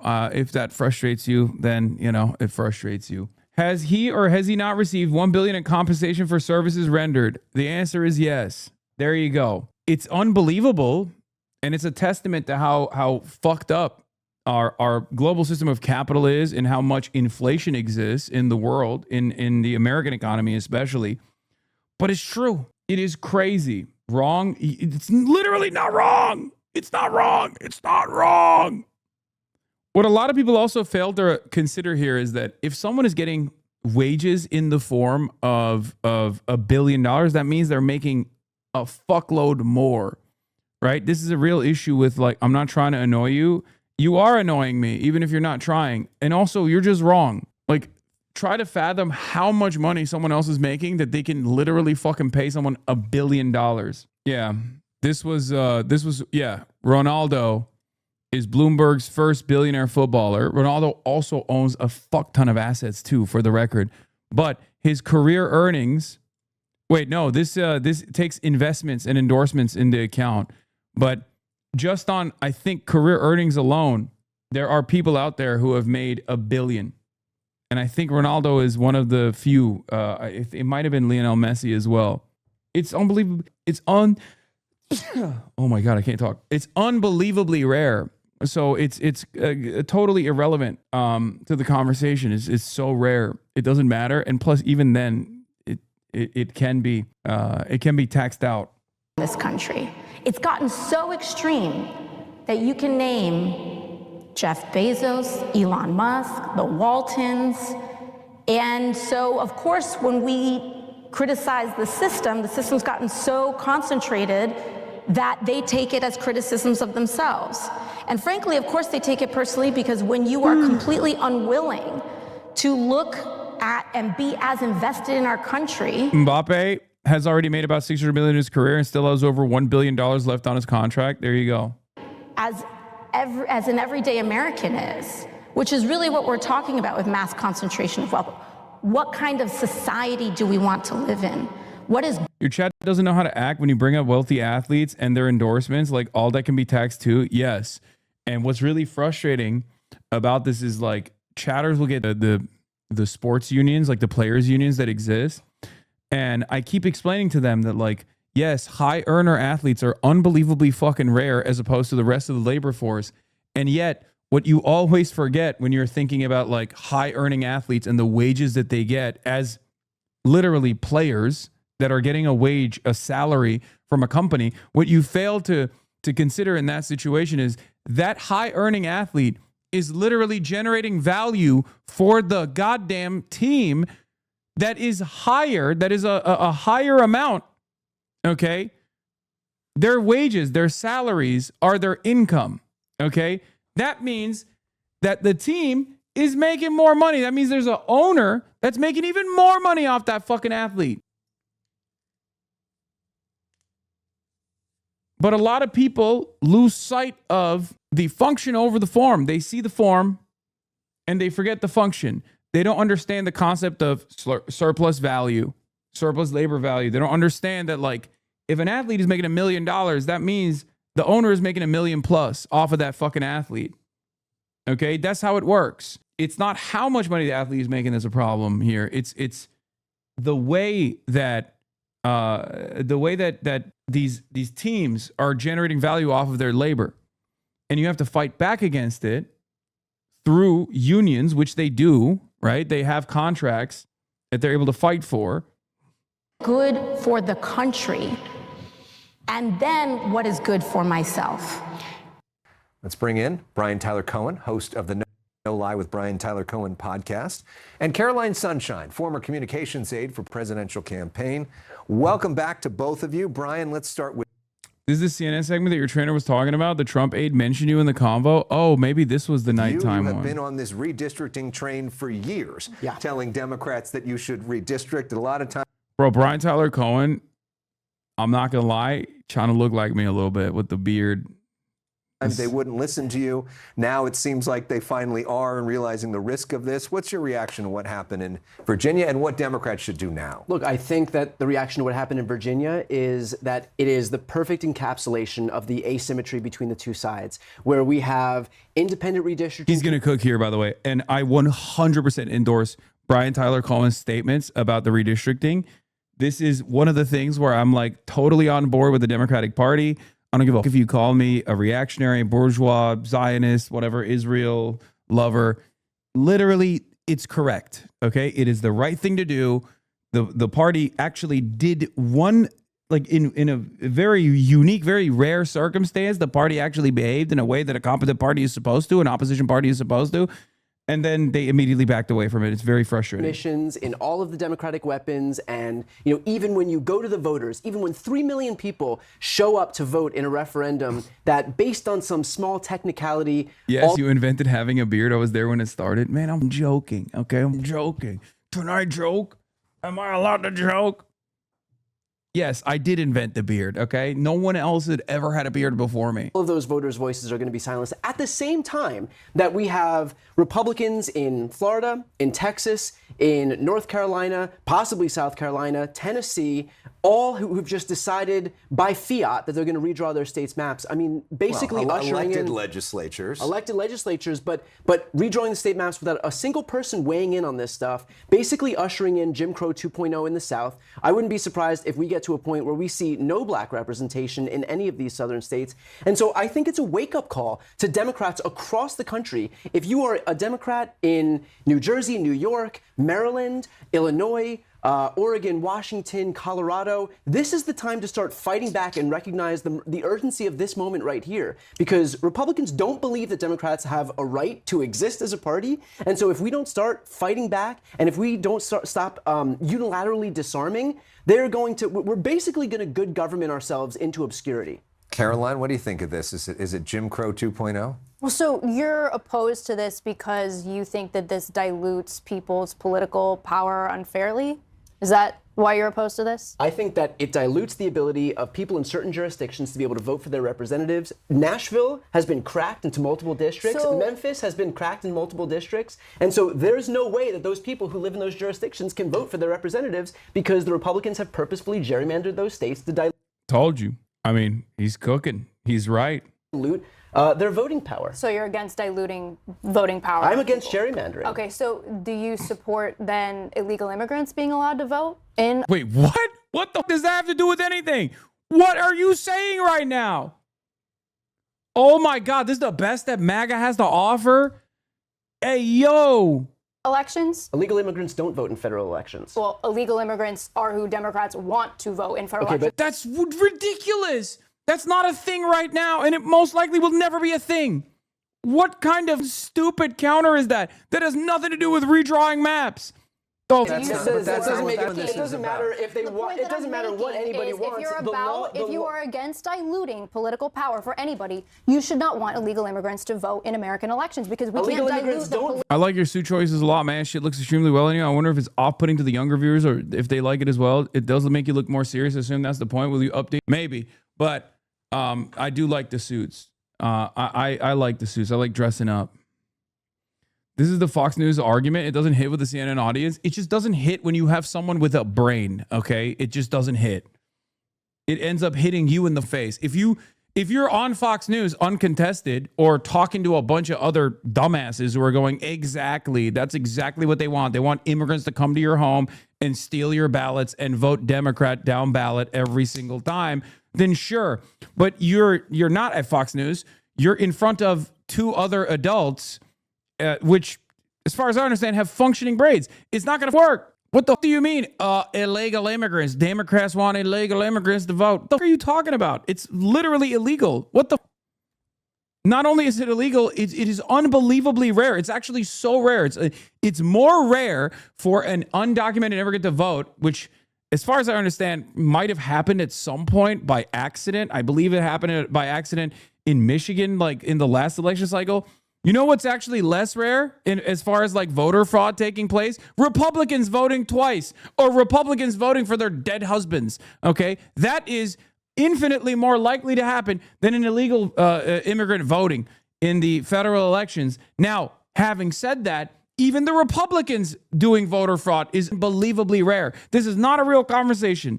Okay. Oh my God. Debate bro attire hitting HasanAbi like crack in the 80s. Wait, what? Why? This is not debate bro attire. But that's not what we're talking about. This isn't a discussion about that. And illegal immigrants are not allowed to vote in federal elections. What about this move of what the Supreme Court did and what Republicans are doing right now when it comes? Yeah, she's gonna be like, Alex, you're being biased. Yeah, bias of the truth, maybe. To redistricting, a lot of this started with President Trump telling Texas to get him more congressional districts. That's why it started. And the real reason why it started, okay, the real reason why it started is because Donald Trump was worried. Donald Trump knows that his time as this unilateral commander of the American government is gone. It's over, okay? He knows he's unpopular, and he wants to work against that. And the way to try to work against it is by gaming the system, okay?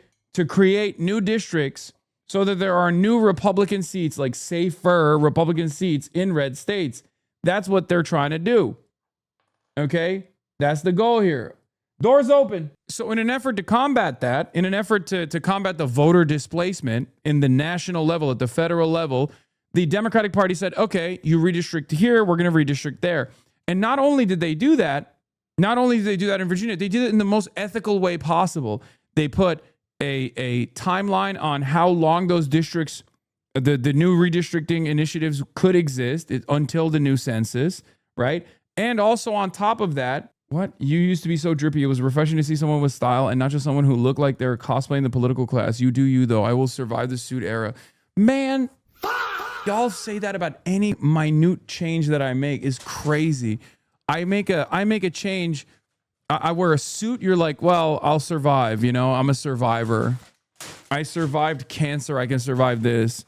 Like, same thing with the goddamn soundboard. Everything I do, every minute change here causes people to lose their minds. It's like the most autistic community on the. Well, I think checks and balances played out here. I mean, the Virginia Supreme Court said this can't happen in 2026, but it could happen in 2028. So I'm not sure what the big deal is here. This went through the democratic process, and the Supreme Court, the judge struck it down, saying the language in the referendum was flagrantly misleading. And he's not saying it can't happen. By the way, that was the literal, that was an argument in Louisiana, which the Supreme Court of the United States did not take into consideration when they did the redistricting after people had voted. So shut up.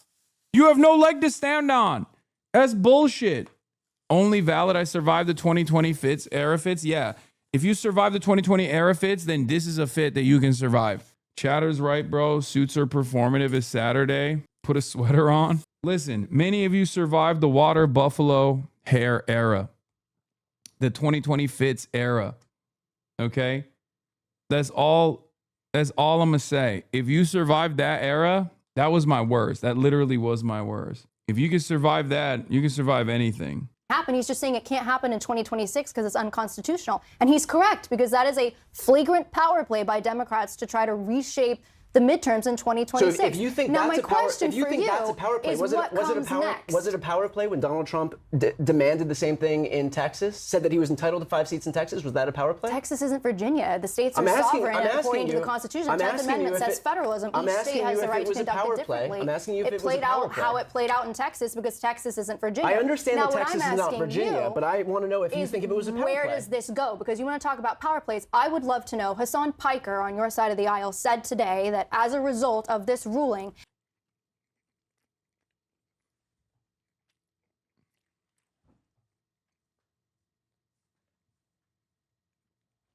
what the?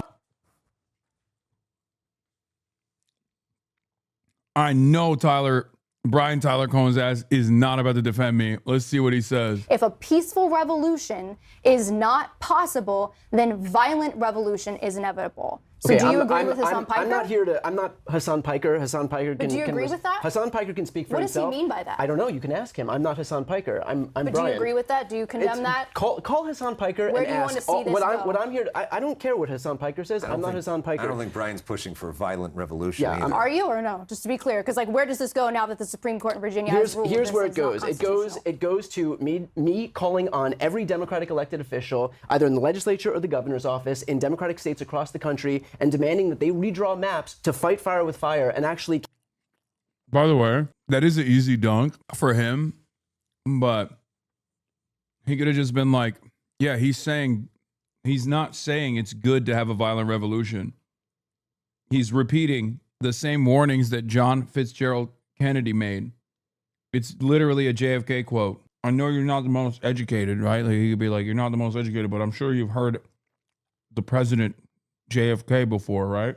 Counteract what Republicans have done in a raft of different states across the country and what they continue to do in southern states across the country in response to the Voting Rights Act being gutted. Do you think that there should be a national ban on gerrymandering to try to stop this whole thing around the country? I'm not opposed to it, but I also believe that the Constitution says, the 10th Amendment, what is not outlined here is left to the states. And I think states have a right to decide their own process. And that's what I'm arguing with you is the process played out here in Virginia. It was put on the ballot on a referendum directly with the voters. It barely passed. The language was extremely misleading. There was an appeal. It then went to the state Supreme Court. What's the problem here? Checks and balances played out. And you support a national ban. 100%. And in fact, when the Democrats put that forward, a national ban on gerrymandering in 2021, the Freedom to Vote Act, every single Democrat voted for it. Every single Republican voted against it. Do you think the United States Supreme Court, which has supported Texas's right to do this and has supported California's right to do this, will support Virginia's right to do redistricting? You think they might overturn this? No. I think that this Supreme Court has proven itself to be an arm of the House. And we have seen numerous instances where, whether it's this U.S. Supreme Court, where you had a bunch of justices beat their chest about the importance of precedent and the Voting Rights Act, which is, that precedent has been reaffirmed over and over and over again for the last 60 years, just like Roe was precedent that was reaffirmed over and over again. The Supreme Court stands for its own adherence to the Republican Party. You think the Supreme Court might step in? I don't think they're going to hear this. I don't see why they would. Again, the people of Virginia spoke. And what's interesting is when this referendum was put on the ballot. The people of Virginia spoke. No, they didn't speak in the direction that you're claiming. As a matter of fact, they spoke in the opposite direction, and then they voted, and then the Supreme Court overturned it. It's not the people of Virginia. It's objectively the opposite of the people of Virginia. Let's be very clear. It disenfranchised the rights and the voices, if we're talking about who got disenfranchised with the right. Oh, I'm sorry. I didn't realize it was disenfranchisement. You just said it was good for Texas. Peaceful. Yeah, got to be the biggest, dumbest attempt to cancel him for quoting JFK at a time when Normie Dem sentiment would viscerally align with this quote. Those who make peaceful revolution impossible will make violent revolution inevitable. Not lost on me that it's a bunch of Israel fanatics and Iraq war boosters concerned trolling about violence, and their big fake hang-up is a JFK quote because Hasan said it. Colbert keeps rattling it off, and they've never had a problem. You have Starmer-level political instincts, which explains why we're all so fucked right now. Yep.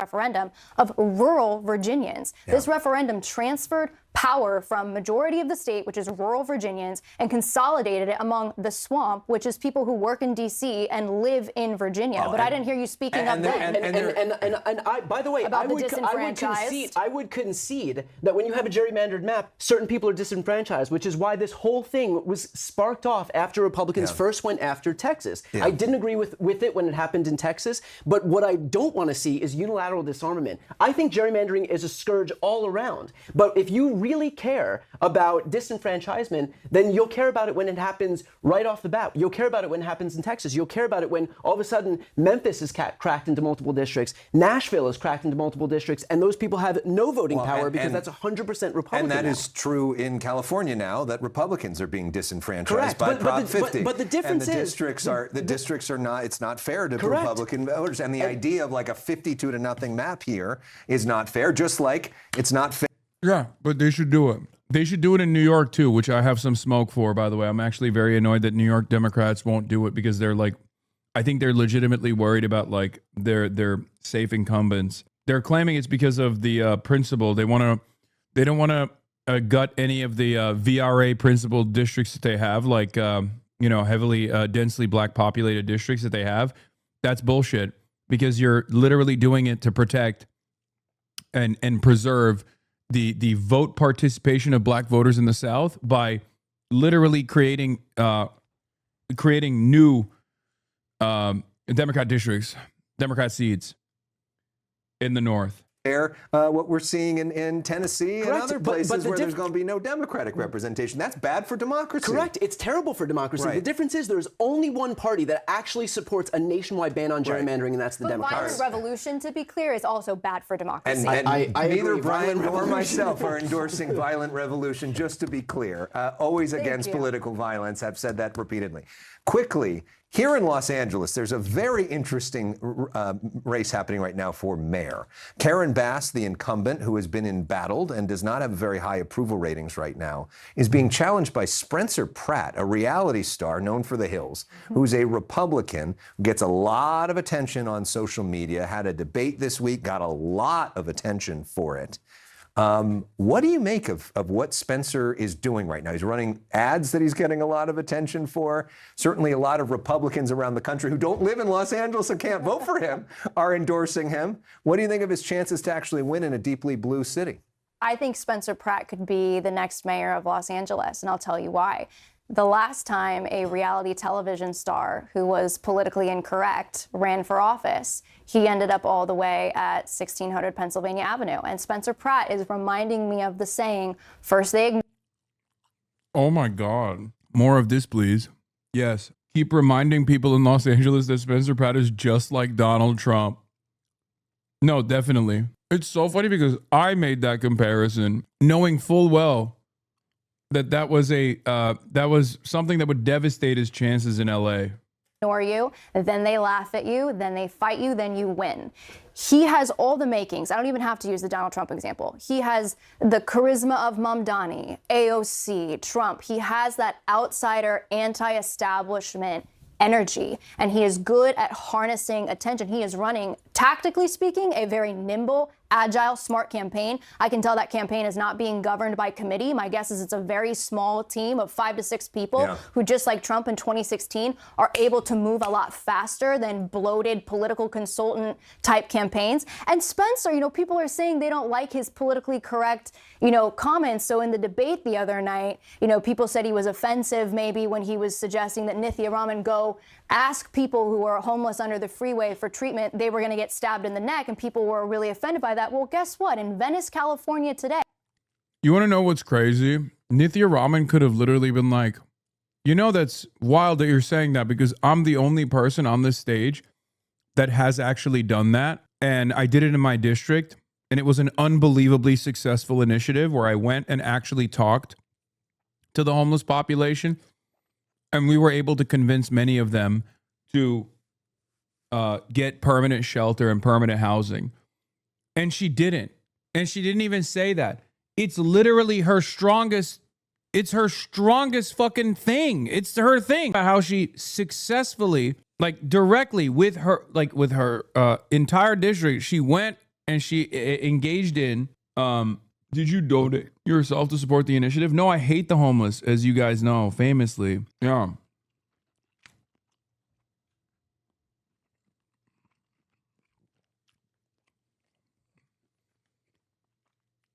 It's ironic because I did actually work with Nithya at the time. She was a DSA pick. So yeah, I did. What are you snarfing there? Some teriyaki chicken. We had a man get his arm sliced off with a samurai sword. So Spencer Pratt, it looks like, is way more in touch with reality than the rest of the candidates on that stage. Quickly, Brian, thoughts on Spencer? What could possibly go wrong with a longtime reality star who speaks bluntly, knows how to game the media, and decides that he wants to be a politician? Look, I think that would what actually... What do you have to lose, Brian? I think that Look that at would this actually city. carry... What do I you think have that to would actually lose? carry more weight if Donald Trump's approval rating wasn't what it is right now, and if he wasn't, basically exposed as a con artist for promising to be this populist champion, and instead, prices are higher for everybody, healthcare's cut, food assistance has been cut, and we're spending God knows how many billions of dollars per day on a war in the Middle East that he promised would never happen. Well, in the next few weeks. Yeah. This is like Brian Tyler Cohen's ultra instinct moment. You bring up Trump, his eyes light up. Like, have fun with your losing argument. You just went to the #1 anti-Trump guy. You cause him the ult. Literally, this is it. This is like the thing that he does best, okay? You went on stage and you decided to compare an LA mayoral candidate to Donald Trump in front of the #1 anti-Trump slop guy. I mean, he does good work too, for the record. I'm just saying sometimes it borders in on slop territory with the anti-Trump shit. And I am, like I said, 100% in support of and 100% backing him to the hilt on the redistricting shit. But this is his, you entered his domain. At least not David Pacman. I mean, yeah, he's not. He does a lot of good. Dude, I don't know. I mean, I shit on Chorus and stuff. I've been very critical of Chorus. Brian does not fuck with me at all any longer. He hates that I've criticized Chorus quite a bit. But fair is fair. I think he does really good work as well. We might not always align on everything, but he's a Destiny Orbiter. I didn't even know that. But it wouldn't surprise me. A lot of these guys love Destiny. So I think it's maybe because they also do debates and stuff, and they love him. They see him as like a debate god. And there's also agreements there too. Why are you sending me Instagram videos? Why am I clicking on these Instagram videos? I'm not clicking on these Instagram videos. How long do you think they stop bringing you up in every argument on TV? It's not going to stop. I think this is who's orbiting who. One person is on CNN, the other is in litigation for spreading CSAM. True. That's actually a really good point. No, they just these guys do have like a lot of loyalty for Sex Pestany. I don't know if he does. Some of them do, but that is a good counter. That is a good point. Yeah, they're just like friendly. They're in the, we hate Trump coalition, which seemingly I'm not in, even though I fucking hate Trump. We will be talking to all the leading candidates for LA Mayor, including Spencer Pratt, here on The Story Is. But for now, thanks to Caroline and Brian, we could keep going all night, but at some point we got to stop. Thank you guys both for being here. We appreciate it. When someone clicks on a YouTube video, there's a... Okay, I want to watch this Jose video. Professor, in air quotes, Chong's Bizarre Education. To be fair, I don't like the start of it because he says professor in air quotes. That's a real professor. Professor Chong is a real professor. An expectation that comes with it. Maybe someone is expecting a music video or a cute clip of a cat. But if there's a guy standing in front of a blackboard with the title of a lecture underneath it, you're expecting something educational. All you really have to go on is the aesthetic of an educator, but it primes you to think you're about to learn something. In 1973, the Journal of Medical Education published a paper titled The Dr. Fox Lecture, A Paradigm of Educational Seduction by Naftalin, Ware, and Donnelly. It details a study where an actor was hired to play a fictional professor named Dr. Fox. We go in one door, we go all the way around, we come out the same way. I think the word was communication. We ourselves do not listen. The actor was trained to give a completely vacuous lecture that had all the aesthetic hallmarks of a real lecture. Dressing the part, being given phony credentials, and using rhetoric that had the appearance of academic rigor with none of the actual content. Audiences were captivated by the actor not because he had anything of value to say, but because of the educationally themed aesthetic he used to present it. The title of Dr. Fox's lecture was Mathematical Game Theory as Applied to Physician Education. And in 2026, we have a new fake professor lecturing his audience using game theory. Jiang Chuqin, or Professor Jiang, as he is often called and refers to himself, is not an actual professor, but— No! No!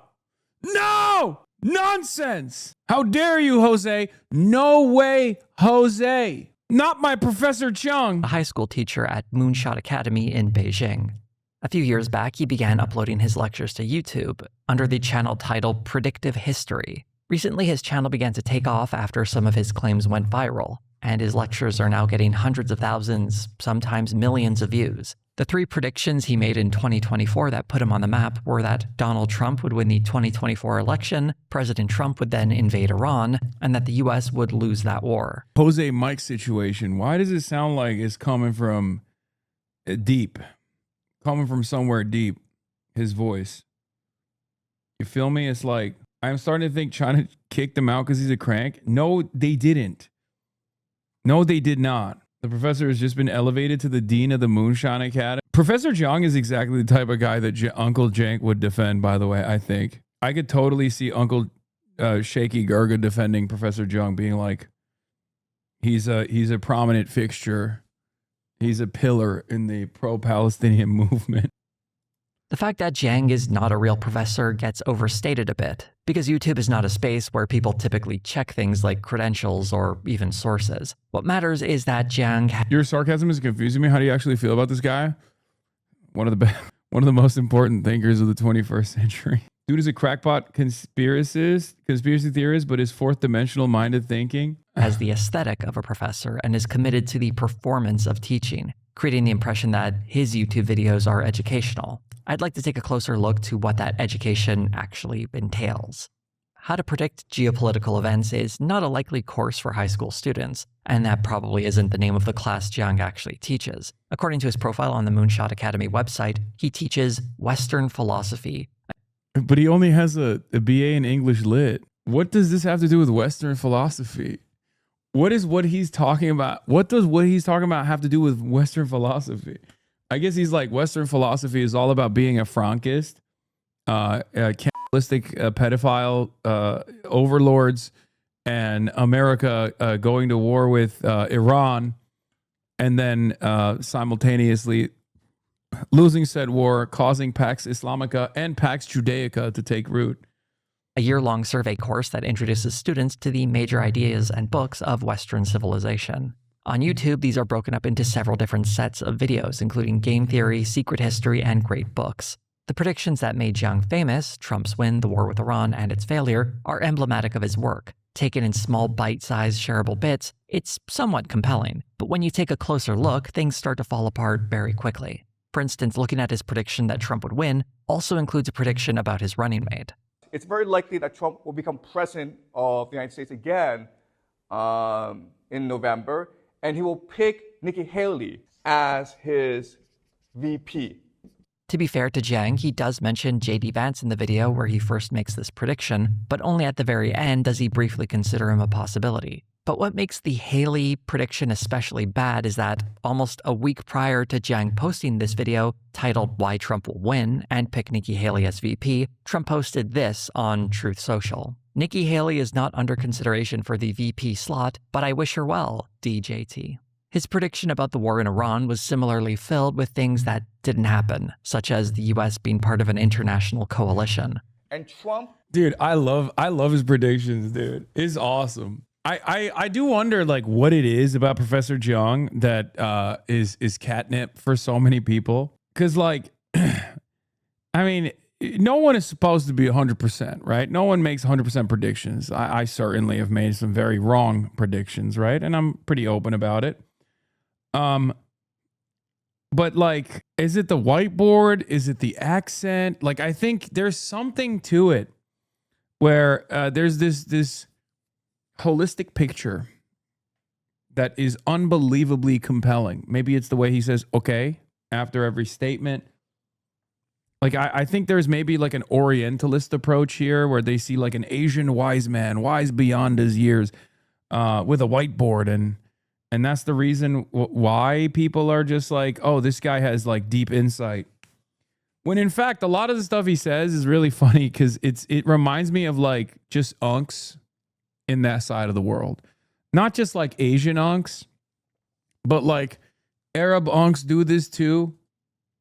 Of course, it doesn't hit the same because Americans and Westerners don't usually perceive like Arabs to be wise beyond their years. You know what I mean? That's why I think the Orientalism works in his favor in this circumstance. Like, he is literally like a Arab taxi driver. Like in the shit that he says. Like, some of it is very compelling, some of it is absolutely truthful, very good, comprehensive analysis, and then the rest of it is just hokum. Where you're like, how did you arrive at this? Like, this is an insane thing. How can you believe both of these things at the same time?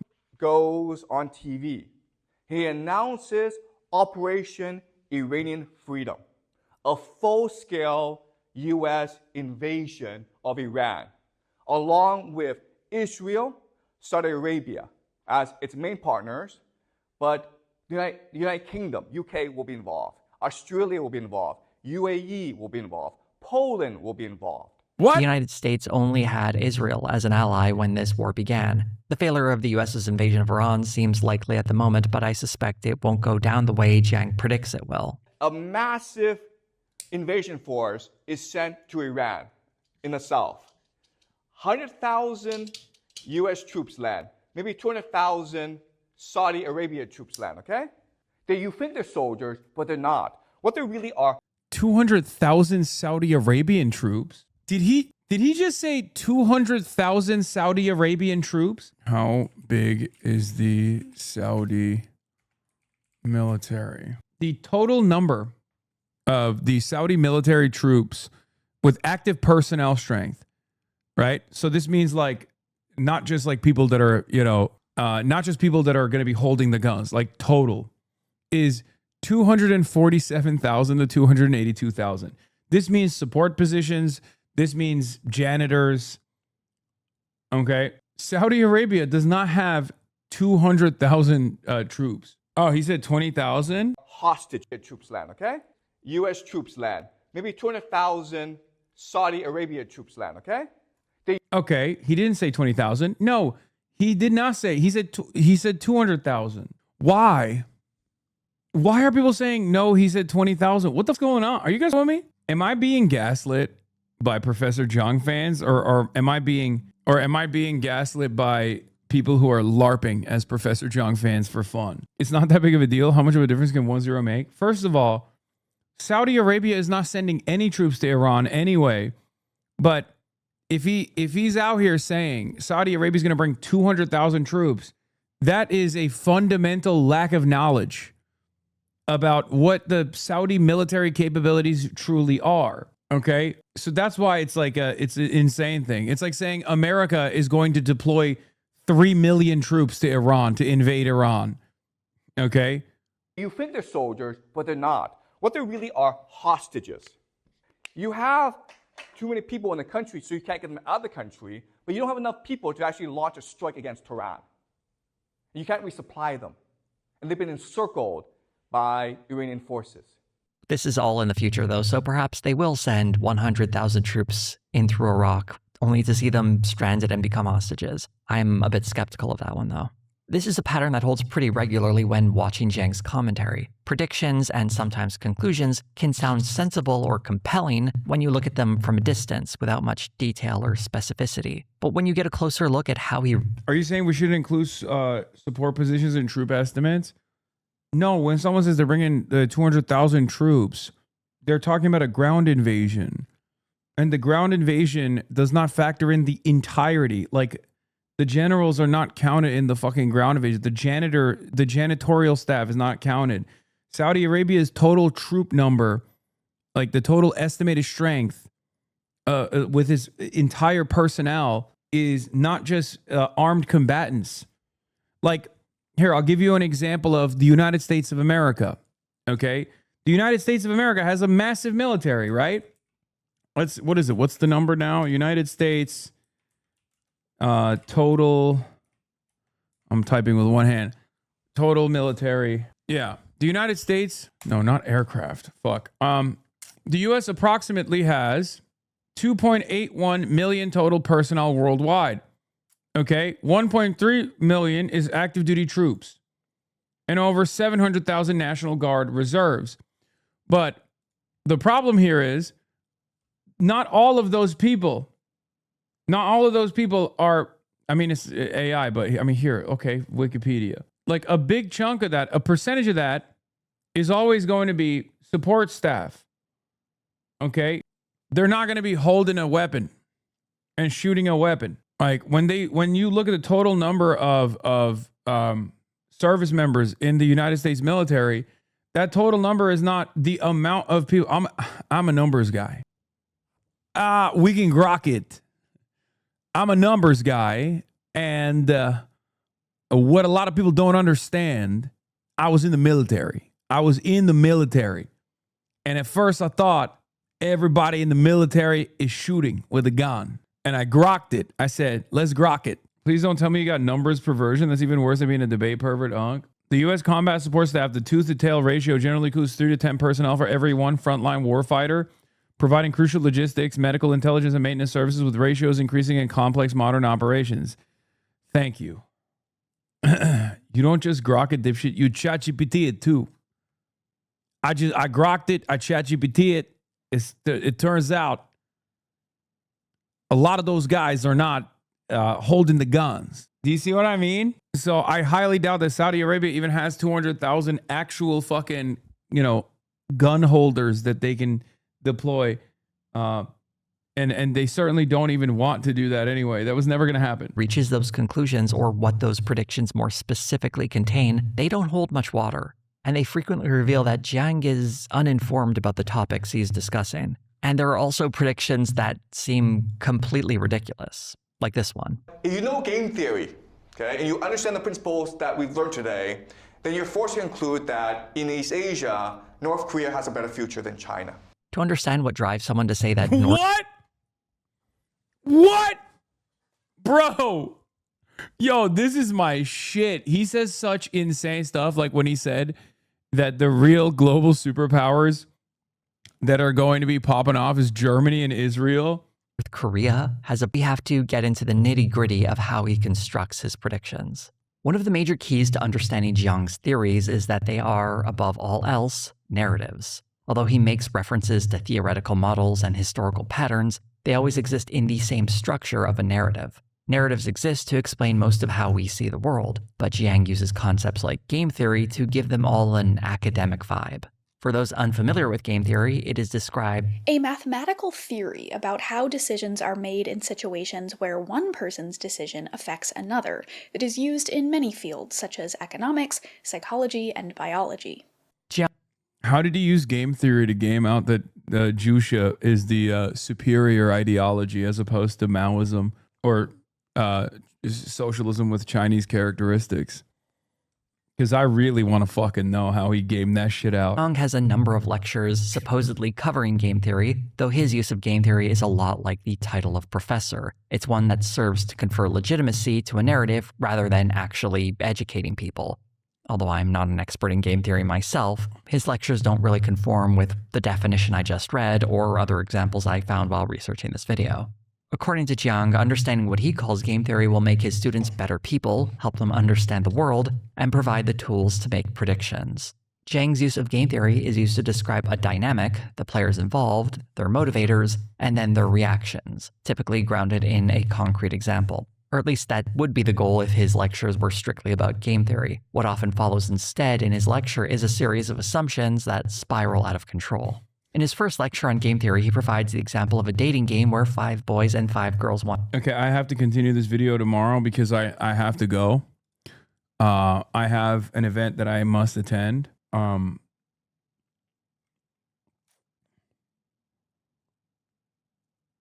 It's like the I'm going to this like thing. It's like the Chinese Met Gala. It's not the Met Gala, but it's they're not Chinese. Why am I saying Chinese? It's like the Asian Awards. I forget what it's called. I got Professor Zhang in my mind. I got yeah, the I got Professor Jung and predictive history on my mind. I can't get it out of my mind. Which is very exciting. I'm also, I don't know if I should wear the Zhongshan suit, because like they say you need to get like it's an event to celebrate like Asian tailoring as well in the red carpet, and I want to wear it because it's like it's a Zhongshan suit, but I'm a little worried that people are gonna get mad at it because of the color of it. They're gonna be like, oh, you're doing, you're LARPing. You wear that a lot, freshen up with the new look. Don't do it. If I don't do that, I'm just gonna wear probably gonna wear a Yoji or some shit. Yeah, don't LARP. It's not a LARP, man. It's not. I fucking love that suit, and I have more coming. A custom fit from a literal Asian tailor in Shanghai. Yeah. As a Chinese man, I give you permission. The tailor said only for special stuff. Yeah, but I wear it probably too often. Wasn't that suit the designer appeared on stream to deliver for y'all? Do it, bro. You're already all being flamed. It's a little tight on you now, not gonna lie. What the fuck? That's crazy. Bro, some of you are insane. It's literally not, but also, what a rude fucking thing